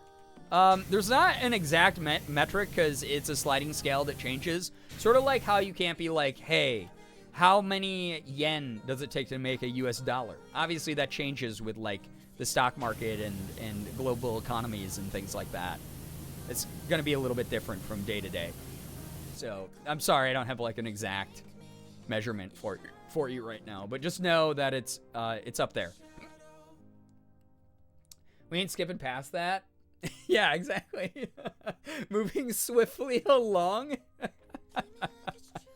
I feel like I'm being judged right now. Okay, to be fair, you did make the conscious choice to write that in this chat. You did. You went, I've written out this sentence. I see what my fingers have... My brain made my fingers go into action. I've had time to look at what I wrote and still hit send. Like, let's just be honest here, okay? That was the order of events, correct? You know? Foamy, salty, not good. Oh, God. Don't eat those. Oh, God. Yeah, the mass amount of people who microwave the styrofoam cups. Oh, God, Jesus. I warned people my entire college career. I was like, guys, it literally says on this not to microwave these. Like, come on. Toilet bread? Not the toilet bread.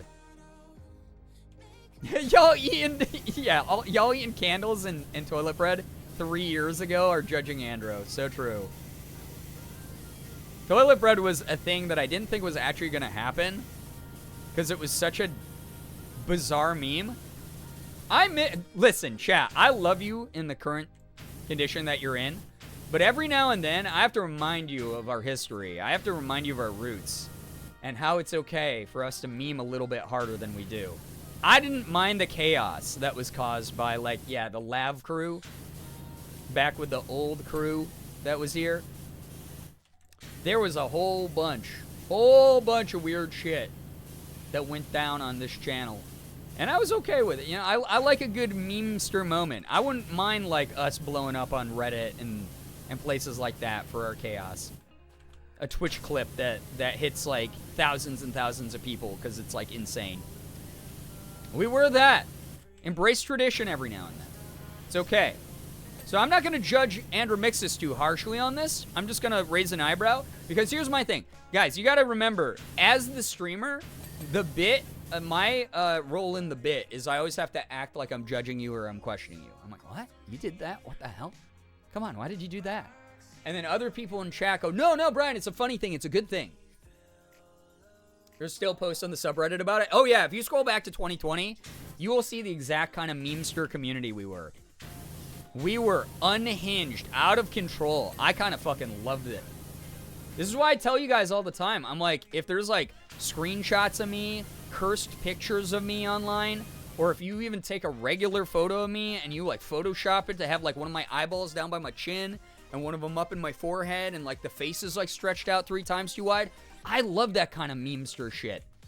Hit me with that stuff. That stuff is so funny to me. That's my type of humor. We used to get that kind of thing all the time here. That's all I'm going to say. So, after the last stream, the word bit terrifies me. Ethan just suddenly starts screaming my stream again. We immediately launch into it like we never stopped the last time. Incredible. Yeah, like Morgan was telling me, like, there were people in, like, chat who were like, oh my god, I hate this bit. And I'm like, listen, you don't have to enjoy every silly thing that happens here, but at least try to have fun as much as you can, okay? So those of you who, during that bit, were like, even if you were like, no, stop, this is torture, this is terrible. If you're doing it in, like, the funny way, thank you for spurning that on. Because you and me, we're on the same team at the end of the day, but the public can't know that all the time. Sometimes we are going to be at odds in a funny way. Yeah, we hated it lovingly. Exactly. Yeah, and Jacob is someone, here's someone I will point out. Jacob used to be like meme royalty. Oh my god. I used to do what was called meme of the day that I would post over on Twitter before Twitter destroyed everything. And I'd pick a meme that was posted to the Reddit, to the Beagly Bub subreddit is the name of it because we've gone through 5,000 different community names. And Jacob was regularly picked as the top meme because there were so many funny freaking things from back then. I did tell Jocelyn to put the plug on Ethan's computer, though. Pull the plug on it. That's so funny. I mean, that would just have added to the bit, though. That would have been so fucking funny. I remember meme of the day. Yeah. I remember my favorite one was after we did the Cool Math game stream. And I had played Papa's Pizzeria, and there was a customer named Big Polly, and some of you probably remember Big Polly because Big Polly is worth remembering. But Jacob made a meme with like impact font that said, "This is a certified Big Polly moment." Still one of my favorite memes that's ever been created in the history of this channel. So funny. Yo, what's up, Halloween? How we doing? I'd bounce back and forth while listening to you. I have not retained any information. It's all a blur, but we grew a stronger bond from it, my fellow survivors. I'm not sure if he told you, but we were making him take gross shots. Yeah, I didn't know that till Morgan told me because she tuned into his stream while that was all going down. She was watching both perspectives and just cracking up downstairs, I guess. One day, I'll make memes. First, I have to learn Photoshop. There we go. That's the kind of energy I like to hear. I want you guys to, like, Photoshop me into a snail. Like, I think some of you worry, right? Because you're also, like, you're way too nice. You're way too kind. And then some of you aren't quite as zoomery humor as me, which I get that as well. But I think some of you get worried that you're like, oh, I don't want to like offend Brian with this meme. Guys, I've had some of the most unhinged shit made about me in this channel. We used to have a meme called Poop Quesadilla here. That was one of the worst memes of all time. That one of our mods, Lav Cavallari, back in the day made. There's very little that's going to faze me. That's all I'm going to say. Don't play with me, I'll do it. Do it. Don't play with me. God, that reminds me of the meme of my rules, my style, my attitude. Love me or hate me, I don't care. But don't play with me, okay? One of my favorite sound bites going around TikTok right now. Don't bring that back. Yeah, those who lived through Poop Quesadilla probably have, like, you probably need to go to a therapist for trauma. Like, it was such a meme, you know? A snail? Well, make me into a snail that chases the immortal man, and if the man touches the snail, he dies. I love that meme. That is such a funny... Yeah, would you take $1 billion if it also meant that there was an immortal snail that can't be killed or deterred, constantly following you no matter where you are in the world, and if it touches you, you die? Would you take the money, chat? Make a Photoshop meme of Brian to add to my portfolio. Yeah. A lovingly bully meme, but I'm just not creative. That's okay. That's A-okay. Like, you guys make fun of me on stream enough. I'm always surprised, actually, at the lack of memes in the Discord that are at my expense. And again, I think it's because a lot of you are just way too nice. And I love you for that. You're wonderful for that. And I think part of it is because a bunch of you saw me go through some very intense mental health shit over the years. But I'm feeling healthy enough now that jokes at my expense don't really bother me at all anymore.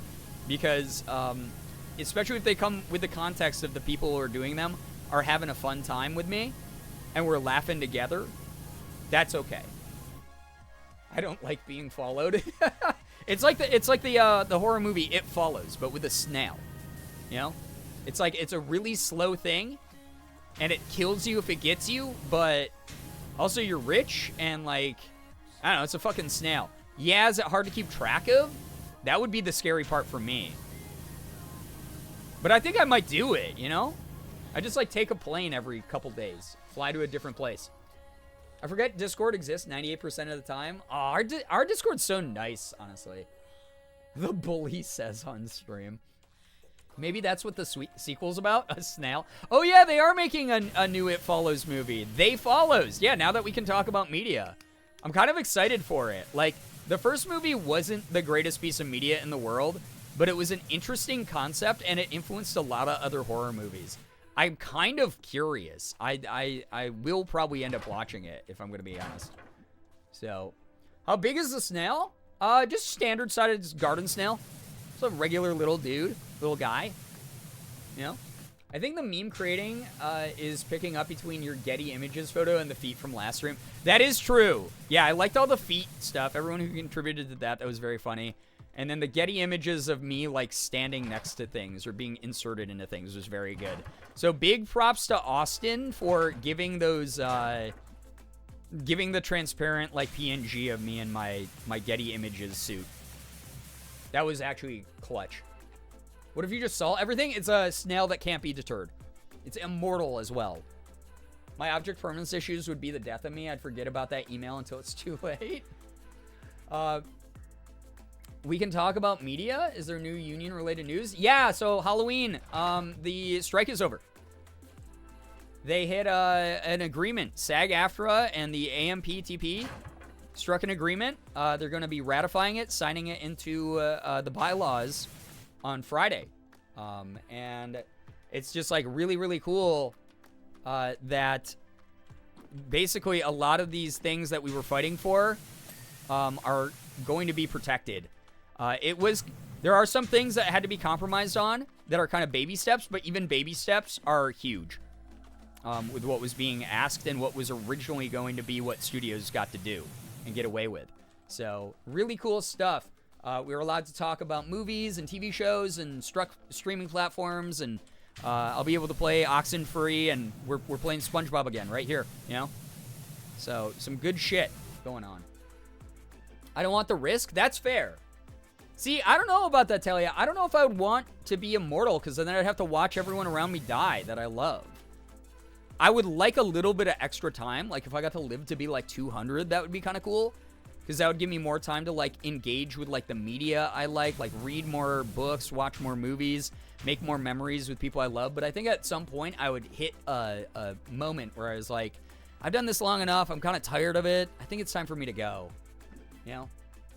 Late to the media combo because the dogs needed to pee. I saw that they're trying to make a Legend of Zelda movie. Very worried that it will not be good. I want it to be good so bad, but I'll cry if it isn't. I'm actually so bummed out about it because they said live action. And honestly, much like the Mario movie, which did end up getting like a lot of press, it had a lot of financial and critical success, because it was in its animated format. I think it being in its animated format was a big benefit of it. And I don't think that live action is the way to go with Zelda. I would rather watch an animated 3D movie in the style of the Mario movie or the Zelda movie. Because, like, it's gonna... But I don't know. You know, I want it to be good super bad because I love Zelda. Like, they just added on Nintendo Switch Online. If you have Nintendo Switch Online and you download the Game Boy games that they have available... One of the Game Boy games they just added to the catalog, or two of the Game Boy games they just added to the catalog are Zelda, A Song of Seasons, and Zelda Song of Time. Those are added. Or Oracle of Time or whatever. Those have been added to the Game Boy games. And I've never beaten them. I didn't have a lot of Game Boy Color games, so I've never beaten either of those. I started both of them. So excited. Zelda Advent Children. Yeah, I would rather watch that than, like, live action, honestly. The words live action make me want to put my head through the wall because they just turn out really bad so often. Yeah, it's very hard to adapt video games live action. But if you keep it in an animation format, I feel like audiences are more likely to have a willing suspension of disbelief and be a little bit more lenient about how it's interpreted on the screen. I don't know if it's just because it removes that one layer of, like, realism. But, like, I am really sad. You know? I'm really, really sad that they went this route instead. I hope it's good, though. Like, praying that it's good. They added the Oracle games. Yes, they did, generic litter, right? Isn't that so exciting? I mean, Tom should play Zelda or... I mean, he could play both. Haven't you seen Tom in drag before? Does a great job. I wouldn't mind Tom Holland Link. I think he could probably pull it off. He's a cutie. When I was younger, my pink Game Boy got stolen, so I never played since, but I want a new one so bad.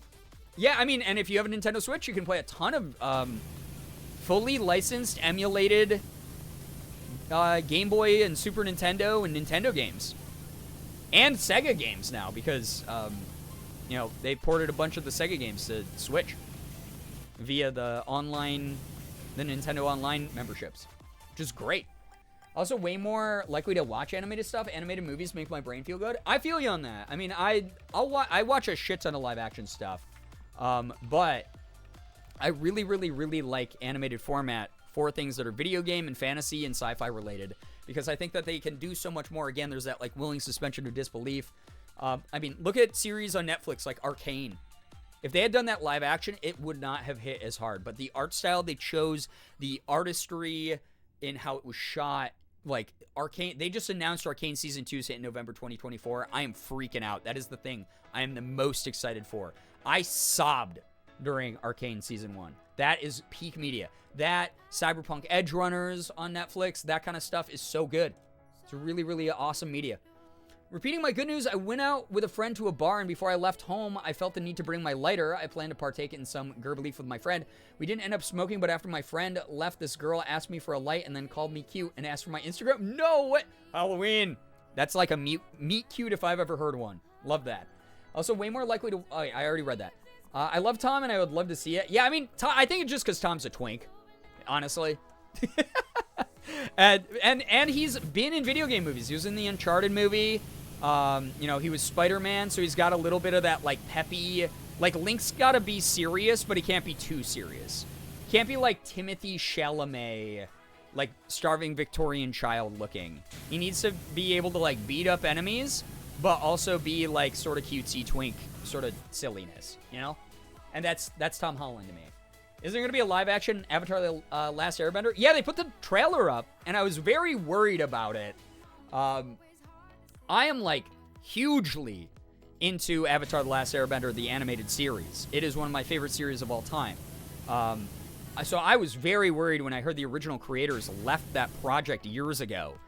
But Netflix put up the trailer today. As soon as the SAG-AFTRA strike was over, basically. They had good timing on that. And I gotta say, from the trailer, there's a couple things I'm, like, kind of iffy on. But overall, it looks interesting enough and, like, a faithful enough adaptation of the source material. I know I'm gonna be watching that shit. I'm definitely gonna be watching that. So, that's the way that I feel about it. Also, it's apparently Burn Auntie Night. I talked about how I burned my hand on my noodles earlier. Oh, no, Auntie. While I was gone, I also poured a little bit of freshly brewed coffee on my foot. No, I'm so sorry. I'm glad that you're okay, at least. What would a live-action Ganon look like? I mean, it would have to be daddy as fuck. He has... Like, who are they gonna... That's unrealistic male beauty standards, is Ganon.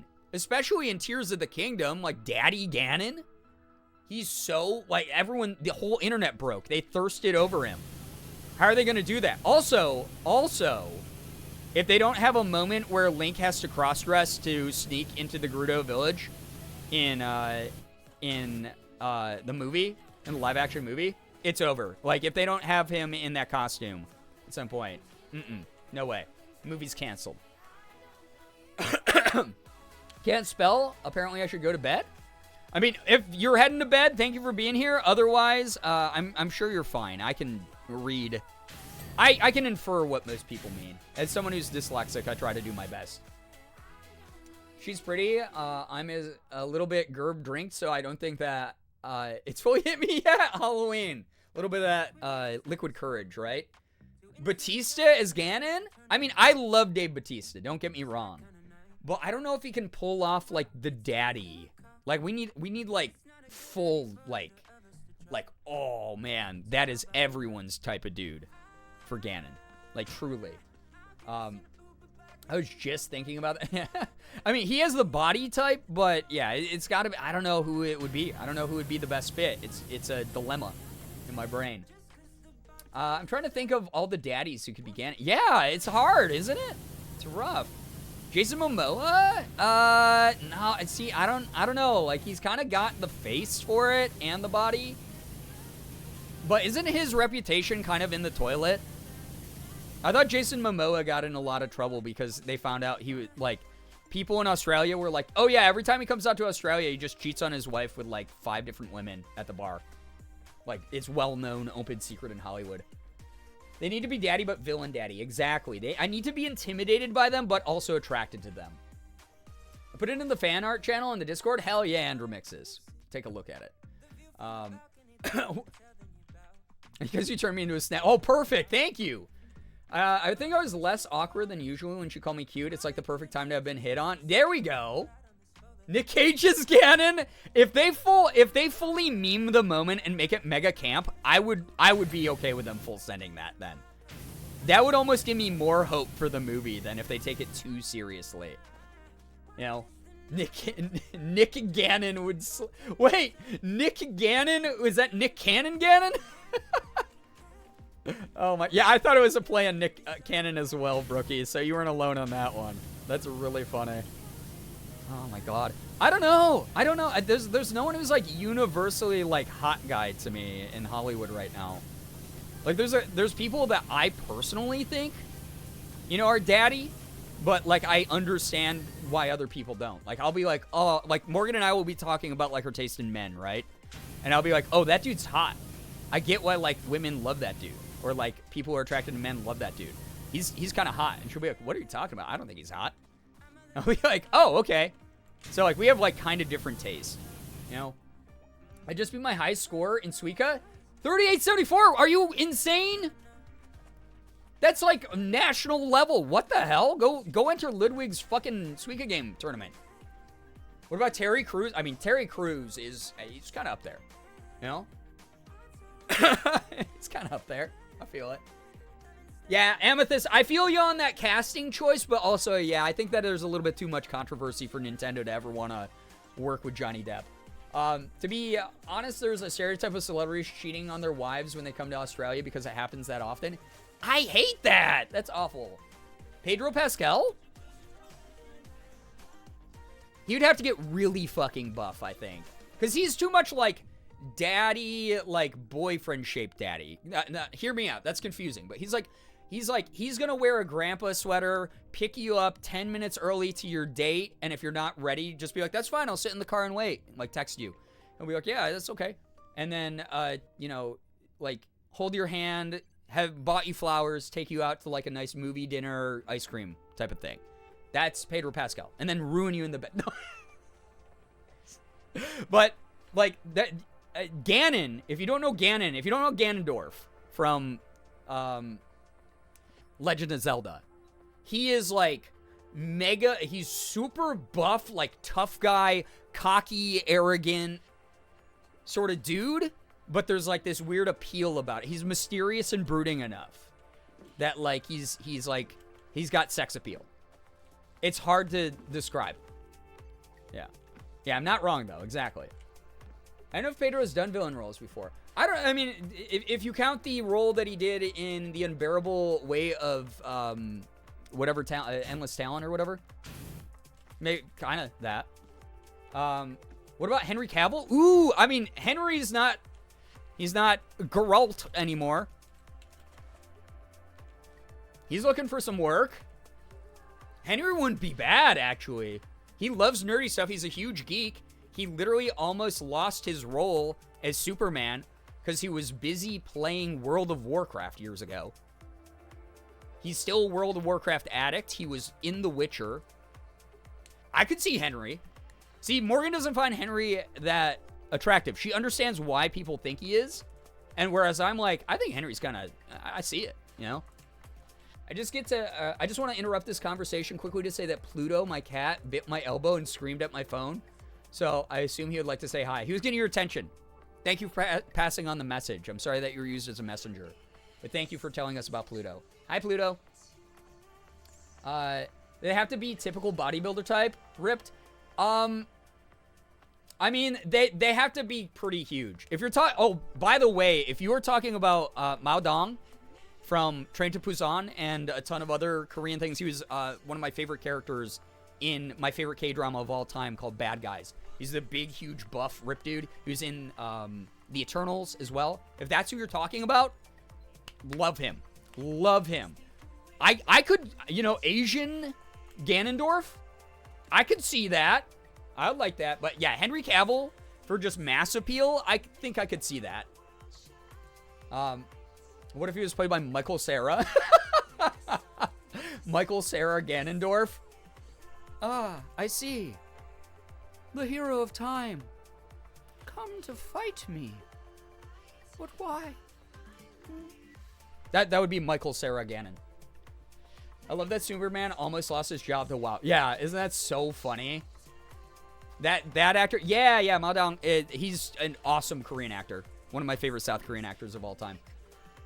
I'm in my K-drama era, noted to watch Bad Guys. It's kind of older. It's very violent, heads up.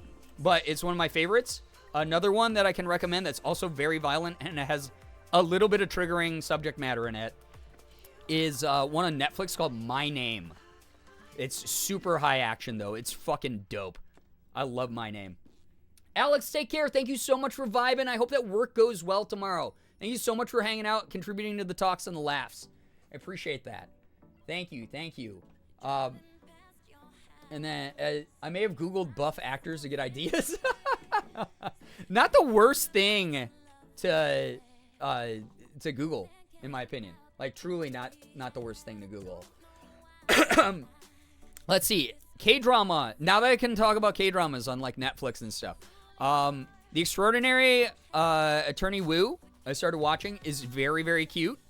It's, it kind of falls apart a little bit near near the middle. It starts off really strong as far as, because here's the thing that a lot of people of you don't know. Korea is not the most progressive country. I'm not saying America is either, but Korea, this is something Korea boos have, like, they malfunction when I tell them this. Because they're like, no, Korea's a utopia. All my biases and ooh boys live there. My favorite K-drama actors live there. And it's so nice because they do have this and this and this. And they just, like, can't wrap their head around that no country in the world is perfect. But Korea is not super progressive about mental health. And something like autism is an incredibly nuanced conversation for them to have. And Extraordinary Attorney Woo is a story about an autistic lawyer who is just, she has like autistic breakdowns sometimes. And she has moments where things are sensory overload. Like the way that they portray being sensory overloaded on the show is very accurate, in my opinion. But so the show is a huge step for them acknowledging autism within their country and their population. And it's very, very cute. But it does romanticize a little bit of the, it's a very like surface level acknowledgement and treatment of neurodivergency. But it is progress. It's a great first step for them. But if you are into like sort of sillier, cuter, more wholesome, dramatic K-dramas, that's a great one. I like that one a lot. Just don't expect anything super, super progressive to be said. Enough, though, that it makes it watchable.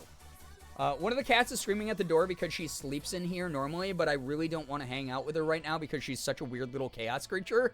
She's so not chill. That reminds me, there's a cat on TikTok that Morgan shows me all the time. How many of you are Nimbus stock? How many of you have seen Nimbus the cat? Because Nimbus is amazing. Nimbus is this super fluffy cat that gets the zoomies and like jump scares his owner all the time.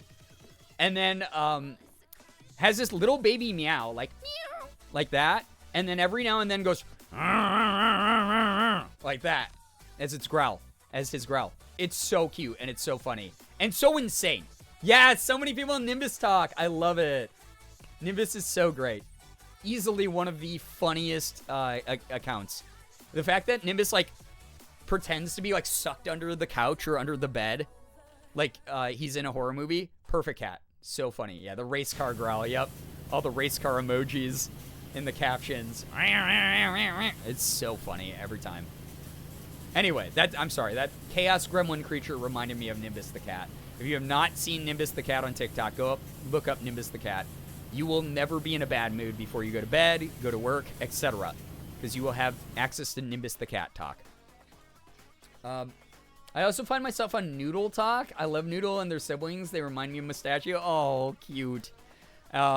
We talked about... why am I blanking on the name of the little gross gremlin kitten who couldn't poop for a while?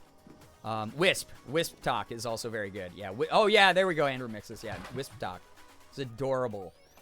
How many people have seen Gremlin the Cat? I have not seen Gremlin the Cat yet, but I'm heavily on Cat Talk. So I think it's just a matter of time. I'll keep an eye out. That show is on my watch list. I've watched Destined with You. It's pretty cute. And the next one I have is Behind Your Touch. Yeah, depending on what kind of K-dramas you're into. So Bad Guys and My Name are for people who are like really into action. And like tons of fighting, a little bit of violence, crime mystery shows. There's another one called The Guardians that's kind of like that. That's kind of good. As far as like romantic ones, there's a classic, traditional, old school that has aged like milk in the sun, but also it's just like, it's so classic that you kind of have to watch it as a rite of passage if you're into K-dramas. Called Boys Over Flowers, if you're into romantic K-dramas. That is a pretty good one. There's one that's like a mix of really corny, hokey comedy and action that's on Netflix called Vincenzo, which is so funny because Koreans don't have a V sound in their alphabet. So they say it Vincenzo. But Vincenzo is a very, very weird show because there's these high octane, it's about a mafia lawyer who is Korean Italian He knows fluent Italian, and he has to go to Korea for a reason. I won't spoil anything. But it is super goofy and hokey at times. But then it's weirdly heartfelt, and then there's also, like, hyper-violent, like, mafia hits that take place. So it's a really weird mix of stuff. So that one I'm watching. I just started watching, oh god, what's it called? I just started watching this when I went to LA 2 times ago. Let me pull up my K-dramas for all my K-drama fans out there. I'm a romance buff for real? Alright, yeah, so Boys Over Flowers is for you, for sure. Have you seen the, did you watch Business Proposal? I have not yet. Most of my likes right now are cats and other cute animals, Five Nights at Freddy's and Baldur's Gate. That sounds like a pretty solid TikTok page, honestly. Have I seen the dog yogurt? Not yet, Halloween, but I'm not very heavily on dog talk. I just, Morgan and my For You pages started syncing up, at least for the cat talks that we see. We just saw the one, I forgot the name of the cat, but their owner has a fake knife, one of those, like, retractable, like, plastic knives. And they stab, like, the cat scratcher 2 times, and then they'll stab their cat. And the cat will, like, look at them really offended and go, ah! Like that. And they just do that every now and then, and that's very, very funny. And then we also both have the cat that eats the Cheez-It. That's kind of cute, too. Romantic comedy K-dramas have me in a chokehold right now, but genre doesn't really matter to me as long as it's good. That's fair. Okay.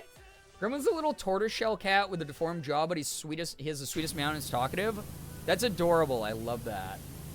Cats pop up on my likes every other video. Yeah, I got very heavy into cat talk just to drown out all the, like, weird blue check mark noises. Because a lot of the verified accounts, I'm like, why is this, like, prank-style content that would have been popular in 2018 done by, like, a 19-year-old? This is the last thing I ever want on my fucking For You page. And they'll always have, like, a blue check. ADHD moment. Speaking of Batista and being able to speak about media, did you see the trailer for the new Ghibli movie? I have not yet, but I will. Oh, wait, the one with Robert Pattinson as the fucking stork? Yes, I have.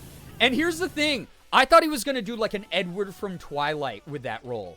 I thought that Robert Pattinson was just going to be like, I'm the stork, and I'll lead you to your destiny. But he went, wait, my character is a stork with teeth? Ah, come this way, young fellow. And I'm like, oh my God, he went in the booth. He went so hard in the booth. I can't wait to watch that. I'm so proud of him for going unhinged and not doing like everyone thought he was going to do what Christian Bale did as Howl in Howl's Moving Castle and be like, hey, I'm a sexy voice anime character. But instead he was like, Rah! Like, it's so great. It's so good. I love it. Nobody hates Edward more than Robert. I think he used to be that way, but he's definitely cooled off since then.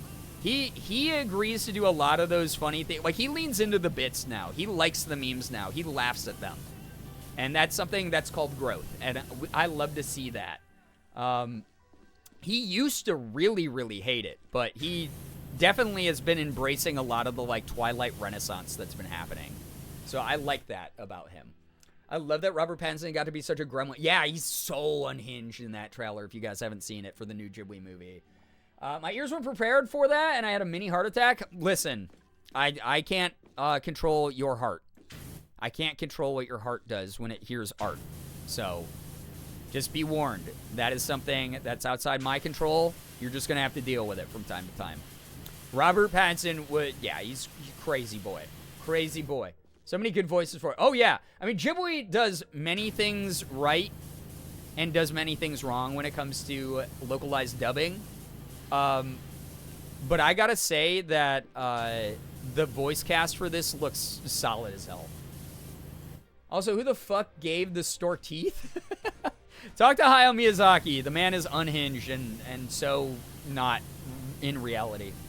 Honestly. I'll take the mini heart attack over not being at stream. Now that is a member of the community if I've ever heard one. Art attack, exactly.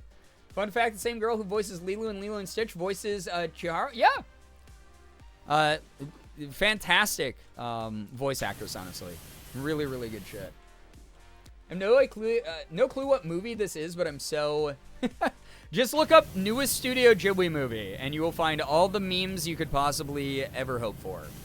Oh yeah, I was looking up what my K-dramas were. There's another good one that I like a lot, honestly. And it is called... Now that I can talk about... It is called Inspector Ku. It goes by different names in Korea, but Netflix localized it as Inspector Ku. I love it.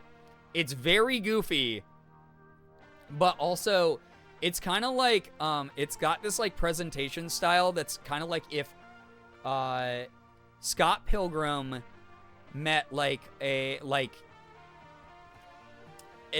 offbeat, weird, crazy detective woman with like, I don't know how to describe it. It's just good. It's really eccentric. It's very over the top and weird. But also, it's got a lot of heart, and I love it. I have not been able to stop watching it. It's called Inspector Ku. K-O-O. Check it out if you're into K-drama. But yeah, there's a ton of good K-drama on Netflix, actually. It's one of its big benefits. I have no clue what movie this is. Oh, wait, I already read that. I started Psycho Pass. I love it.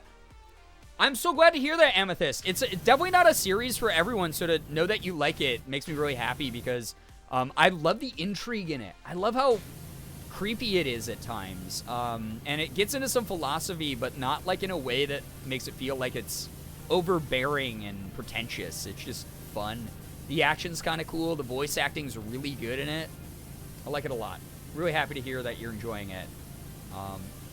Like I said, season 2 isn't as strong. It's worth the watch, I guess, just because they're doing the movies and stuff like that, but it's definitely was a little bit of a letdown compared to season 1, in my opinion. Thanks for the rec. Yeah, you're welcome. I love Psycho Pass so much. I'm glad 1 billion. Yeah, that's one of my favorite thriller anime when people ask for one. Which again, hey, if you guys want to check out Crunchyroll right now, we're doing a deal. Use the Crunchy command to see how you can contribute to the stream and get 60 days of Crunchyroll Mega Fan membership. It's kind of cool. I'm very, very happy that I'm able to hook up people with this. Because we have people who are into all different types of media in this community. You know, I'll talk to you guys about movies and TV shows and anime and K-dramas and video game adaptations and everything. So, just the fact that I naturally can promote this, feeling good about promoting it, not like I'm just shelling out some sort of like hollow, loosely connected to the channel thing. Guys, you guys have listened to me for years ramble about anime. Absolutely love that I'm able to talk about this and promote this really cool thing through Crunchyroll and Twitch. So thank you. Thanks for letting me do that. It's kind of nifty. I have to watch Psycho Pass soon. I love Thrill. Yeah, it's very like deliberate in its cinematography and pacing and writing.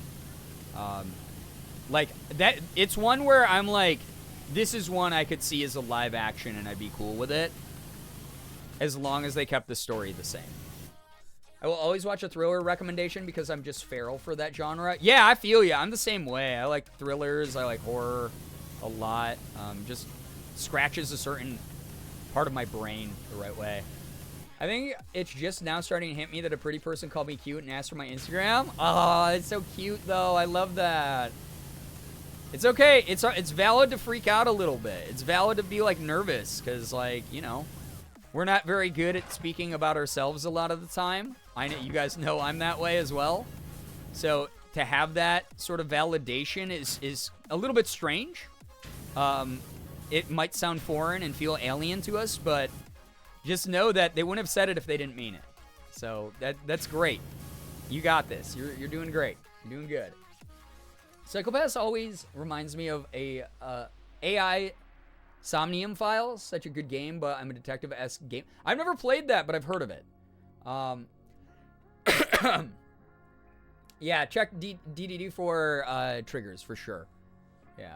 On HBO Max, there's a Japanese drama show called Miss Sherlock, which is the femme version of Sherlock and Watson. Watson being Wato-san.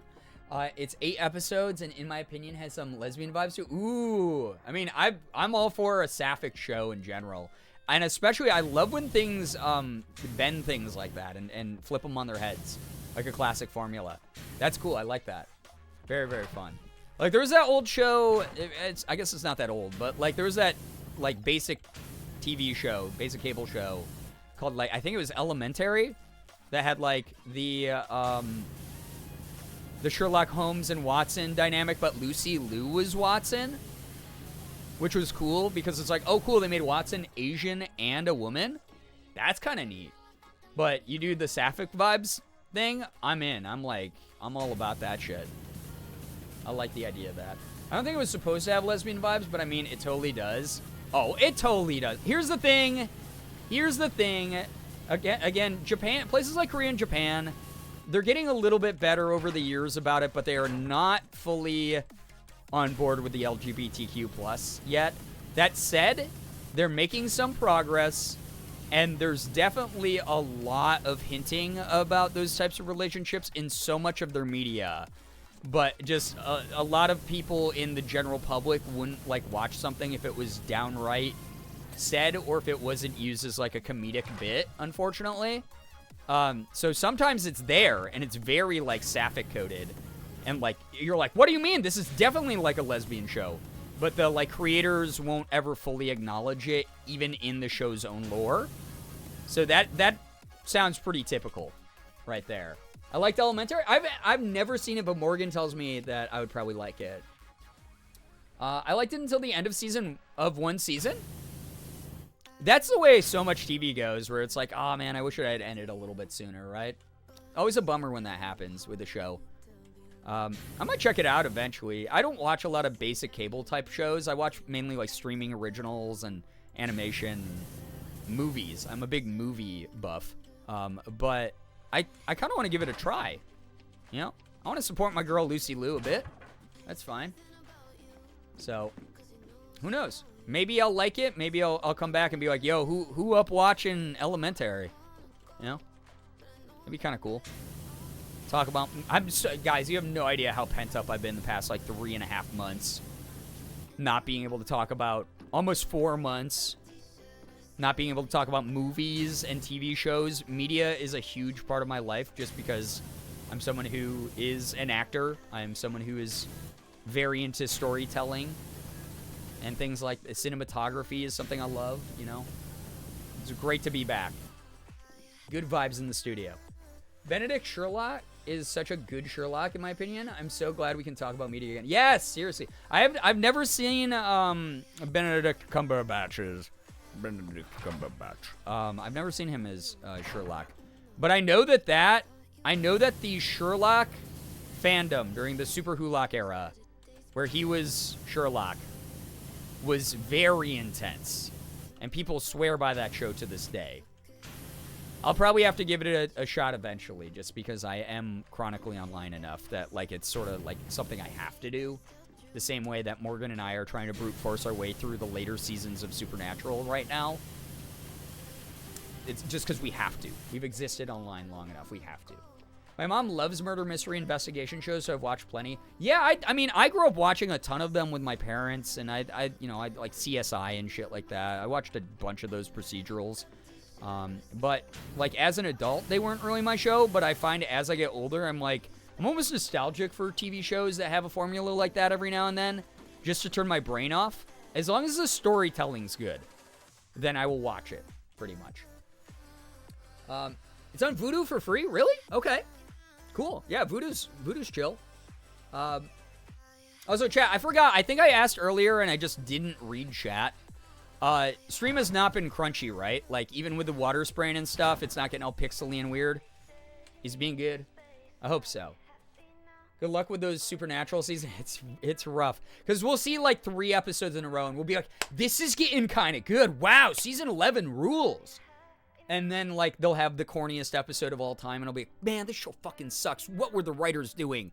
This is the worst writing I've ever watched. Oh, my God. You know? But there's enough good there that we keep watching it. There's enough good there that we want to keep trying to get through it as much as we can. No crunch at all? Awesome. Looks good. Awesome. Thank you, everybody. I got through 5 seasons of Supernatural and stopped. Can't go any further for my own sanity. Andrew Mixus, that's a smart thing to do. The original plan was the first 5 seasons was where it was going to end. And that was going to be it. It was just going to be this really depressing ending. And that was the whole vision of the show. And then CW optioned infinite seasons. They said, no, the teen girls love this shit too much. Oh my God, the Midwestern housewives love this shit too much. Oh my God, we gotta do more. And then they just made a bunch of really bad TV for a while. And here's the thing. It's not a bad show overall. There's plenty there that's interesting and that I like. And the acting's not bad. And, you know, it's silly when it wants to be silly some of the times and acknowledges it's self-aware enough about being silly. And I'm cool with that. But there are some episodes I'm like, this is straight up fucking pain. Commonly known as Stockholm Syndrome. Yes, that's pretty accurate. I liked Benedict's Sherlock, but those were like the first shows I watched where each episode was like 1 hour long, and it can be hard to keep up with like hour-long episodes recently. That's fair. I kind of like longer episodes of TV now, but I get you. There are some days I'm like, I miss the 22-minute, you know, TV episode, just for time constraint-wise. But also, I think that really, and a lot of writers in Hollywood have talked about how 22 minutes, keeping in mind for like commercial breaks and shit, especially, really limits how much story they can tell and messes up the pacing of a lot of their writing. And sometimes, like, you know, you can't control that because, like, the studio execs order that. They're like, you have enough for, like, 15 episodes, but we want to option 26. So you get, like, a bunch of dog shit filler. But, like, I kind of like longer, like, almost movie-length episodes occasionally, especially for, like, darker, more dramatic, serious series. I dig it every now and then. Depends on the show, you know? I stopped watching around season 9, I think. I've been considering rewatching, though. Yeah, we've really been like, it's been brute force. It's okay. But it's very intense how bad some of it gets. Mainly watch for Dean after season 8. That's fair. He's, like, one of the best characters. First scene is my favorite. I really like the Monster of the Week. Yeah, when they were hunting and doing like a lot of like Monster of the Week procedural style formulaic stuff, that was cool. But the broader story arc did get very interesting in season 1 through 5, in my opinion. And they had an idea of where it was going and what it needed to be, and that was the original plan of like, hey, we're gonna stop it after season 5. And then they were like, hey, but what if you just stretched this? And you can tell in some of the seasons they really were grasping at straws to make things interesting. And that's always a bummer when you see that, because you know the writing team's not necessarily bad. It's just they're forced to do something that they weren't prepped to do, and that makes things a little bit harder for them. So I'm willing to give a little bit of grace and watch the crappy filler episodes every now and then, but we have to take breaks pretty periodically. We're like, oh man, we watched 3 really good episodes this week and 1 incredibly shitty one. Let's take a break for the next week and watch something we actually like. Cartoon Network filler? Oh, yeah, the Cartoon Network effect. I mean, they're also owned by Warner Brothers, so it makes sense, right? My ADD can't handle longer episodes, longer than 45 minutes. That's fair. Yeah, that's fair. Whereas mine, I get hyper-fixated. I'm like, no, give me more lore, more lore, more lore, you know? Anybody here excited for the Disney Percy Jackson show that Rick Riordan is helping to direct? The fact that he is involved and he has been telling, like, bigots and trolls to fuck off and that, like, his casting choices stick, I love that. Very excited, very nervous, like any sort of adaptation of beloved media. But I really, really hope it's good. I am, like, praying and hoping that it's going to be good. We need it to be good, you know? People need this. Because after the brutalization of his stories via the movies, the man needs a win desperately. For sure. I did feel like it was best in season 1 through 5. It makes sense it was supposed to end there. Yeah, it's where the writing was just the punchiest, the tightest. So what I'm hearing is stop at season 5 if I want to keep a mostly good view of Supernatural. Yes, Beans. Yes. Absolutely. Good to see you here, by the way. And mileage will vary. I'm not going to say it's not worth watching the rest of the episodes. and the rest of the seasons, there is good stuff there. There's redeemable storylines and writing and characters and stuff like that. Like, anyone who knows the character Benny, love Benny. One of my favorites. One of my favorite characters in Supernatural is Benny. But to get through it, you have to wade through a bunch of shit. So that's all I'll say. And some people like it a lot more than me. There are some people who are like, no, I love the later seasons. And you are entitled to that opinion. That's fine. That's okay. I'm not going to shit on you for that one. I'm just never going to agree with you. The movies, ... Yeah. I grew up, I kind of gave up on network TV overall in 2014 when they canceled Constantine. I canceled cable back in 2014 as well and went to purely digital. And now every cable company, I predicted back then, I was like, I bet every cable company is going to have their own streaming service in like 10 years. And here we are. They all do. So we're basically on cable, but at least we don't have to watch as many commercials, and we get to pick what we want to watch, which is kind of nice. And there's tons of movies and stuff included. So it's a little bit better, at least. Just really expensive again. Benny is a delight, and the actor Ty was a sweetheart when I met him at a con. Oh, I love hearing that. That's really wonderful. I hope he loved playing Benny, too, because that seemed like such a fun role. Like, if I was ever on a show like that, I'd be like, give me that kind of role. Like, lovable. So, well, I don't want to ruin anything, but, like, he's a little bit of a bad boy, which I like. Honestly, I think just seeing Dean will help me get through it. That's fair. That's fine. Dean is a great character, you know? I like a lot of... The problem that Supernatural has is it has like 500 writers and like 40 different directors. And some of the directors suck at what they do. And some of them are like, I have this very cinematic, interesting vision. Like, okay, here's one. Those of you who have seen Supernatural, without spoiling anything, there is an episode called Baby that is about the car. That's all I'll say, because the rest is spoilers, so I'm not going to say anything else about it. But that episode is one of the... Morgan and I read the synopsis of it before we saw it, and we were like, this is going to be one of the worst episodes in the history of the show. It's going to be so fucking corny. It's going to be... The gimmick sounds so cheesy and awful. There's no way it's going to be good.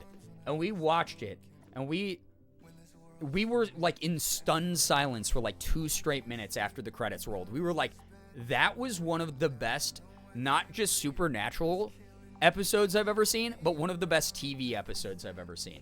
That was a very fucking cool the way they directed it, the way they wrote it, the way they shot it cinematography wise, the way that episode was paced.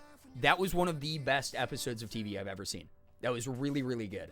So, I would love if that show was directed that way all the way through. But it's not self-aware enough at times. It is not consistently directed. Sometimes I feel like it's high school film club. A high school AV club took over the directing responsibilities of the show, depending on who's at the helm of the episode. So that's how Supernatural is. It's a big compilation of different people's visions. Some of it's good, some of it's bad. That's the way that I look at it. It's a crapshoot on whether it's going to be some really good TV or if it's going to be the shittiest TV I've ever watched. And it's kind of a bummer that it's like that, because it could be very good. There's so much potential there, you know? It's like the Nick Cage of shows, not to shit on Nick Cage, but very hit or miss. Yeah, no, and Nick Cage knows that. He does movies for a paycheck now, because he's rich already. So he's like, oh yeah, sure, I'll be in the ridiculous Vampire Renfield movie. Or I will do an incredibly serious role about like a dad who's grieving after his daughter died or something. You know, like he's all over the place. And I kind of love that. I would love that kind of freedom.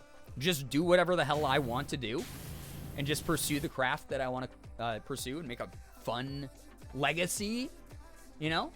So that's the way that I look at it. I like the musical episode.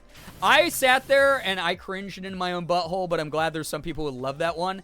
I know a ton of you were like, Brian, have you ever seen the musical episode? Well, we finally got to it a couple months ago, and I was like, oh God, it's so painful. But at least, here's the good thing about all of season 10. It's It was a nod to the fans. It said, thank you for being here. We're aware of all the very, very intensely, extremely online memes out there. We're going to lean into all of them. Thank you for being our audience. We love you for that. Here's a little bit of fan service and silliness. But they were at least self-aware about it, so that did make that episode kind of fun. But it's the kind of fun where I was like, this is so painful. They know what they're doing, but they're doing it anyway. That's how I felt about that episode.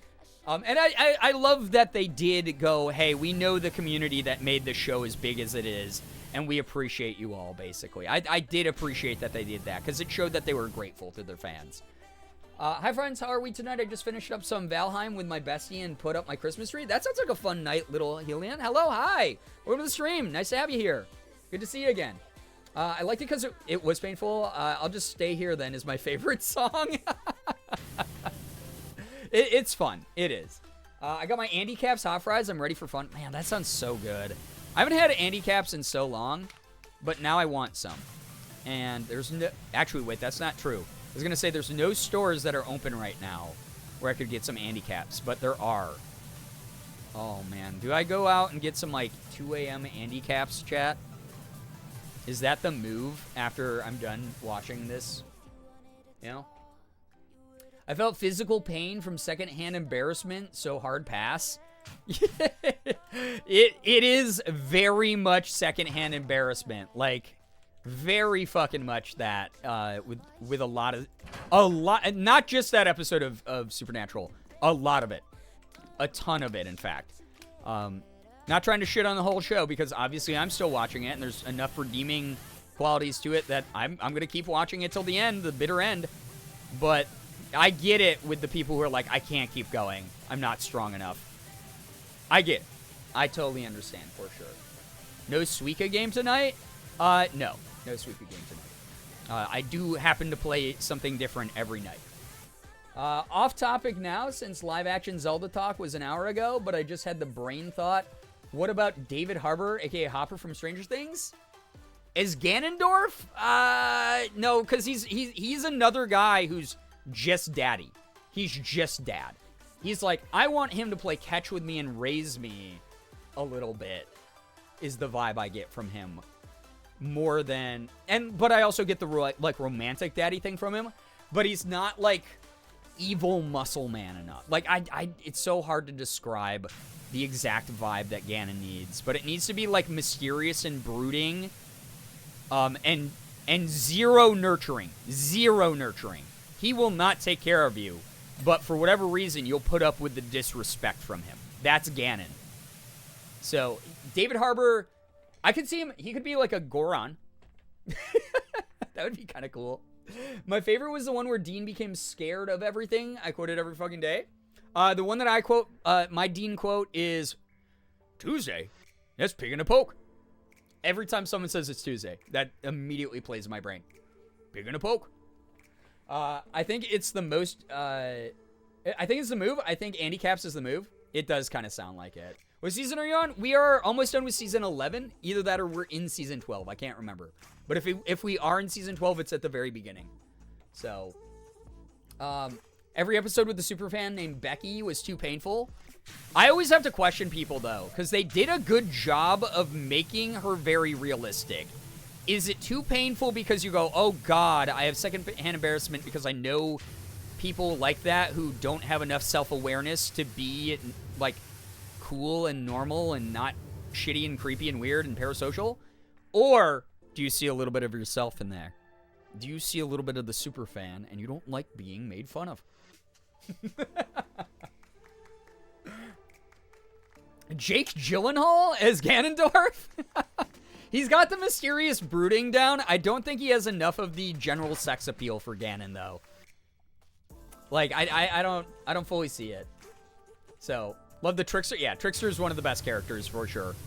Obviously, we will not spoil anything about the Trickster, but the Trickster and everything related to him is some of the best, for sure. Absolutely. Reminds me of Super Hulak. Yep. Becky was way too realistic. Yeah. No, I feel you, because obviously being someone whose career has been online for ages now, I've unfortunately known several Beckys, and you can't even give them the excuse of, oh, well, they mean well, because if they really meant well, they would be considerate of other people's comfort levels, and Becky is not that. So, that is rough, for sure. But I get the secondhand embarrassment a lot of people feel via many of the episodes. Don't feel bad. Not everyone's strong enough. Not everyone was made into one of God's strongest soldiers to get through Supernatural. But Morgan and I, we are stubborn as fuck. Something you will know about, so one thing that I know about being a Scorpio, because those of you who don't know, I have like Scorpio, Sun, Moon, something else, like 8 more of my placements outside of that. I'm very, very stubborn. I'm very spiteful. I will do things completely just out of spite to prove people wrong. So every time someone's like, oh, you guys are still in season 11, you're not finishing that shit. Now you've activated me. Now I'm gonna watch that whole show. It might take me 6 years to do, but I'm gonna watch it all. There will be a moment I go, yeah, no, I've watched that whole show. I've watched every episode of every season. It will happen. And that's all I know about Scorpios. Is I think I'm like, I hold grudges really well, and I'm very stubborn, or something like that. So, Supernatural has such a variable level of self-awareness. It's so funny. Like, there are episodes with alternate universes that are funny little nods, and then there are like really good, well thought out, intricate plotline. Right. The self-awareness varies by mileage, and like I said, it's because they have the problem of here's our team of 500 Warner Brothers provided writers to work alongside the regular writers so we can pump out 1,000 episodes of this. And then here's our stable of 5 regular directors who worked on the original 5 first seasons, and then 40 directors from Warner Brothers Studios who we just tacked on to the writing team, or to the directing team. And they're all going to have a different vision of what this show is. And some of it's going to suck. And some of it's going to be great. And it's the roughest thing. It really is rough. You know? Will you watch the last episode? Oh, yeah. No, I'm getting through the whole thing. Don't you worry. I've not been deterred by the TV that I think is bad in Supernatural. I will never, ever give up on it. I have to take breather breaks. It's like raising my tolerance to poison. You know, I'm breathing in a little bit of poison at a time. My immune system's getting used to it. In the emotional sense? You mean like, will I be able to handle, like, that it's over? You mean? I'm so sorry. I still have 6 sleep-deprived brains, so if I am having trouble understanding what people mean, it's not you, it's me, I promise. So sorry. But yeah, it's I don't know. I genuinely hope that I end up loving the experience overall. Speaking of shows, has anyone seen the anime Lucky Star? If not, it's the best slice of life anime ever. It's on Crunchyroll. There you go. That's a good recommendation. Some Lucky Star. That's a classic. It's a heavy episode is all. I mean, that's fine. I'm not someone who gets triggered by media very often. I'm someone who can handle pretty much everything.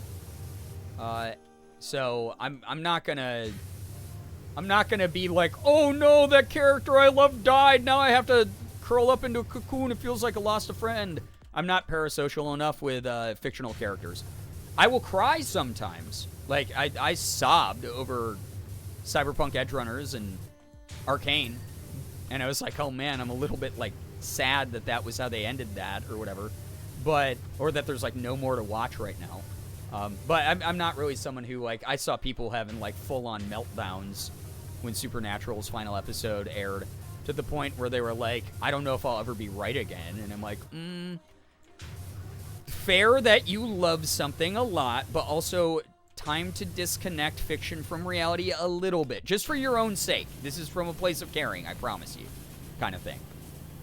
So yeah, I'm not worried about watching the last episode of Supernatural and being emotionally devastated enough that I like have to curl into a ball and take a cold shower or anything. I'm not that kind of person when it comes to involving myself with movies or TV or video games or anything. So, my dad refused, because I know it's fiction, so I just, like, you know, detach my mind. When there's something, like, truly triggering, if there's, like, trigger-worthy content, you know, sometimes I'll be like, that was really disturbing. I wish they had done that in a more tasteful way. But it doesn't really affect me, like a lot of people out there. Julian Time Check, thank you for that. My dad refuses to watch the last episode. He says it's because he doesn't like to watch it, but it never ends, so he can live in peace. I know a lot of people like that. There's some people who do that with their food. They're like, I don't want to eat the last piece of food because then the food's gone.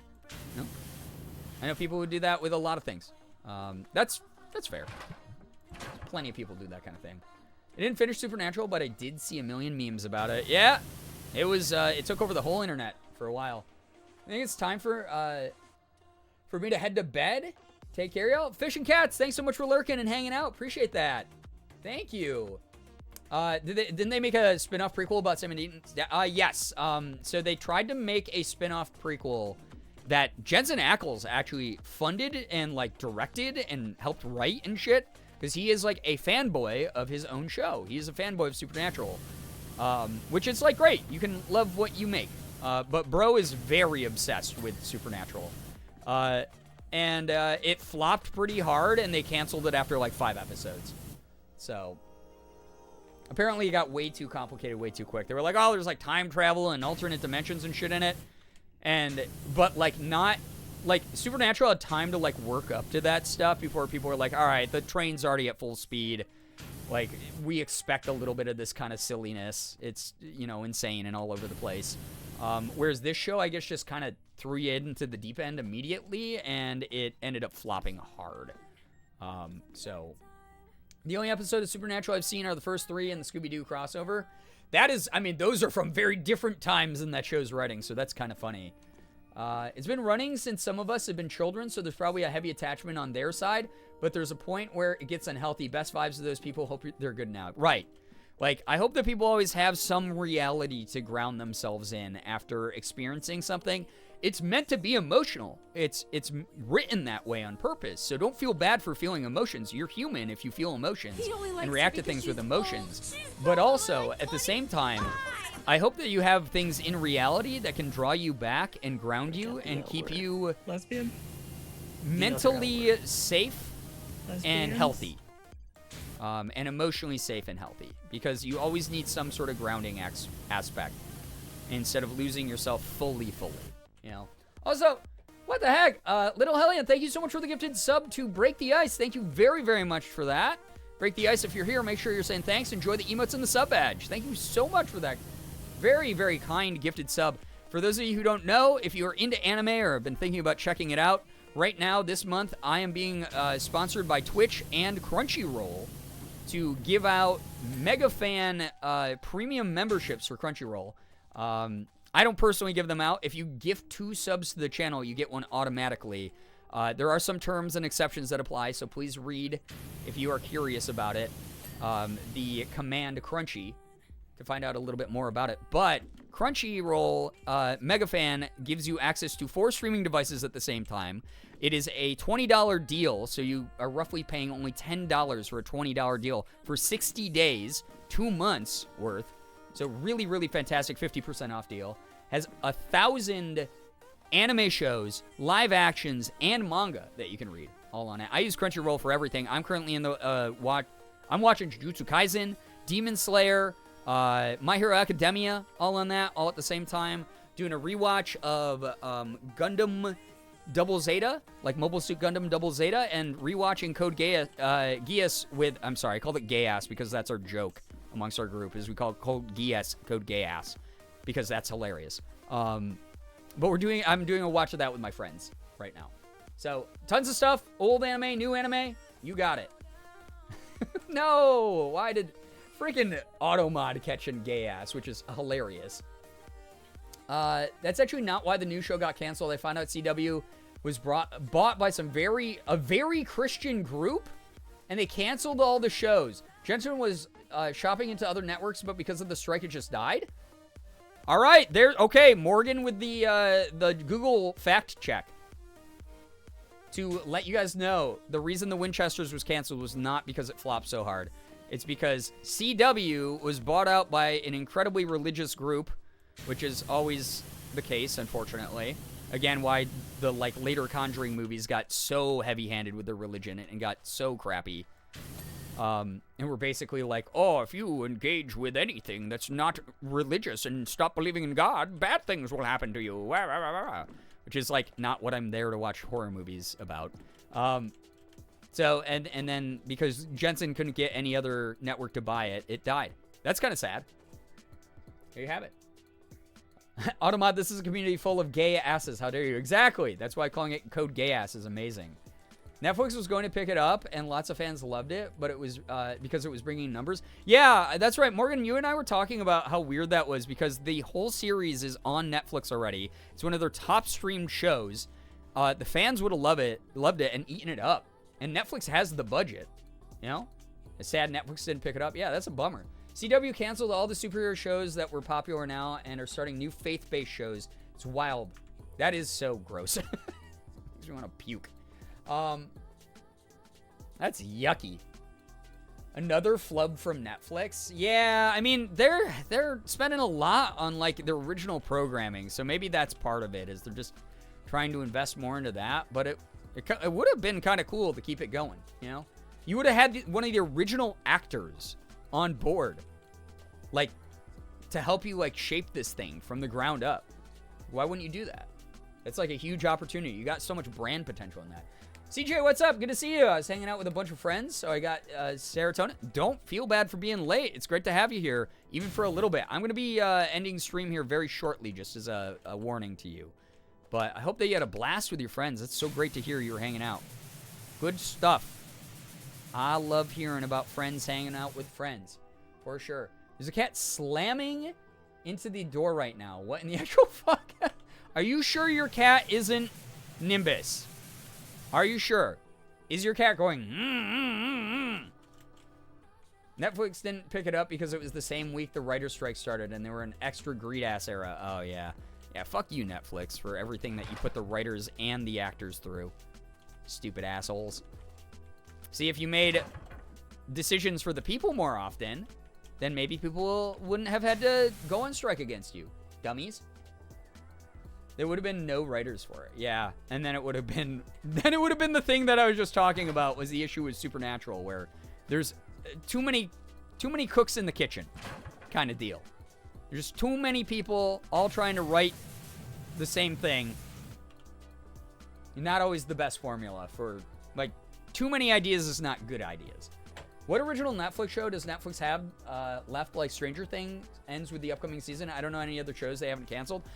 They're mainly doing a lot of animation right now. So like Cyberpunk Edge Runners was really good. Obviously that's not continuing as of right now, but like Arcane, they just announced that show. They have the One Piece live action, which apparently everyone who's a One Piece fan has told me, who is a giant One Piece fan, is actually really kind of fun. That did numbers. That did really, really well.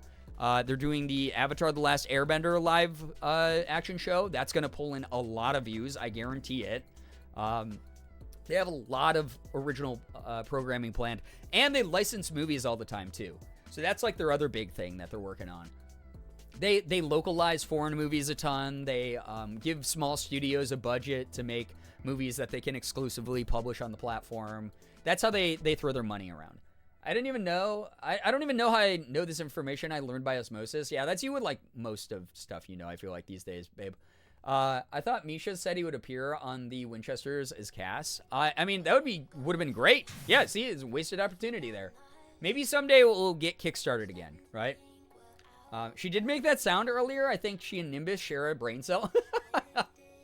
Love that for you. There would have been no cooks in the kitchen. The owner of the business would have had to try to fill in for the line cooks, and it would have been a disaster. Yeah, exactly. I love it when cats just absolutely body the shit out of inanimate objects to get what they want. It's so funny to me. Yeah, cats are truly chaos creatures, for sure. Absolutely. All right. Computer console levers. Okay. Is that over here? Is it talking about these? No, these are prison chamber. Computer. Oh, here we go. Something over here? Okay. There we go. That's one.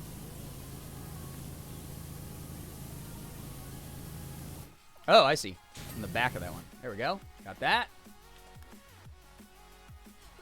I haven't heard great things about the casting for Avatar: The Last Airbender, so I'm a little nervous. Yeah, there's some things I'm very apprehensive about with it. I'm really nervous. I know that there was like a lot of controversy on like the casting of like Sokka, which is such a bummer if you look into that. I won't get into it here because I'm not indigenous, so it's not really my place to talk about that. But it is something that I know a lot of indigenous actors are really annoyed by, which I get.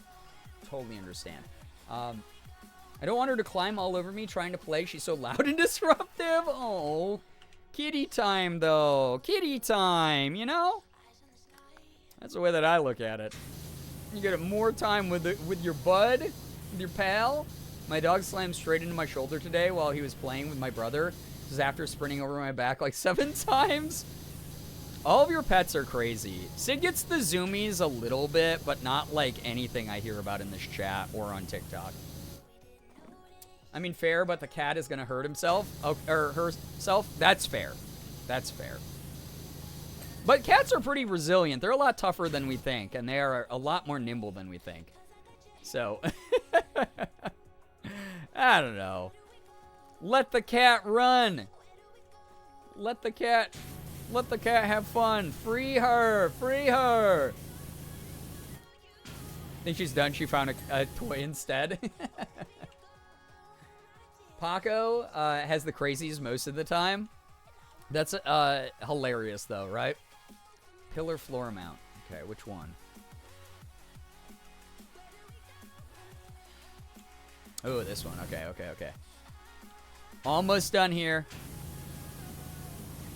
Almost done. My little fat chihuahua likes to pee wherever she pleases, so she's in baby jail right now. Free her! Free her! It's not her fault. She has a small, weak bladder.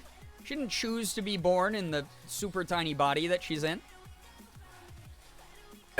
Free her! Cosmic Ray. Oh, it's this. The last item. Last item. Yeah! Oh my god, we did it. Merman and Barnacle Boys Lab. Finally complete after months away from this DLC because of the writer's strike and the SAG strike.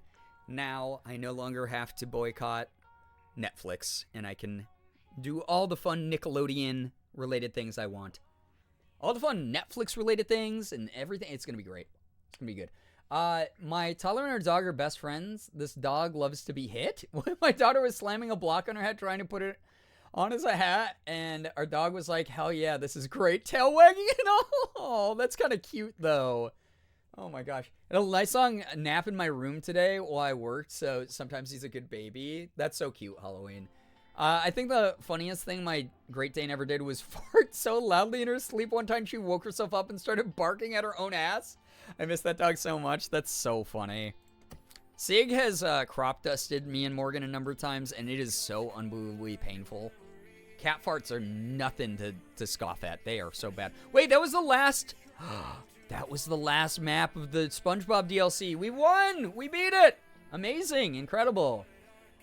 Basically, she gets to lay in her bed with the pee pads on the other side of the room. It's called Baby Jowl because her name is Baby. Oh, cute. Fuddy.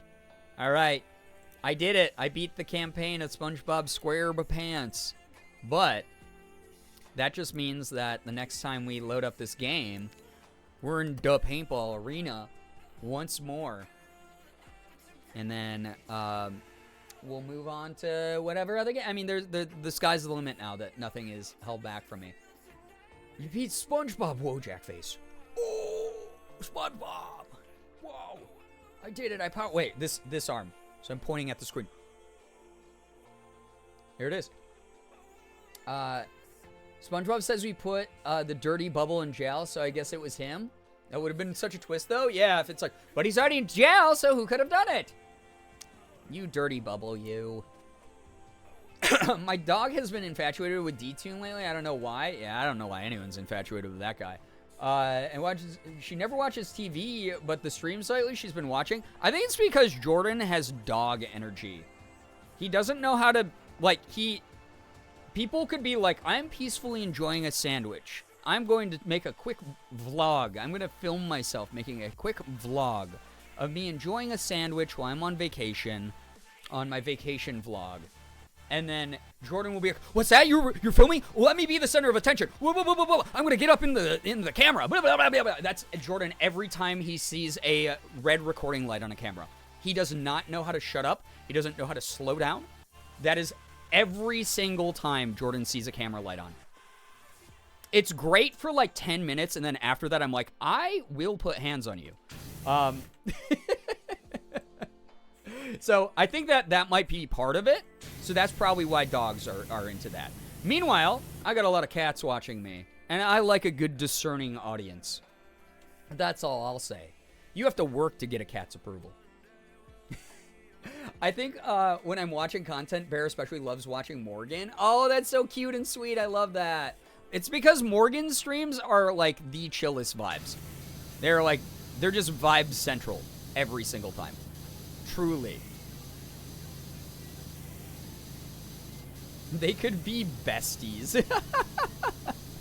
Yeah, see, here's the thing. I love Jordan. He is one of my very good friends. But the boy needs an off switch. You know how you can, like, put your computer, like your laptop or, like, your Kindle? You don't have to turn it off all the way. You can put it into sleep mode, where it just, like, slows the fuck down and is, like, quiet for a second. Yeah, rest mode. That Jordan needs, like, a rest mode button, because the dude does not know how to slow down. It's like, he'll be like, hey, have I told you about this project that I'm doing? And I'll be like, yes, dude. And he'll be like, oh, yeah, because this is going to happen, and this is going to happen, and this is going to happen. And I'm like, I am so proud of you, and I'm so glad that this amazing thing is happening for you. That's great. That's wonderful. But I have not had my morning coffee, and I'm about to John Wick you with a Bic pen through your head in a second. So I need you to just chill. And he'll be like, oh, yeah, sorry. And he'll be like, but, hey, wait, did I tell you about this thing, too? And it would just... And I'll be like, dude, you are, like, on vacation. You need to, like breathe. We can talk about not work for 1 fucking second. You know? We can talk about not work. Two ends of the never-ending work cycle, Mark and Jordan. I think that's very unfair to compare Mark to it, because Mark has a platform that is bigger than some countries. And also, on top of it, I've seen Mark take a break, because Mark takes a break with me a lot. Whenever I'm in LA. Mark knows how to slow down now. He's not great at it, don't get me wrong, but he knows. Jordan, he's like a work shark. If he stops talking about work, he fucking dies. He does not know. And sometimes I'm like, hey buddy, I love you a lot, but I cannot talk about analytics right now. I'm going to drink a vial of poison from Yzma's lab in The Emperor's New Groove if I have to hear about like a Twitch stream right now. Like I have so many hobbies outside of what I do for work. So that's the difference there. So and again, I love Jordan. This is coming from a loving place of more of, I hope he someday learns to value his time and his short amount of time on Earth enough to take a break, to take a big breather. To just go, I know, I'm confident enough to know my friends love me and the things that I do and are excited for me and support me. So I can take this moment to do something that's not talking about work at 2,000 words a second. That's all I want from him. That's all I need him to go on vacation to, like, Latin America. I need him to go to, like, Mexico for a week, stay in a beautiful, like, resort hotel, drink a bunch of tropical beverages, kick back, enjoy the sunshine by the pool or the beach. Just be like, man, this is relaxing. This is great. I need him to do it. I need it. I love him so much, but I really need my morning coffee first before talking to him, is what Morgan says. And here's the thing. I have anecdotal evidence because I just lived in his house for like 4 or 5 days. I need him to do it. I need him to do it. It's not a deal breaker. I will be friends with him forever, no matter what, most likely. But it's the one caveat. I need him. And I've told the chat, this is not me talking shit behind his back. This is stuff I have told him to his face 1,000,000 times.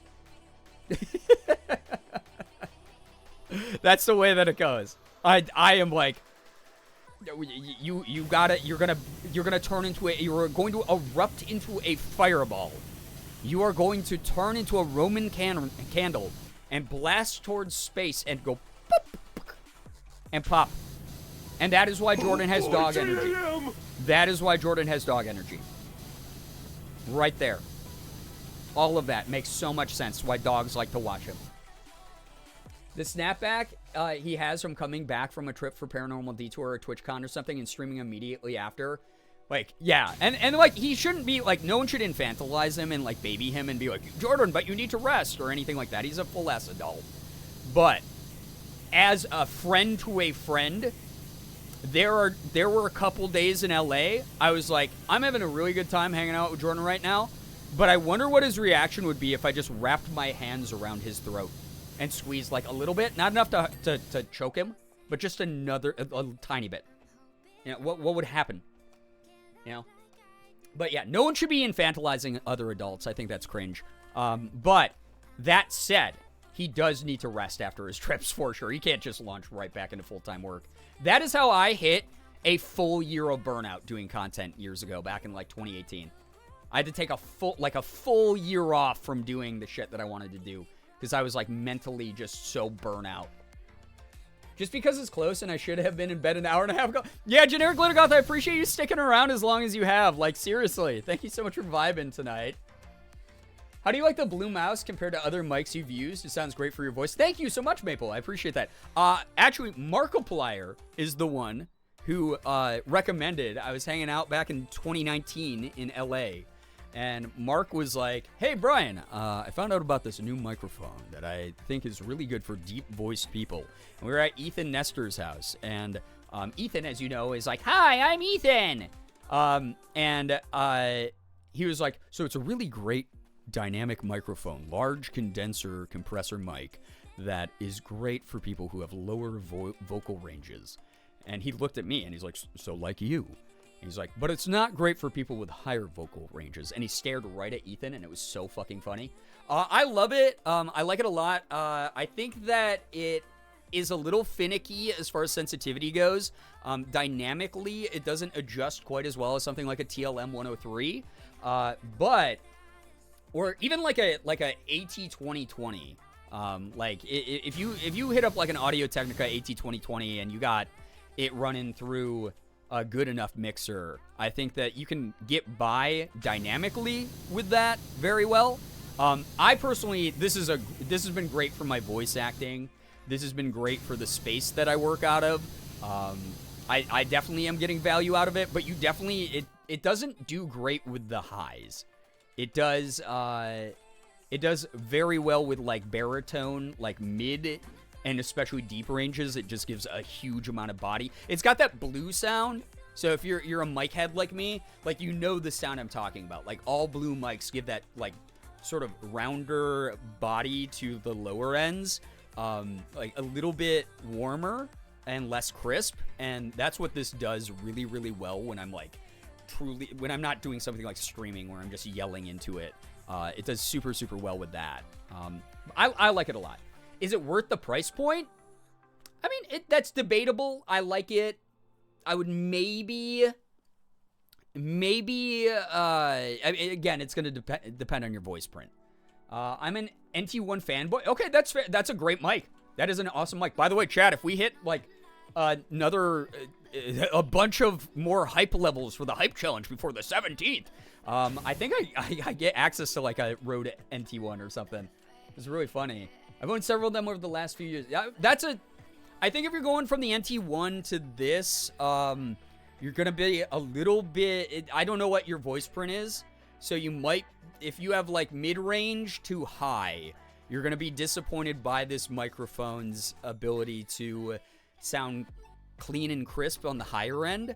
I feel like a lot of the times, especially when I'm doing like a voice acting role that requires me to do a higher end voice, it sounds flat almost because it's trying to like round out the body of the sound too much.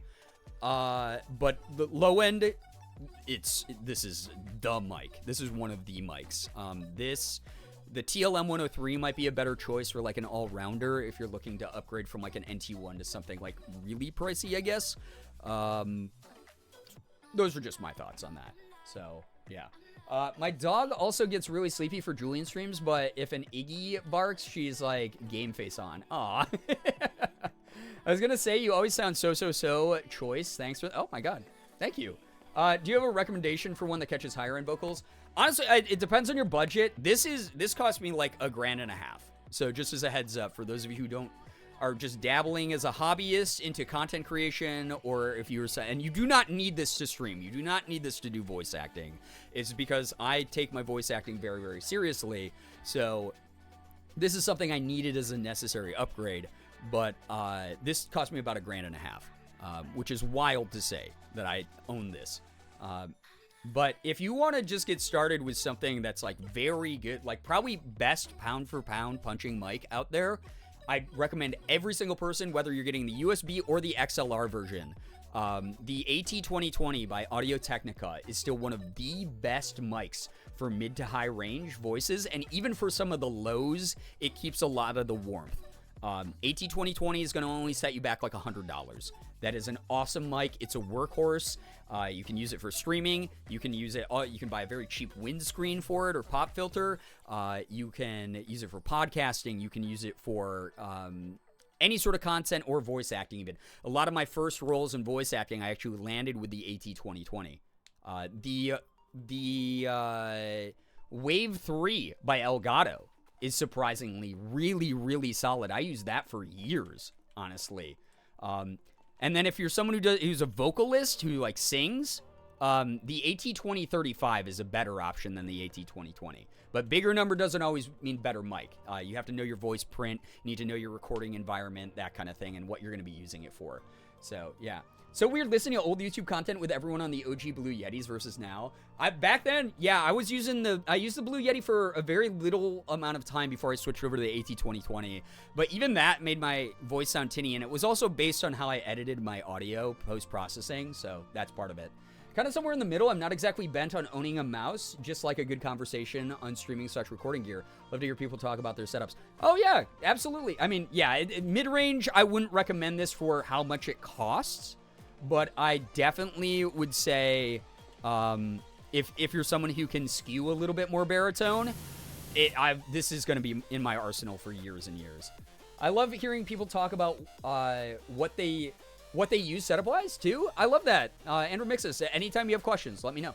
My dog is similar. He heard a door knock in a movie I was watching, and he went from napping to wide awake and barking. That's dogs for you, you know. Sid gets freaked out anytime there's like a doorbell or a knock on the door in a movie or a TV show. AT2020 is pretty nuts. Also a big fan of the AT4040 if you get a little yeah, AT4040 is great. I always recommend people who are like amateurs, novices, people who dabble as a hobby into voice work, or because I've landed a bunch of voice acting roles with the Elgato Wave 3. But especially for content and especially for podcasting, especially if you haven't gotten used to how far away you need to be from a microphone, what a pop filter should be doing for you, or a windscreen or anything like that, the Elgato Wave 3 has built-in compression software, which adds an automatic gate to how much noise it can take in, which is incredible real-time technology. It feels a little cheap because it's like plastic, and that does affect the audio quality like a tiny bit. But if you're already in a higher range, it doesn't make your voice tinny or anything. Again, I used it with my deeper voice, but it picks up the mids and the highs really well.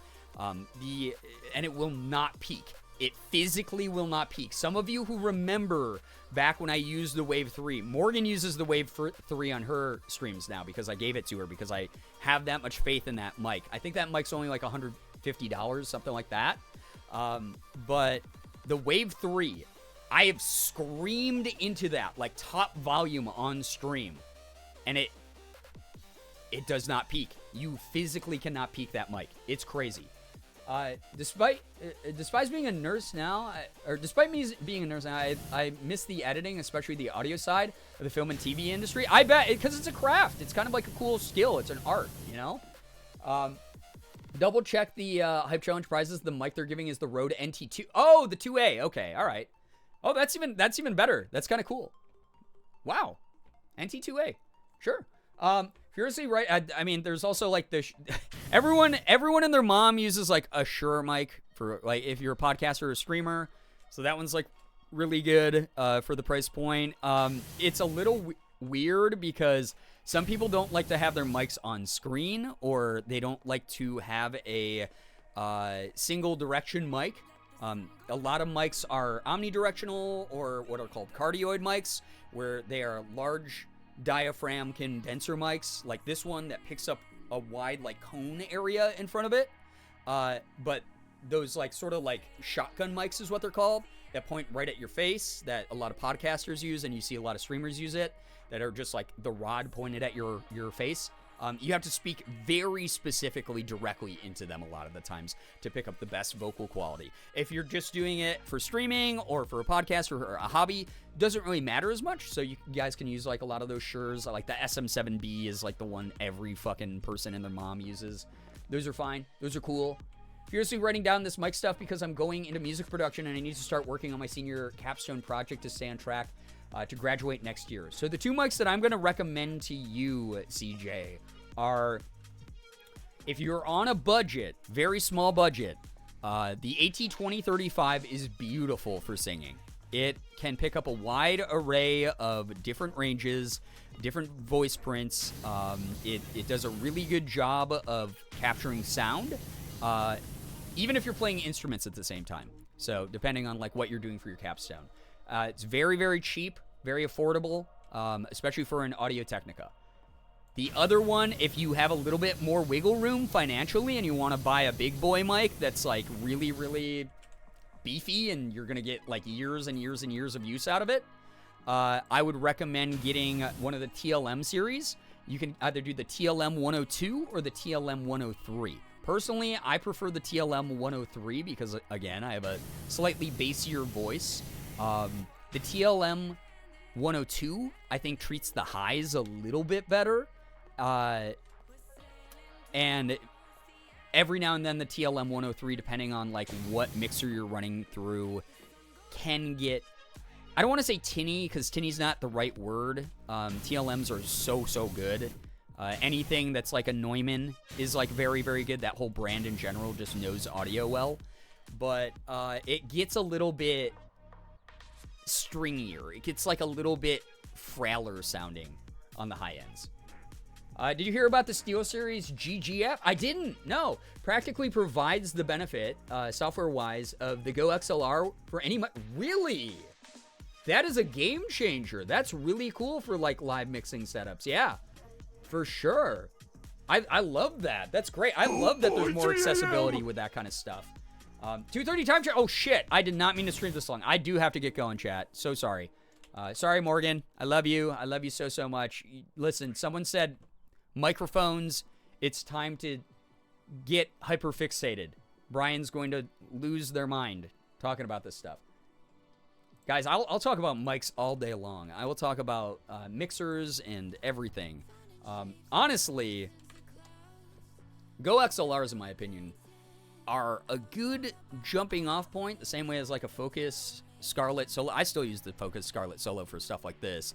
But it's cool to know that there's even more accessibility through just software. I think everyone deserves that. That's cool. I want to see the audio market keep expanding and evolving this way, incorporating more digital. Because for a long time, people, especially like audio, like pretentious audio people, we were like, yo, a digital everything sucks. You have to do XLR. You have to get some analog in there, even with like a hybrid setup of like digital and analog. And to see a lot of the changes that are being made in the digital space to replicate almost to a one-to-one with some of the old school hardware and software that is oftentimes out of people's price points. I love like literally love seeing that. I want to see more of that for sure. I like the mics that get rid of background noise without sounding off. I have like 3 fans going off at once at all times, so I like the ones that usually have a foam noise buffer on them. Yeah, I mean, so the noise buffer does that a little bit, but a lot of the times, again, it's that intake of like how audio is inputted into the microphone itself. A lot of times with like cardioid mics, you're going to get a little bit more background noise because it's in a cone.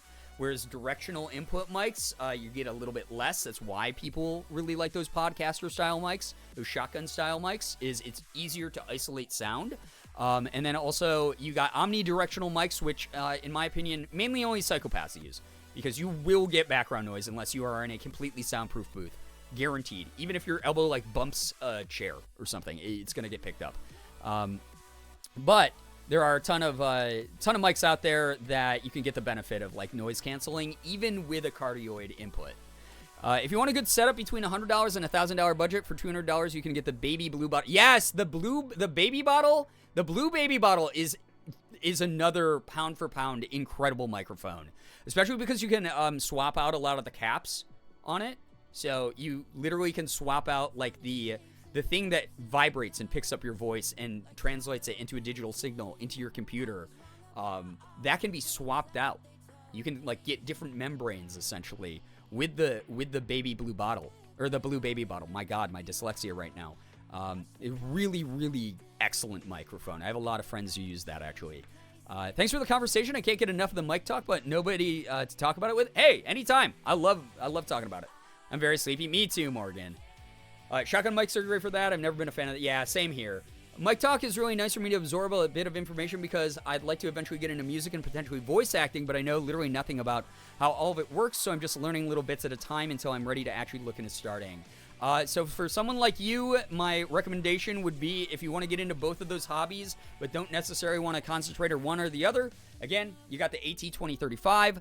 Excellent mic, really, really good for both of those things. You can sing into it, you can speak into it. It's not going to favor your voice for voice acting quite as well, most likely, but for music, it's going to be an absolute charm. So heads up on that one, and that's going to be probably your most accessible price point, so you can figure out, do I want to do this? Is this fun for me? Or is this something I tried out, realized it's not really for me, without you breaking the bank? So there you go. Reminds me of 2015, dropping a shotgun mic on the Talon. Yeah, absolute powerhouse of a mic. Yeah, absolutely. The blue baby bottle is amazing. Very, very good microphone, especially for speaking. I have an 8 a.m. class tomorrow. I'm sleepy, but I'm super glad I was able to catch mic recommendations, chat. Yeah, listen, people catch me with this all the time, and I just ramble forever. I'm a Shure SM7B pleb. That's not a pleb. That's just the mic of the moment. And I think the problem with it is at its price point, a lot of people are pricing them. It's a very good mic. Trust me, it's a very, very good mic. It is not like, it's not bad, but I think what a lot of people don't realize is there are cheaper mics that do what they want it to do, that are better quality. Like there's one that's God, I'm forgetting the name of the company now. I think it's Neat. I think it's like NEAT. The Neat B, the King B. Awesome microphone. I think it's like $80, $90, something like that. That it perfect for podcasting. You want to sit there talk about music all day long on a podcast. You want to stream with it even a little bit. That brand is, I saw it in my Walmart or my Target, one of the two, the other day, and I was like, no way. They're carrying like Neat brands. They're carrying the King B here. That's a fantastic microphone. It was really, really cool. It was really nice hanging out. Love talking about a lot of media and celebration of this. Yes, I love being able to talk about movies and shows again.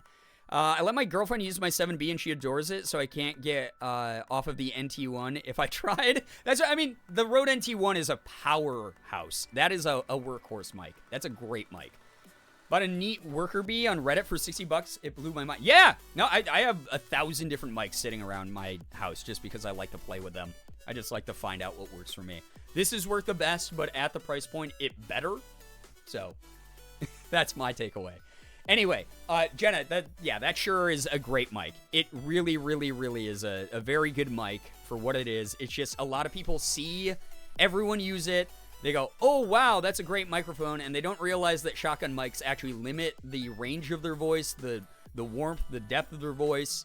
A lot of the times they don't set it up right. I think one of the most egregious things I see from streamers especially is they have the mic out past their mouth and they're talking into the side of it. That is not how you can use a shotgun mic. They sound super muffled. They sound super bad with it. You have to point those things directly at you. And a lot of times people are uncomfortable doing that, or they don't realize that they can't have it too close or too far away. All sorts of things that you can easily research online on YouTube and Google and stuff. So, but yeah, a lot of people limit themselves without realizing, oh, there are way better mics for your voice print, for your voice type out there. So yeah, love to get my hands on a TLM 102/3, but sadly I can't afford it. Yeah, they're pricey. They're like $1,200 used, I think. Nor will I for years to come. I'm a YouTube editor. I make decent money, but I'm also financially responsible for two people. Completely understandable. It's a good goal to save up to. I mean, this is the best mic I've ever owned, and it took me years and years and years to save up for it. But this was, again, a recommendation from Markiplier, which was awesome. I was actually going to buy a TLM 103, and then he was like, no. Before you get the TLM, try this one out. And it was great. And before this, I was using a Wave 3, so it's fine. And before that, AT2020, Blue Yeti, like I said, I have a billion mics in my house right now, so I played around with a bunch. Put the mic straight in your mouth for best sound equipment. All right, chat. I got to get going. It is almost 3 a.m. I am absolutely mentally unwell, so I am going to get moving. Thank you so much, everybody. Thank you for hanging out. All of you are fantastic. An amazing time. I hope everyone has a great day / night, morning, time zone. Yes, thank you so much for being here. Thanks to everybody. I can't do a hard raid because we're just going to do soft raid. If you want to go check out a friend of mine, let's see here. Banthony is playing Suika game. If you want to go watch a child play the baby sensory fruit game. My friend Rindia is doing a music stream, which is adorable, and I love Rindia. She's fantastic. So you can check out either of them. Please don't feel obligated to. If I raid over to someone, I'm going to stay up here in the office for another half hour watching their stream. And I can't do that because I have to sleep off the last of the sickness before it kills me because I can't deal with this. I will see you all again Saturday. I have plans also to put up my YouTube video on Saturday. So hopefully you guys are able to watch that as well. I'm going to be unboxing a whole bunch of stuff with long hair. Me from the past. Yeah, the cooldown. I'm sorry the cooldown's freaking out there. I don't know why it's taking so long. I thought I set it at 5 seconds. Anyway, thank you everybody for being here. Thank you for all the follows, the bits, the subs, the resubs, the gifted subs, the donations, everything that came through here tonight. All of you are fantastic. Like, truly, thank you for supporting the stream. We are, I guess, 2 subs away. Is that what that is? No, I'm doing the math wrong. No, every sub is worth 500 points. So we're like 10 subs away. We're 10 subs away from level 2 on the Hype Challenge until the 17th. I don't care as much about the Hype Challenge. Like I said, I'm going to be giving away most of the prizes anyway. But thank you to those of you who've contributed over the past few streams to the Crunchyroll deal. Because like I think the more of those that we get, obviously, the more Crunchyroll and other big sponsors and Twitch itself are going to want to sponsor me and work with me, which is really neat. So thank you all for just being great, keeping the channel running, keeping the show going. Thank you. We all had a great time chatting, lurking, no matter what you did. Thanks for listening to me rant like an insane person tonight. I got a little bit spicy tonight. I hope that that's not a problem. I was talking to Morgan recently, and I was like, I'm just going to be me online. And there's going to be some people who are going to hate me, even if I played everything by the book and did it a certain way. There's going to be people who are disappointed with me. Why not just be 100% myself? Have my very opinionated thoughts about things. Some people are going to leave, and some people are going to stick around for it. So, I can't please everyone. Might as well keep the people around that I want to have around. Yeah, at least you'll be yourself. Exactly, yeah. So I hope me and my hot fries love this spice. I'm glad. Thank you all for being wonderful company. I hope that you all have an absolutely wonderful morning, afternoon, evening, night, whatever it may be for you. All of you are the best in the world. Love you all, seriously. Finger hearts as usual. I'm going to go ahead and get going. I'll see you all on Saturday, okay? Thank you so much. Have a great start to your weekend. You're all beautiful. Goodbye. Goodbye. Goodbye. Goodbye.